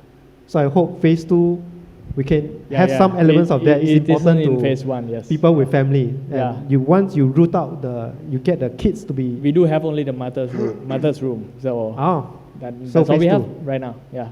Interesting. Marco, let's see your beach. Yeah, if you can put back the picture of Nongsa Digital Park. So we are a bit of an earlier stage as compared to you, but we are already looking at the mid-term. And so our joint venture with Sinarmas Land has already commissioned Surbana Jurong, which is one of the most famous master planners here in Southeast Asia, to come up with a master plan which we will be launching early next year that should have the capability to accommodate a workforce between 15 to 20,000, because that's how we are projecting the demand, especially considering Singapore, but then also the growth and acceleration in Indonesia. And therefore, we will have all the amenities that Tadeusz has just described in terms of shops, schools, and other ancillary services for a completely different lifestyle. It doesn't mean that one is better than the other, and actually I'm glad that we can have these kind of complementarities, because we are having already now people working in Nongsa Digital Park. I think overall we're around 70% of the people are outside from Batam, coming from other parts of Indonesia, and we have good quality people coming from Jakarta. And I said, I mean, everybody wants to go to Jakarta in this, what I define, big black hole, where everything is happening. Why did you decide to come here? And they make a lifestyle choice. They want to raise the family in a totally different environment. As I said, they're both nice choices. It depends on the ambition. The good thing we have here is, again, the proximity to Singapore. So let's say that after a while there is the need to go into a metropolis. 35 minutes, you are in Singapore. And actually, where you land in Singapore, it's where the jewel is. You might be aware, if you have been in Changi Airport recently, that basically Terminal 1 has become a downtown itself. Movie theaters, shops, restaurant. So that kind of lifestyle can still be experienced for people coming into Nongsa. But do tell us about your 2 resorts as part of Nongsa as well. Yes, as you can see. Resorts. Yes, but that is our tourism activity as a group, and we have visitors to Nongsa Digital Park that they stay in the hotel, and then you see the marina there. But we will be building residences in joint venture with Sinarmas that will accommodate different kind of needs. I mean, from upscale campus-style dormitories to more luxurious residential development that actually Sinarmas Land is developing 5 minutes down the road from where we are. So there will be a mix life, of that. Mix for different kind of needs, families, and more urban lifestyles as well. Okay.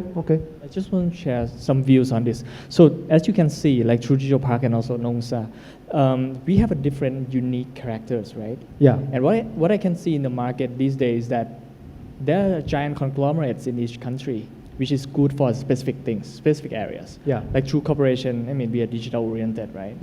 We also have a conglomerate like Central, which is like a shopping malls. We also have the lifestyle conglomerates. I think what's going to happen is that these players are trying to build their own hubs, which the hubs mean that it comprises of 3 aspects of life these days. So working, living, which include eating, relaxing, and then like the place to sleep. Yeah. So yeah. they're going to be, of course, the hotel, of course, the office, and then the restaurant. Yeah. It just depends on which conglomerate is good at what. Yeah. So it will start with that, and then they will build the rest of the components around it. Yeah. And then each of these hubs will have a different, unique character anyway. Yeah, yeah. But which one is stronger than which one is the customer to decide for. Yeah, I think it's not about the facilities. We see many of these facilities in all the way to like China. In Jakarta itself, some of the groups do have this kind of single building. You have a bit of your co-working space and all that. But I think the challenge is really getting the formula right. And I think what we discussed when the whole day we've seen the slides from all the presentation from True Digital Park, it seems like the phase 2 is where right now we have everything. It's really putting the formula, getting people engaged in that sense, in that space, in that facility. I think that matters the most and makes the most difference to that founder's perception and experience here in the park or in Nongsa Digital Park. Let's move on a little bit.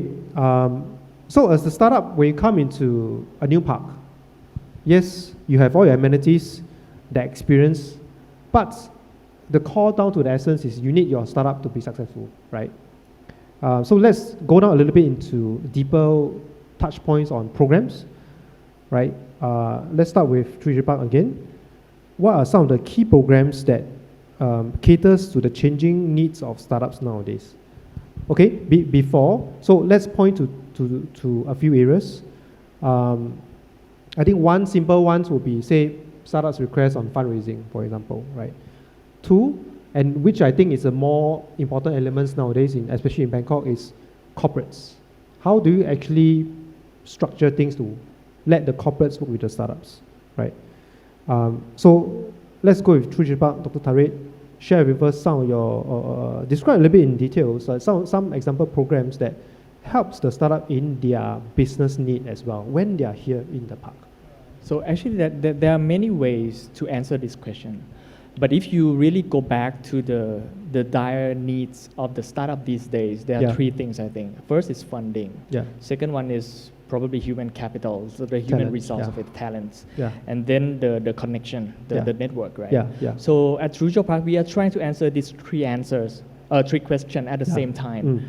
Probably not like exactly at the same time, but first, for the funding we are running the VC clinic program, which Thanasorn talked a bit this morning. So the VC clinic, it might sound simple, but it's not so easy to run. So we have a network of the VC, CVC, and angel investor.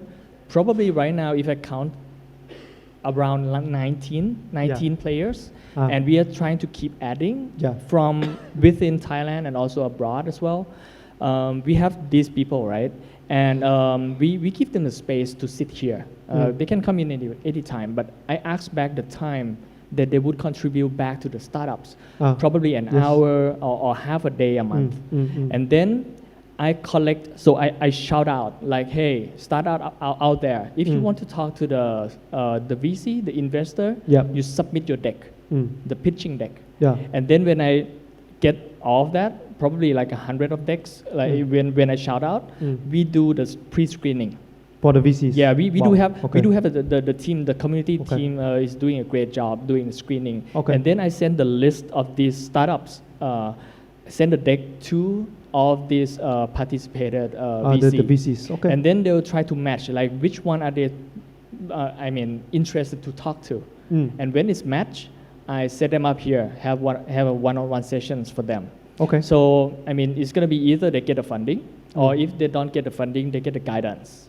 Yes. And it has worked well so far. We have done 2 times already. We're going to have the next one next month. Yeah. So that's the first one. That's funding. For the talent, we have partnered with the local, it has become a region already, HR startups. It get links, if you can mention the name. So yeah, so we are running the events together as a series, the regular ones, talking about the importance of the human capital, the trend on the HR tech these days. And then they also give us a perks that we can give to our members, is that they're gonna help you recruit people without a commission, at least, if I remember correctly, 2 headcounts. 2 headcounts. That's a lot of. So that's that's a lot of. the second one. Freebies. And the third one is the connection, right? Yeah. So we have, I think, ongoing like 8 series of events going on. Yeah. Theme it differently with the different partners as well. I mean, we know that it's very hard to generate content these days by ourselves. Yeah. So we might as well, Work with the partner with a partners. lot of players. Yeah. So we Yeah. have a series focused on the education, have a series focused on the corporate transformation, have a series focused on the HR, for example. Okay. So this will enhance the connection of all startups. Okay. So that's if you want to start with, probably those.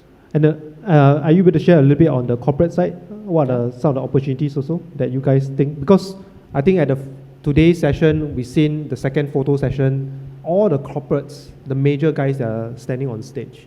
Yeah. I think in the startup mindset is that, wow, how do I get access to one of these because they are going to be my potential customer? I mean, there are quite several activities going on with corporates, but the most obvious one is just outside of this auditorium. Yeah. You see a lot of rooms, right? Yeah. With the nice decoration. We call it the open labs or the experience center. Okay. The corporates who chose to come here, they wanted to talk to the startups and individuals, entrepreneurs. Okay. So they have an office hour, and we help them to shout out like, hey, there are these corporates having an open labs here in Digital Park, want to talk to you. Okay. So why don't you come and pitch your idea with these people? Okay. And So that has similar worked to so the far. investor, you curate Yeah. a certain vertical for them, and then Yeah. you let them meet. Okay. Exactly. Yep. Wow, that's a lot of effort for your team. Nongsa Digital Park, I know you guys are very focused on the talent. I think this is a common point together with what Dr. Tariq has mentioned. Marco, can you share a little bit about that focus area? Sure. And how that pans also into the Singapore side? Sure. Before I touch on that, we also are very well aware on how much the funding exercise for startup is important. Yeah. But again, here is a difference between us.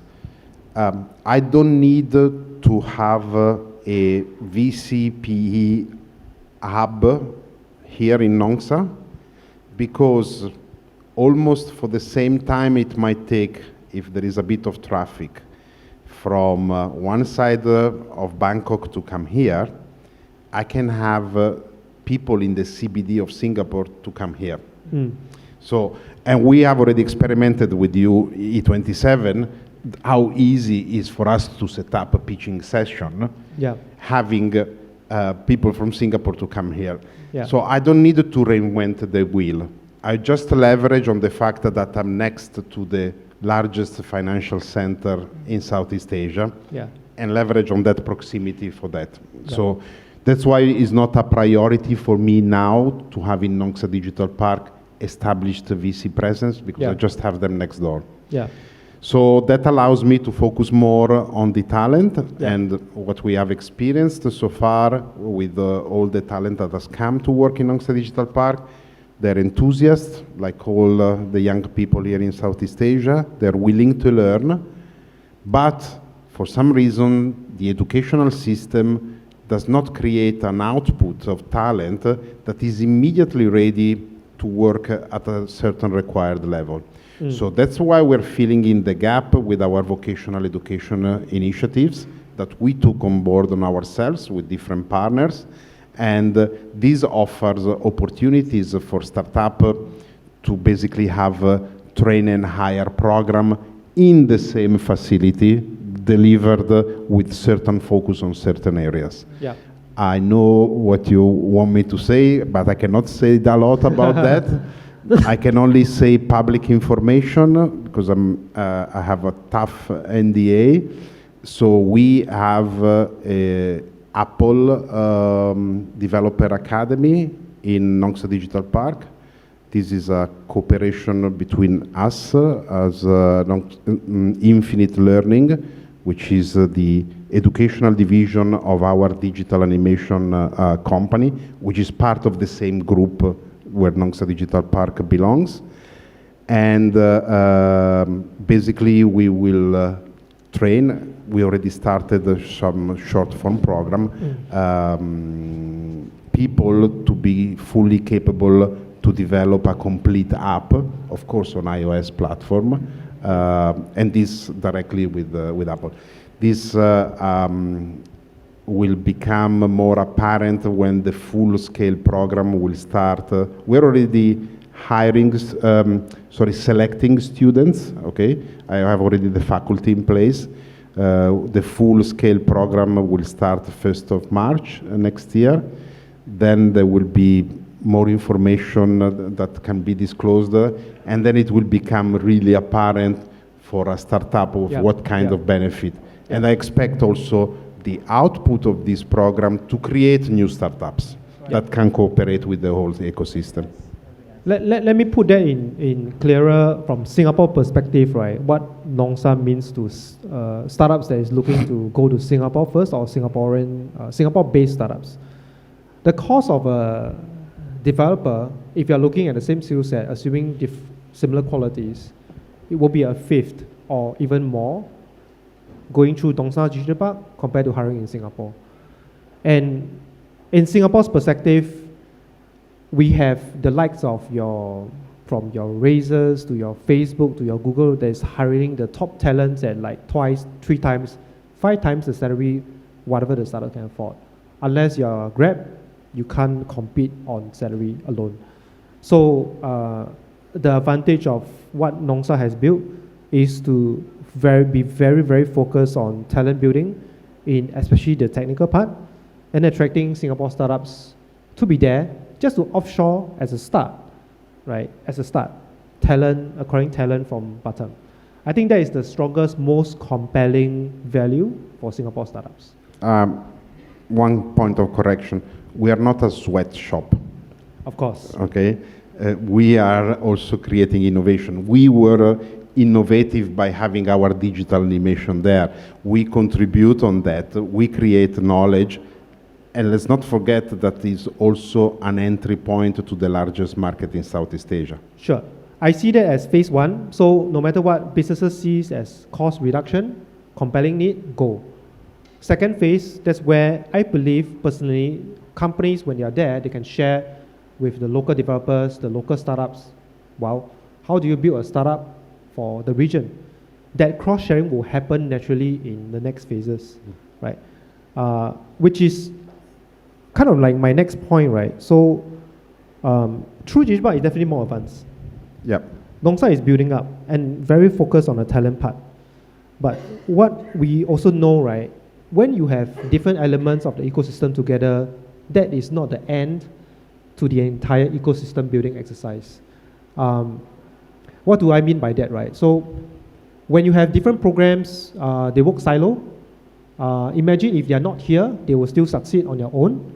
What we're referring is, for True Digital Park, how do you integrate communities together? It might be it has to be horizontal. How do you actually get different corporates from your Huawei's to your banks to talk to each other? How do you get startups that is on commercial leasing side upstairs, your Echo and this kind of guys to come downstairs and share with the audience here? Could it be more events, things like that? So I want to hear from Dr. Tariq. I think this is going into like now towards phase 2, but the integration is the key to building a vibrant community here. It sounds very loose, but you will know a vibrant community from a non-vibrant. When you go inside, you can see people sharing, talking on their own. So I think that's a holy grail we want to get towards. That's ideal, but let's hear what's your approach to achieve that. I think it's a very tough one to answer. Super tough. Super tough. Super tough. I think we are in the experimental mode. Yeah. I think. Just imagine we are trying to build a platform, right? Yeah. Okay, let's compare it to something you can grab, like a Grab. Yeah. So how do you get people to use Grab? Yeah. So basically you need to give them a value, right? Yeah. And Grab has to also, in the long run, maybe on the midterm, sustain the business. Correct. We do the same thing. So we cannot just give everything for free just for the sake of, aggregated people for the best of Thailand. Okay, that's the mission, of course, but we need to sustain the business as well. Yeah. So I think it comes down to the point that how do you balance, how to create the win-win situation for all the parties. Yeah. But win-win, these two wins will not occur at the same time. Of course. They'll be the first winner. Yeah. But it needs to be the second winner as well. Okay. It cannot be the winner and the loser. Okay. If it's just like that, Yeah, it won't work. The we formula cannot won't run work. this forever, for Yeah. sure. Yeah, for it's sure. not sustainable. Yeah, but for us, we are just trying to, so we do have a team called Community. I think they're doing a great job trying to, glue these pieces together. Yeah. And right now they are gluing via the events and activity, of course.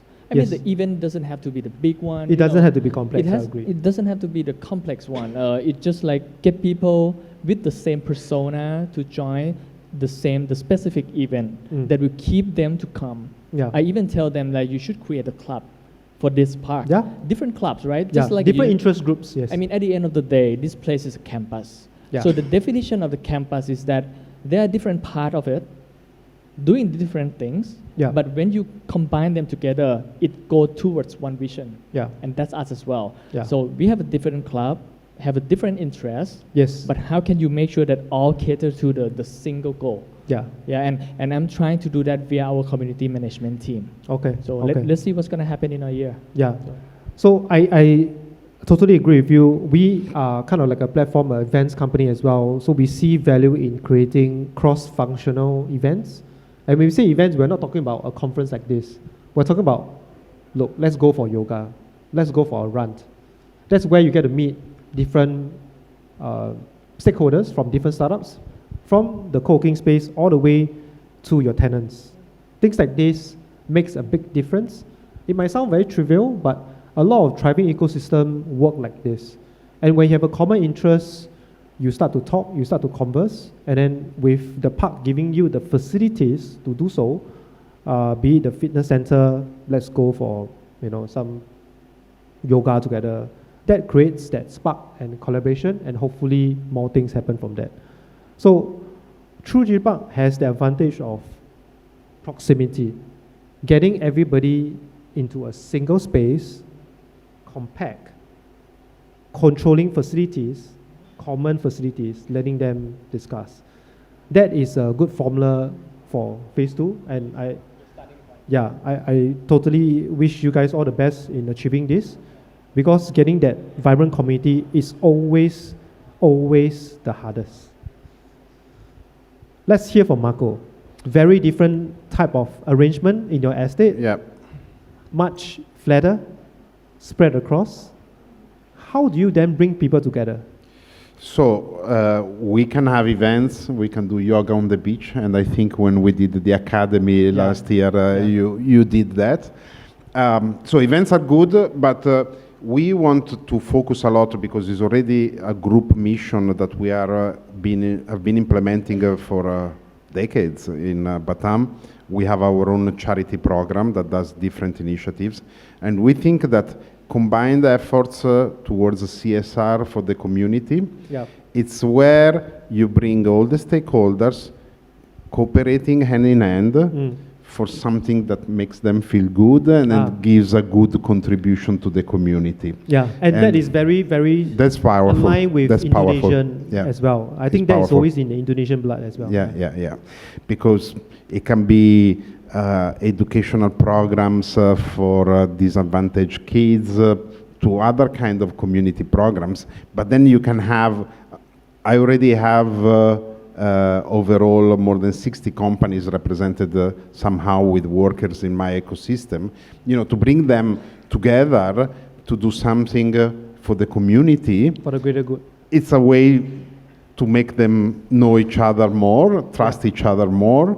I will have the community that will like what we're doing more, and they will feel connected to that, instead of looking at it as some kind of place just for privileged people. So I think that is very important.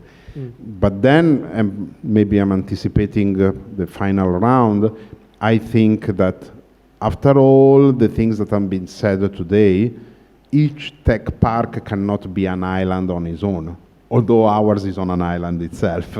And I think that cross-border initiatives are also a way to put together the community.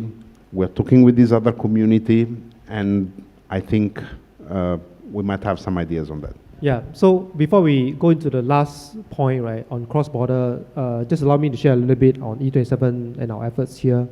So for the last 2 years, we've been trying our best to gather government agencies around Southeast Asia to promote startup ecosystem collaborating with each other, right?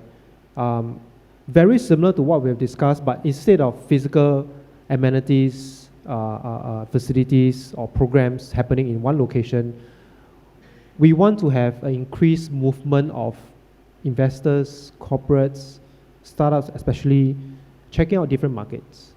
Your product that might not fit into Thailand doesn't mean it doesn't fit into Southeast Asia. It could be something that Indonesia might use.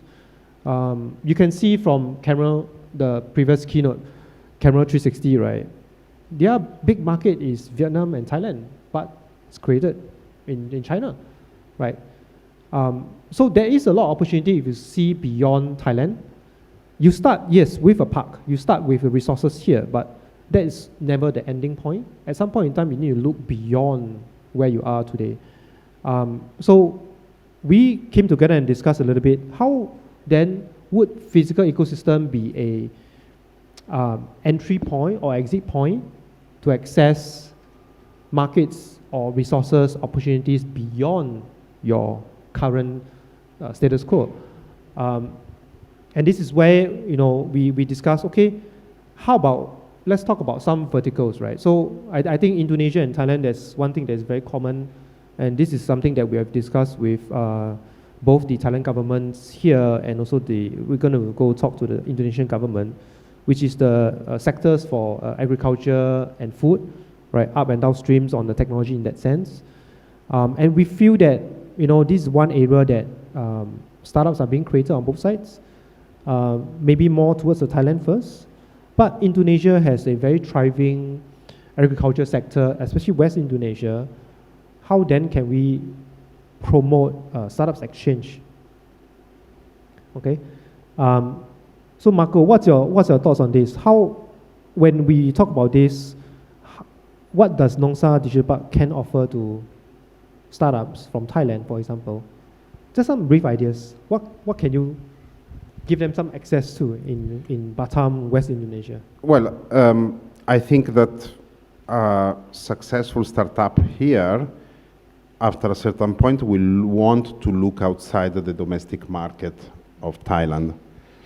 And with 200, almost 70 million people, definitely Indonesia is a market that you want to look at, especially in this vertical of agri-food, right? So you will need to learn more about the market, maybe to find partners, or maybe you want to expand with a subsidiary there and you will have to hire people. Yeah. So, and this also works vice versa, Nongsa Digital Park and potentially through Digital Park. You come into an environment of friends that can, in a collaborative way, can share this knowledge, can help evaluate your strategy, give you advice, introduce to companies, help you set up, help you hire. And I think we should have Thailand on one side, Indonesia on our side, and probably this is a job for you, Tadeusz, to have the governments aligned on this one, so that we can run programs in our park and your park, and we also share knowledge on a regular basis. Yeah. If you can conceptualize fast something like this, I will be tremendously happy to launch it the first quarter next year. Yeah. Anything to add, Dr. Tariq, on this? Yeah, I don't know if I should comment specifically for the agriculture startup or something, but I can imagine the emergence of this kind of digital hub. Nongsa through Digital Park. I know that Indonesia is building a second one. BSD City. I'm sure that Malay gonna start soon. Singapore is very strong already. I'm sure Vietnam gonna build their own as well. Just imagine that you have the union of this kind of digital park. Correct. It's gonna be very powerful. It's just like the Southeast Asia, right? You don't need a passport to cross the border anymore. Yes. Same thing. So if you can have a startup exchange program, you know, throughout the region, and each of the digital park has their own starter kit Yeah, to would- host these that guys would- that's going yeah, around. and Yes, that yes. would help them get started. Mm. Even the first month, even the first half a year, Yep, with the yep. visa, with the support, with the services, everything. I think that would be very powerful, and Okay. that will drive actually the entire region Mm. to become the next kind of like Silicon Valley-ish. Yeah, yeah. You know, I think it's very important because Silicon Valley or in Europe, I think the economic we know these days is not going to be, you know, that growing that fast anymore. And yeah. this is the region to be. Correct. So I really agree with you. So I think from the earlier panels and the discussion and the keynotes from earlier, you can also see a natural, different parties have different thoughts on this. Like, let's build things in Southeast Asia by Southeast Asians for Southeast Asians. There is one school of thought on that. But there is also, of course, let's do that, of course, but let's leverage a little bit of resources outside of Southeast Asia. People that is keen to enter here from the China guys, the Chinese guys, the Japanese is looking at reinvesting more funds here, similar to like our dear SoftBank. Europeans. I mean, I don't meet them enough, but I know East Asian and of course the China guys, they're very, very keen to enter into here. But when we discuss with the government agency here on that level is, okay, how do we then create things that make sense for us first? But also, we cannot not allow people to enter, right? There is still a foreign direct investment into various economies. We cannot not do that. And we welcome that. So from our side, we have already applied with the Indonesian government to become a special economic zone that would make it even easier for foreign companies and startups to come in our place. I see these, okay, let's say Japanese or Chinese investor with an idea, and for whatever reason decides to come to True Digital Park, Nongsa, or in Malaysia with our friends. I'm fine with that, because one market might be the lowest hanging fruit that they want to start with. But I want them to come, I can see time is up, I want them to come in whatever park they want, knowing that this park is connected already with the others. Yes, yes. And that is powerful, right? It's like you were discussing yesterday, this kind of star alliance. Yeah. The You membership choose club. one, but then you know that you're connected with the others, and then you can use and still enjoy the same. I think that is a very powerful idea. And I mean, that is more powerful than the network of co-working space, because I understand Correct. that these days Yeah. there are network of co-working space, but I mean, Yeah. come on, ecosystem It's beyond, really beyond is beyond the co-working, co-working space. co-working space. Of course, it started back then with the co-working space because it's a place where all the entrepreneurs gather together, right? But I think at this stage, it mature beyond that already. Yeah, I think a tech park, a hub, can offer more than what is required. And I think what we mentioned and talked about earlier is the programs layer, the community layer. Those are a lot more essential. And typically, a co-working space, even at the size of WeWork, might not be able to offer that, right? So I think that's the last of our comments. I think we're out of time.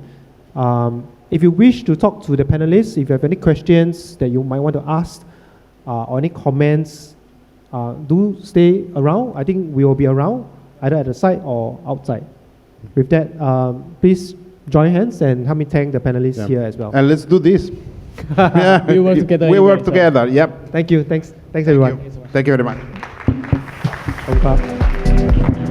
Please give a big round of applause to our speakers there. And that was the topic on physical and virtual communities pushing the transformation of ecosystems with True Digital Park, Nongsa Digital Park, and E27. Ladies and gentlemen, it's our last but definitely not least topic for today. The next topic, we will be going through how corporate transformation keep businesses in the game. Inviting up on the stage our speakers for this panel session. First, I would like to invite Mr. Nattawut Phungcharoenphong, founder and EO of 𝐓.𝐎. Second speaker that I would like to invite on stage is Ms. Oranut 𝐓𝐨𝐬𝐬𝐬𝐬, co-founder of TechSauce Media.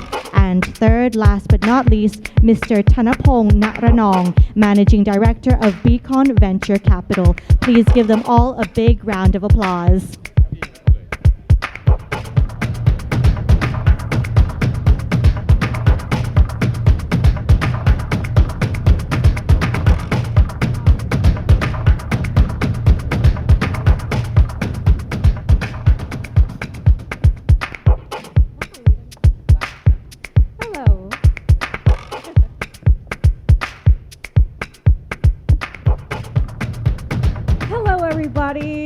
How have you been? We're the close to like the last talk of today, right?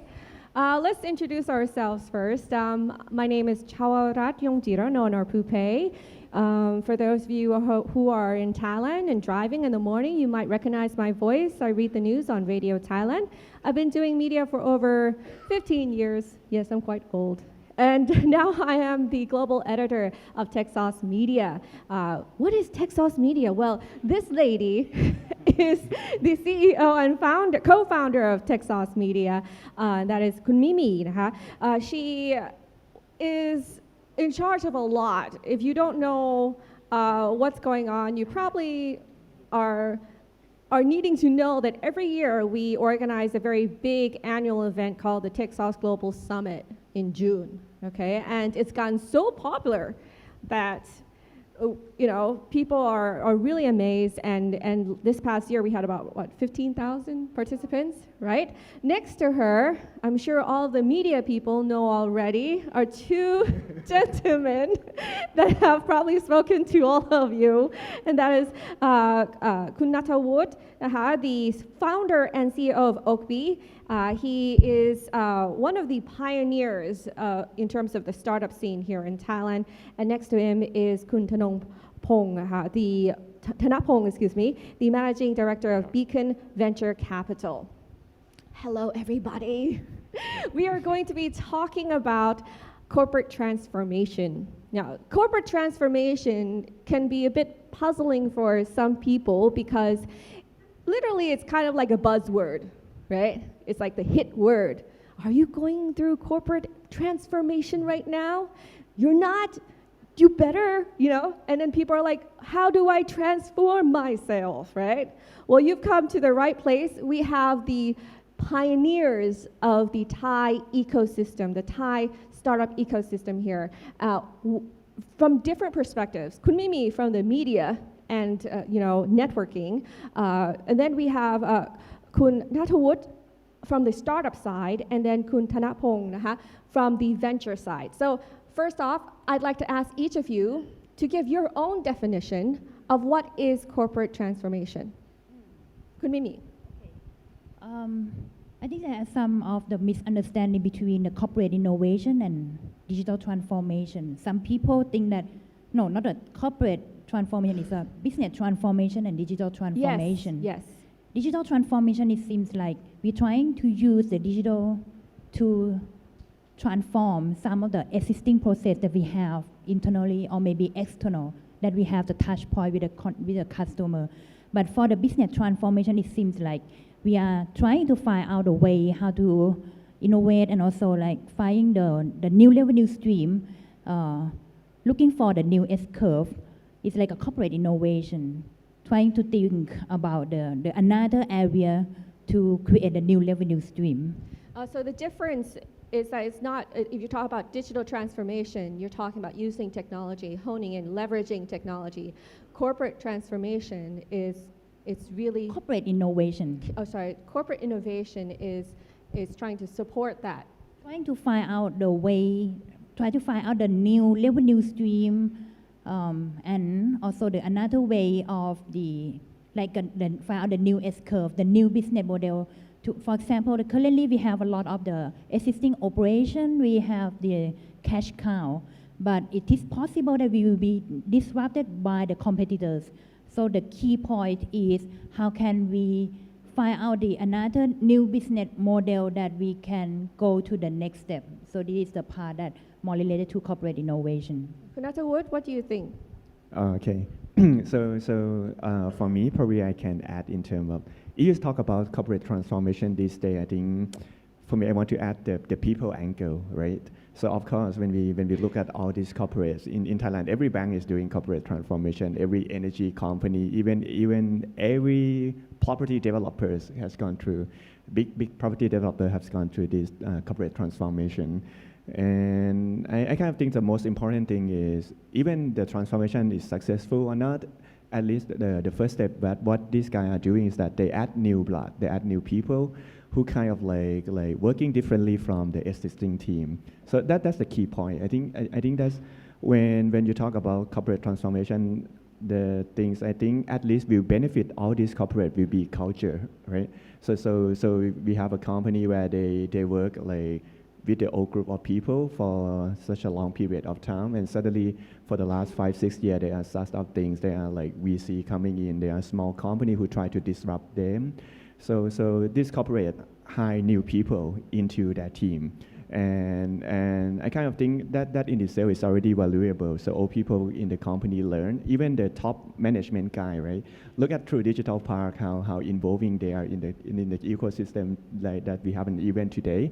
Yeah. This kind of thing is coming from you are adding a new team, and this new team will be their new management in the future. But at least the small ripple from this small team that coming to the transformation will transform the whole company in terms of culture.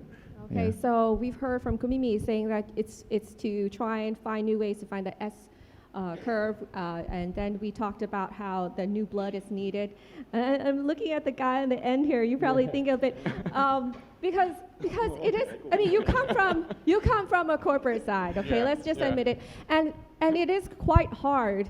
I've seen and written stories about how it's such a difficult thing to do corporate transformation, because you really literally have to let go of certain processes that you have worked on for so long, so many years, for something new that could really change and is vital to your survival.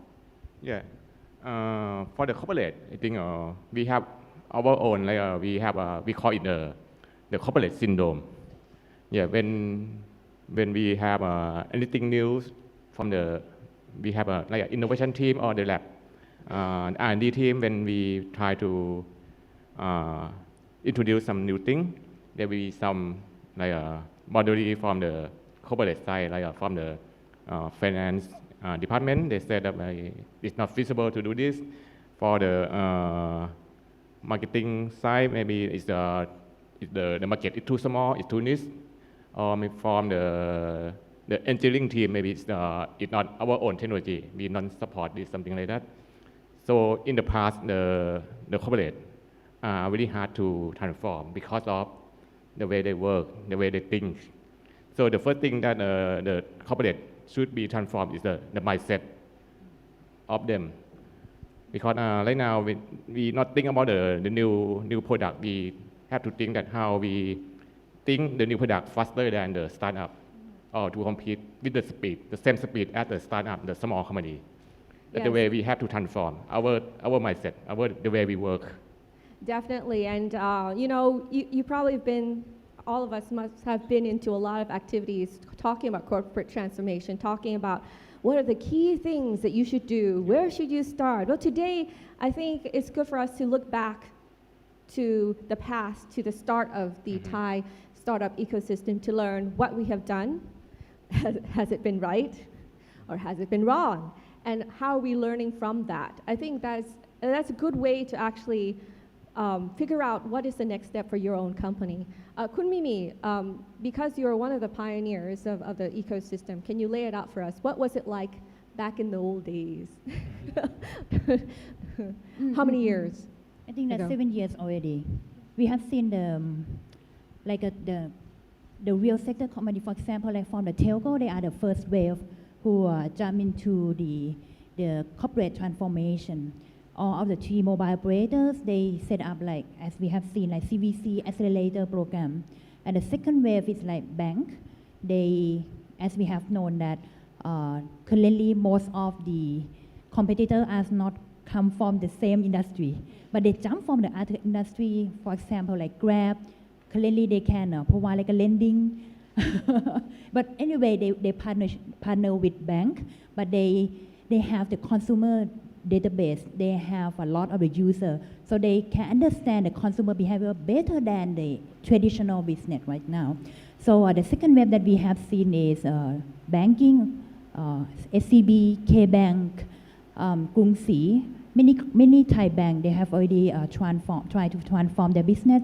And the third wave is happened in 2017, 2018, that we have seen the real sector like energy, PTT, SCG, they also spin off the corporate venture capital they call Adventure.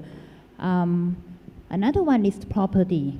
Sansili, Ananda, SC Asset, this is just an example. But this year, as I have seen that they are not newcomer for the CVC, I think it's the time for the other companies, they are looking for the result of those CVC.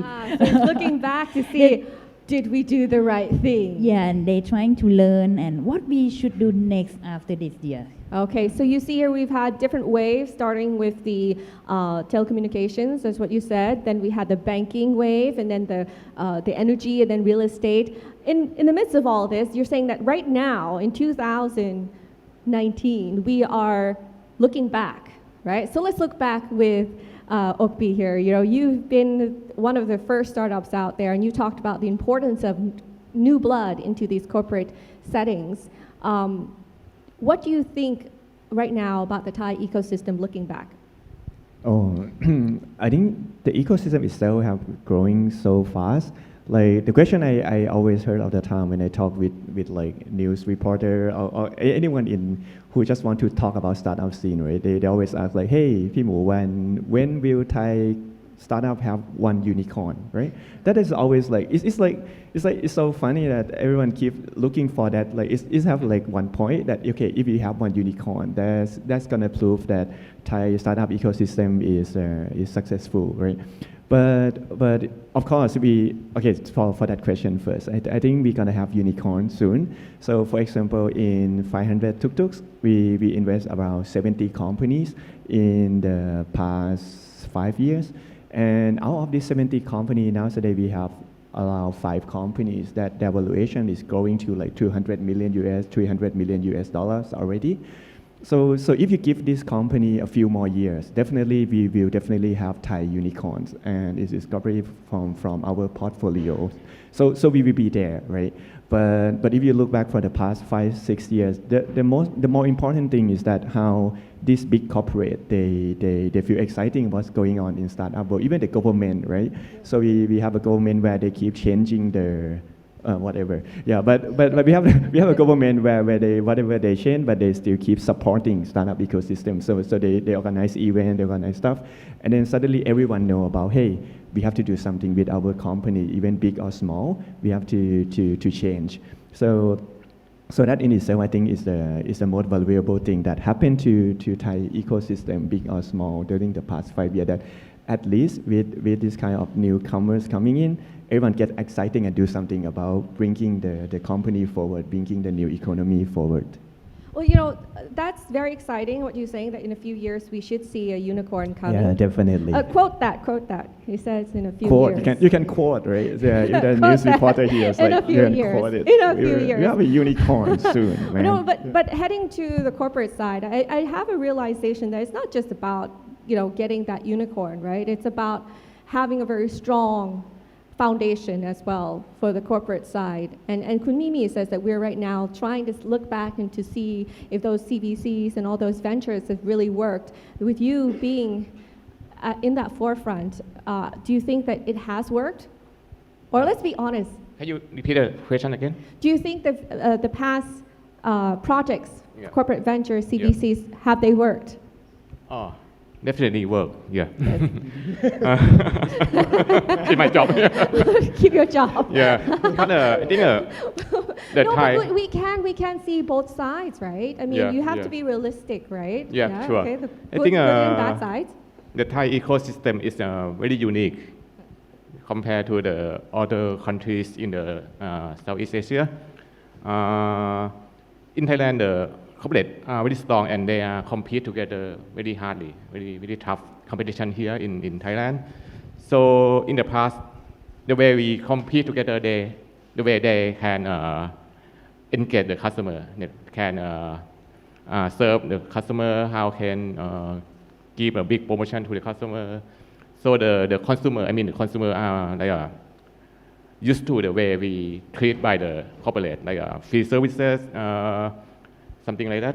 So in Thailand, the consumer are not willing to pay for anything. Spoil from the corporate. So if you want to be start up to be successful, like a unicorn, usually when it's the B2C. It's much easier to be unicorn than the B2B startup. So we have to face the real things. Yeah. So in Thailand right now, some change have happened.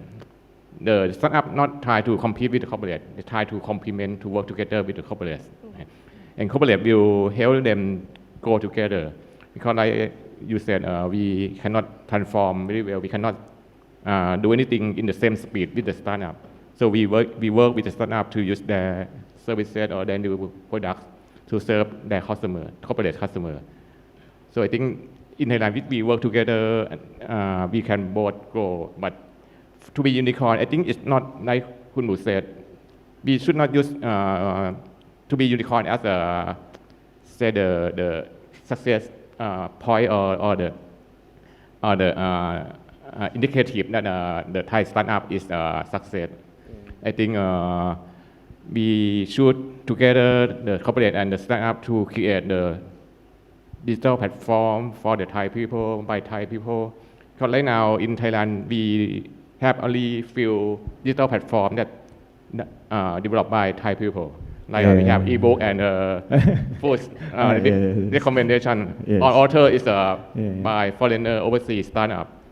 And you know when we use the overseas startup platform, the key thing is our data was lost to them.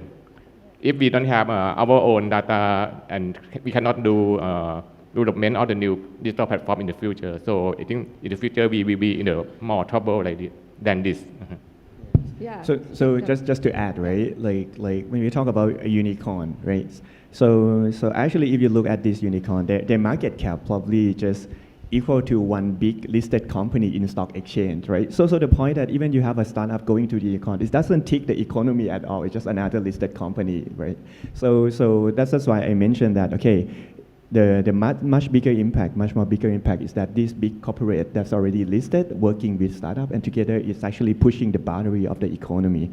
Look at company like Beacon, right? Like K-Bank is made in Grab, or you look at like Central is doing pretty well. They invest in our fund. They also invest in like last week's Pomelo, $52 million round, or even Grab. So this kind of thing is the way that big corporate is actually working with bigger startups, right? And at the lower end, it's like more like partnership deal where they help, they learn the innovation from startup and the big company. Then a startup got free promotion, got free support from the big company. So it's a win-win situation. And as a company, everyone working together is really grow the economy. Yeah. So we're heading the right way, right? The right way. But for startups, as you said, everybody likes something free, right? But nothing is free. Yeah. I mean, in terms of you are early startup, let's say, and you want to get funding, there is the challenge of the freedom that you would get, right? Are these projects or these ventures actually helping startups that are newbies, you know? It's difficult to say, right? Okay, so if you talk about venture capital, right, there are two kinds of venture capital, right? There are financial venture capital, and then there are corporate venture capital. For financial venture capital, they don't really care. For example, like 500 tuk-tuks, we invest and then we don't really care what they are doing with anyone. But if you are corporate venture capital, if you're gonna invest in this startup, you probably don't like that this startup work with your competitors, right? So of course you're gonna help them more, but you're gonna block your competitors away. If one bank invests in one startup, they probably don't want this startup work with their competitors' banks, for example, and so on for the energy, so on for the real estate developers. So I think for as a startup founder, you probably have to think which way you want to go. At one point, you have to pick side. If you ask me, you cannot grow like, okay, I'm gonna keep raising from financial VC forever, because at one point you need some support. Like you have to pick side eventually. But at the beginning, probably, yeah, you try to be neutral. Yeah. Okay. Khun Mimi, what is your perspective of what's been happening so far? You said earlier that it's time to look back and see what we've done. In your opinion, from a third party, from outside, what have we been successful at, and what do we need to work on? Actually, for the transformation, I would like to separate into two parts. The first one is we talking about the solution and the technology this is a way that how we work with the startup, even set up like R&D. But the most important thing because I believe that many traditional companies, they still do not jump into this area and want to learn from their competitors because of they still don't have the right people who understand how to do the corporate innovation. And the right people and the right culture are the most important things. And yeah, in the market, as I mentioned, there are not many people who understand this industry well, similar because of P-Mode is one of the pioneers who understand and work with the startup since 2011, I think. But in Thailand, there are not many people like this. So the first thing that the CEO should start is they should think about, they should go out from the comfort zone. And they think that, oh, it is possible that every business can be disrupted. And have the clear vision that the competitors can jump from any other fields, not that come from the same industry. And the second one is they need to create the culture that accept the failure. Let their staff to learn from the project and from the failure that they are that. For example, I give the value for trying to learn and have the experience as much as possible. This is the most important thing. And the leader should act as like a scientist. Scientists mean like testing, and if this one doesn't work, they give the authority or give the authority for their staff to learn from the passing record that they have already tasted. So the leaders, the people, and the culture are the most important things. You know, it's change is hard.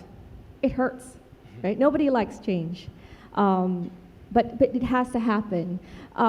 And when you talk about corporate transformation, it's not just, that's what you said, there's a lot of confusion between corporate transformation and business transformation or restructuring, right? It's not just about, oh, how do I organize so that all the decision making is flowing? No, it's more of like, how do you incorporate the technology out there? How do you incorporate a new way of working and innovative thoughts? You said, Kun Mimi saying that, oh, you know, it really is up to the top, the guy on the top. But sometimes the guy on the top or the girl on the top wants to change, but there's resistance throughout the organization. Or you bring someone new, right, into the organization. They want to change, but everyone's just fearing that they're going to lose their job or something like that. Do you think that we've passed that stage of that fear, or do you think we still need to overcome that, Kun Thanapong? Yes, I think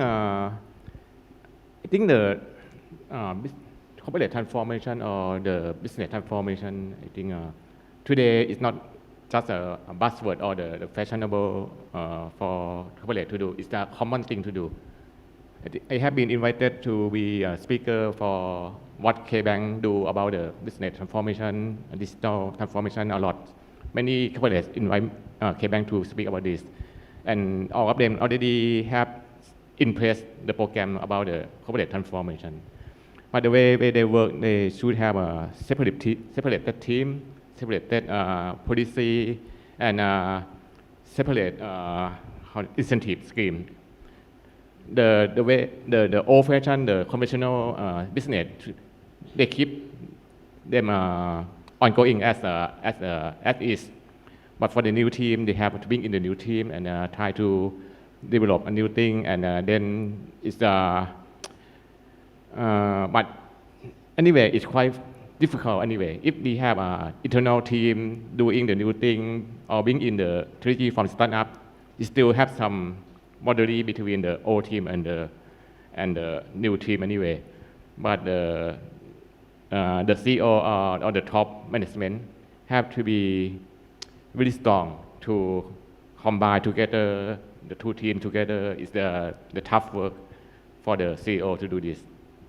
So what is the key, do you think, that are we Key still is, at I a think, point? Okay, it's a mindset anyway. it's I think a mindset. the mindset, how they change the mindset of the old team that they need some news and that we cannot do anything alone. We have to cooperate with the other team, cooperate with the small company like startup. We not the best, we not the good one only in the company, in the industry. Even we are the biggest market share in the industry, but we not know better than the small startup companies. Be humble. Right? Be humble, be humble. From the start- Open for the new idea or something like that. So do we still have a lot to go in that front? Kunimi, I feel like you want to say something. Yes, I think that we should have, for example, like Google. Even Google, they still split the time. Like the time management is really important, and also the resource management is really important. Even in our company, the tech source, we split the resource like 80% to focus on the existing business and process, which can create the cash cow. But I understand that it is possible that for the next year or the next 2 years, we will have the new competitors. So we should split the resource, maybe like 20%, and also our time, even my time, to find out the new business. We cannot see the return on investment maybe this year or next year, but we should allocate the team to think about the long-term vision. This is very important that we have to balance between don't stuck with the existing operation too much. Move forward. Kunatawut, from the startup side, do you think that it has changed the relationship between startups and corporates in the past years for the better? Yeah, sure. Because without big corporate cooperation, nothing gonna happen, right? So recently corporate start to coming out like this kind of events is organized by corporate. So yeah, that's changed, right? And then if you talk about the scale, it's still early. I think despite the fact that we feel like, oh, it's already so many years, but if you look at the scale, that actually there will always be more startups coming in, and there will always be the second tier or third tier corporate also coming in, right? So the cooperation will definitely going bigger and bigger down the road. You know, it's funny because we're talking about progress, but there are challenges. For example, attracting talent. Skilled people. It's not just Thailand that is facing this challenge. It's all over the world. And retaining the talent. Do you think we have enough talent right now in the ecosystem? And if we're not, what is the key? Yeah, no, definitely. Yeah. What is the key then, or what is being done to attract and retain that talent? Thanapong. I think we have, first thing we have to develop more new talent, and we also have to change how to educate, the education program. I think we have to change a lot. And one more thing is about how we can cooperate together. Like when we have this page, it's a common idea that everyone can go to talk together. Maybe we can find that we do the same thing. So we don't need to do by their own, but we can cooperate. We have a pool resort to do the same thing and share the resort together. In the past, startups have built their own and maybe come up with the same thing to the market. Yeah, I think. And from the startup side, do you think that, the new generation, what do they think about work right now, and what would attract the talent? Okay, so first of all, there will never be enough talents, because that's why they call them talents. So they are so special than other people, right? So there will always never be enough, because just let's say like 10% of the data, of the pool are talents. So how do you get these talents to your company, or how you retain them once they join your company? I think that's become the norm these days, that basically everyone wants something like for small company, we don't have enough resource to pay that high. So for small company, we offer things like, of course, stock option, flexible time, and still every company can offer the same, right? So even you are a small company, everybody can offer the same thing. So more and more, I think it become more important for it's a job of the leader of the company, of the CEO of the company to really become outstanding, to really become someone that people want to follow, right? So of course, at one point, people will be happy with the compensation, with the flexible working time, but they also want something successful in other angles. They feel like they are working on something bigger than themselves. It's something that they really want to solve. And of course, you have a word like passion, right? But the real thing is like there's a word called culture, right? Culture is coming from the word cow, right? ภาษาไทยเรียกว่าอะไรลัทธิศาสนา yeah. So as a leader of the company, you try to be the leader of the cow, right? And then you make it so important that everyone believe in the same thing, walk in the same thing. Look at startup, they wear the same color T-shirt, they go to work, and the work environment is different from big companies. So as a small company, like okay, if I represent smaller company, so the suggestion probably you have to do this thing, right? At the end of the day, people can choose to work anywhere, but you have to be so strong that they just like say, hey, this is more important. There's more important thing in life, and this company is really committed, right? Really committed to solve this thing, and then they want to work with you. You know, it's very interesting, Kun Thanapong, we talked about the younger generation saying that, okay, yeah, they have a great deal right now. I mean, if they're really good at what they do, the world is theirs. But what about those who are still in the corporate world that do need training? I've spoken to a lot of academics who say that the education system will never, even the government in terms of regulations, will never be in time for the digital transformation. It's an ongoing progress. So is there a movement to try and retrain not only the mindset but also the skill set and the way that we do business within the corporates in Thailand? I'm not sure for the all corporate, but for the K-Bank, yes. We always have a training to give them more skill or reskill the old-fashioned people.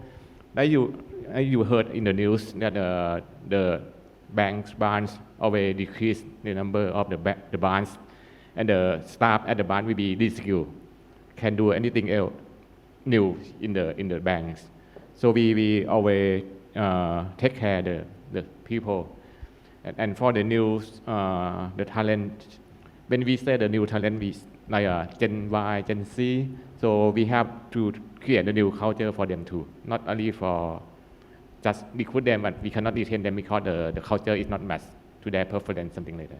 So you kind of have to play a game of balancing and satisfying both sides of those who are in the corporate and the new talent coming in. It's really tough.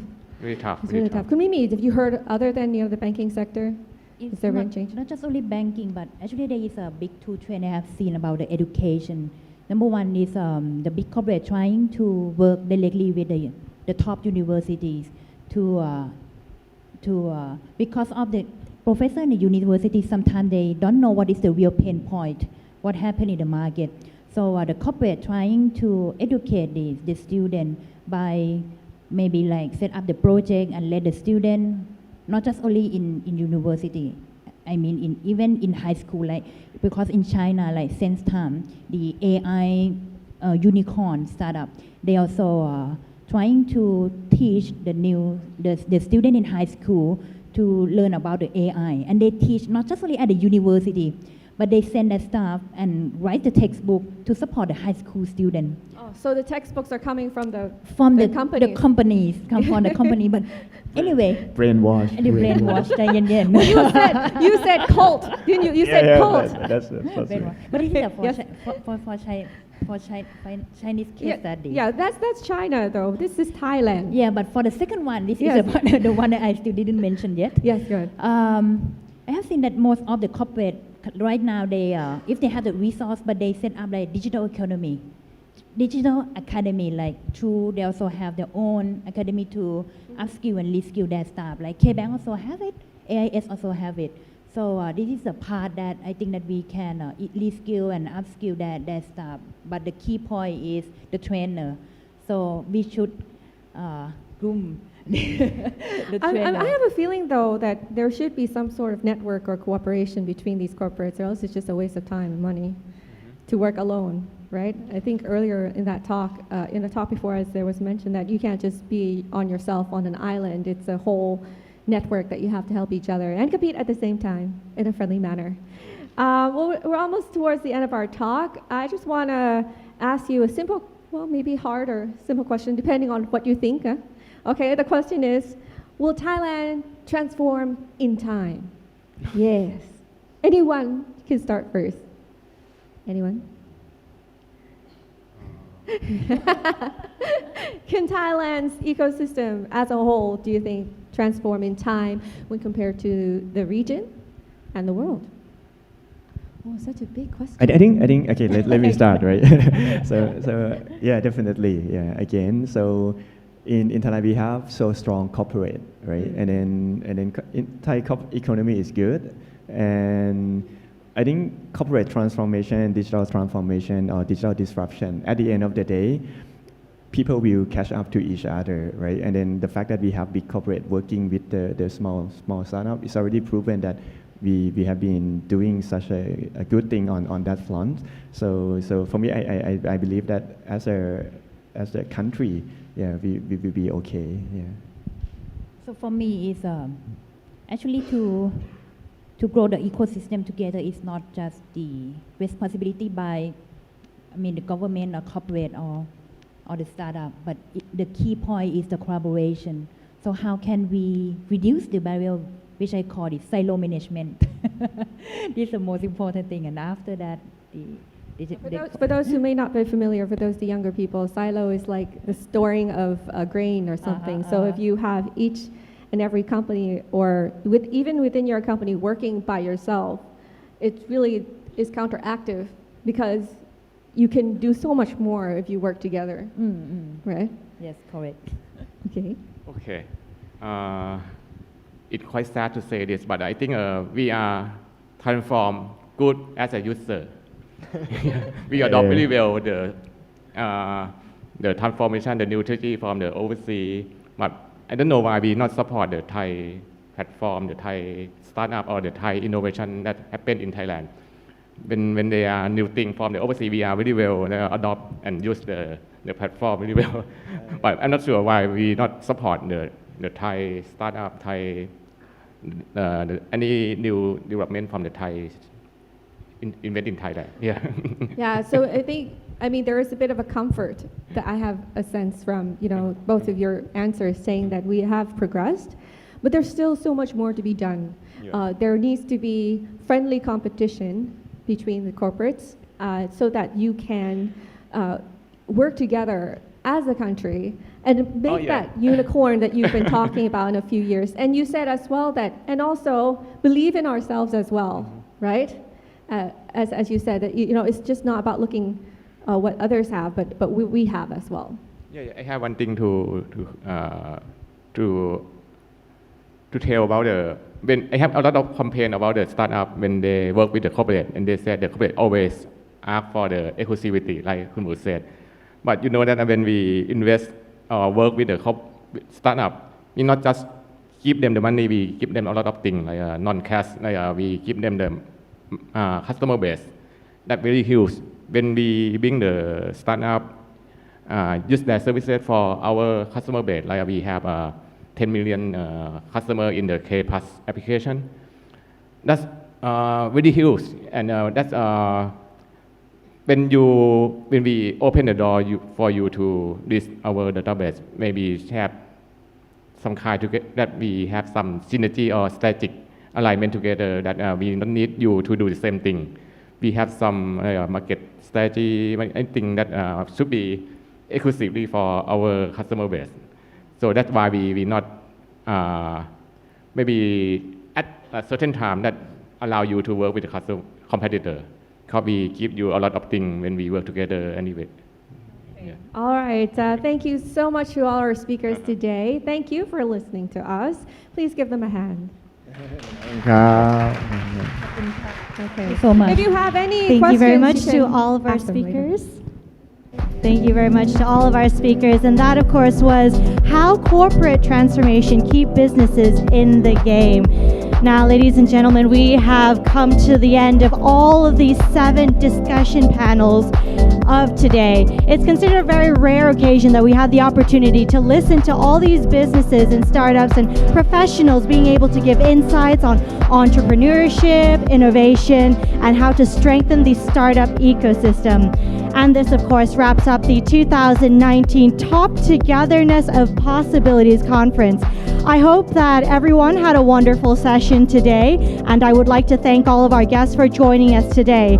However, of course, outside, do not go home just yet, because outside we will begin our networking session. It'll be a super cool party. We have food, we have beverages for all of you guys, and not only that, we have entertainment. We have a live band performance from the Parkinson Band. It's a famous band here in Thailand, and the very talented DJ Max will be spinning some tracks for you as well. So that is happening outside.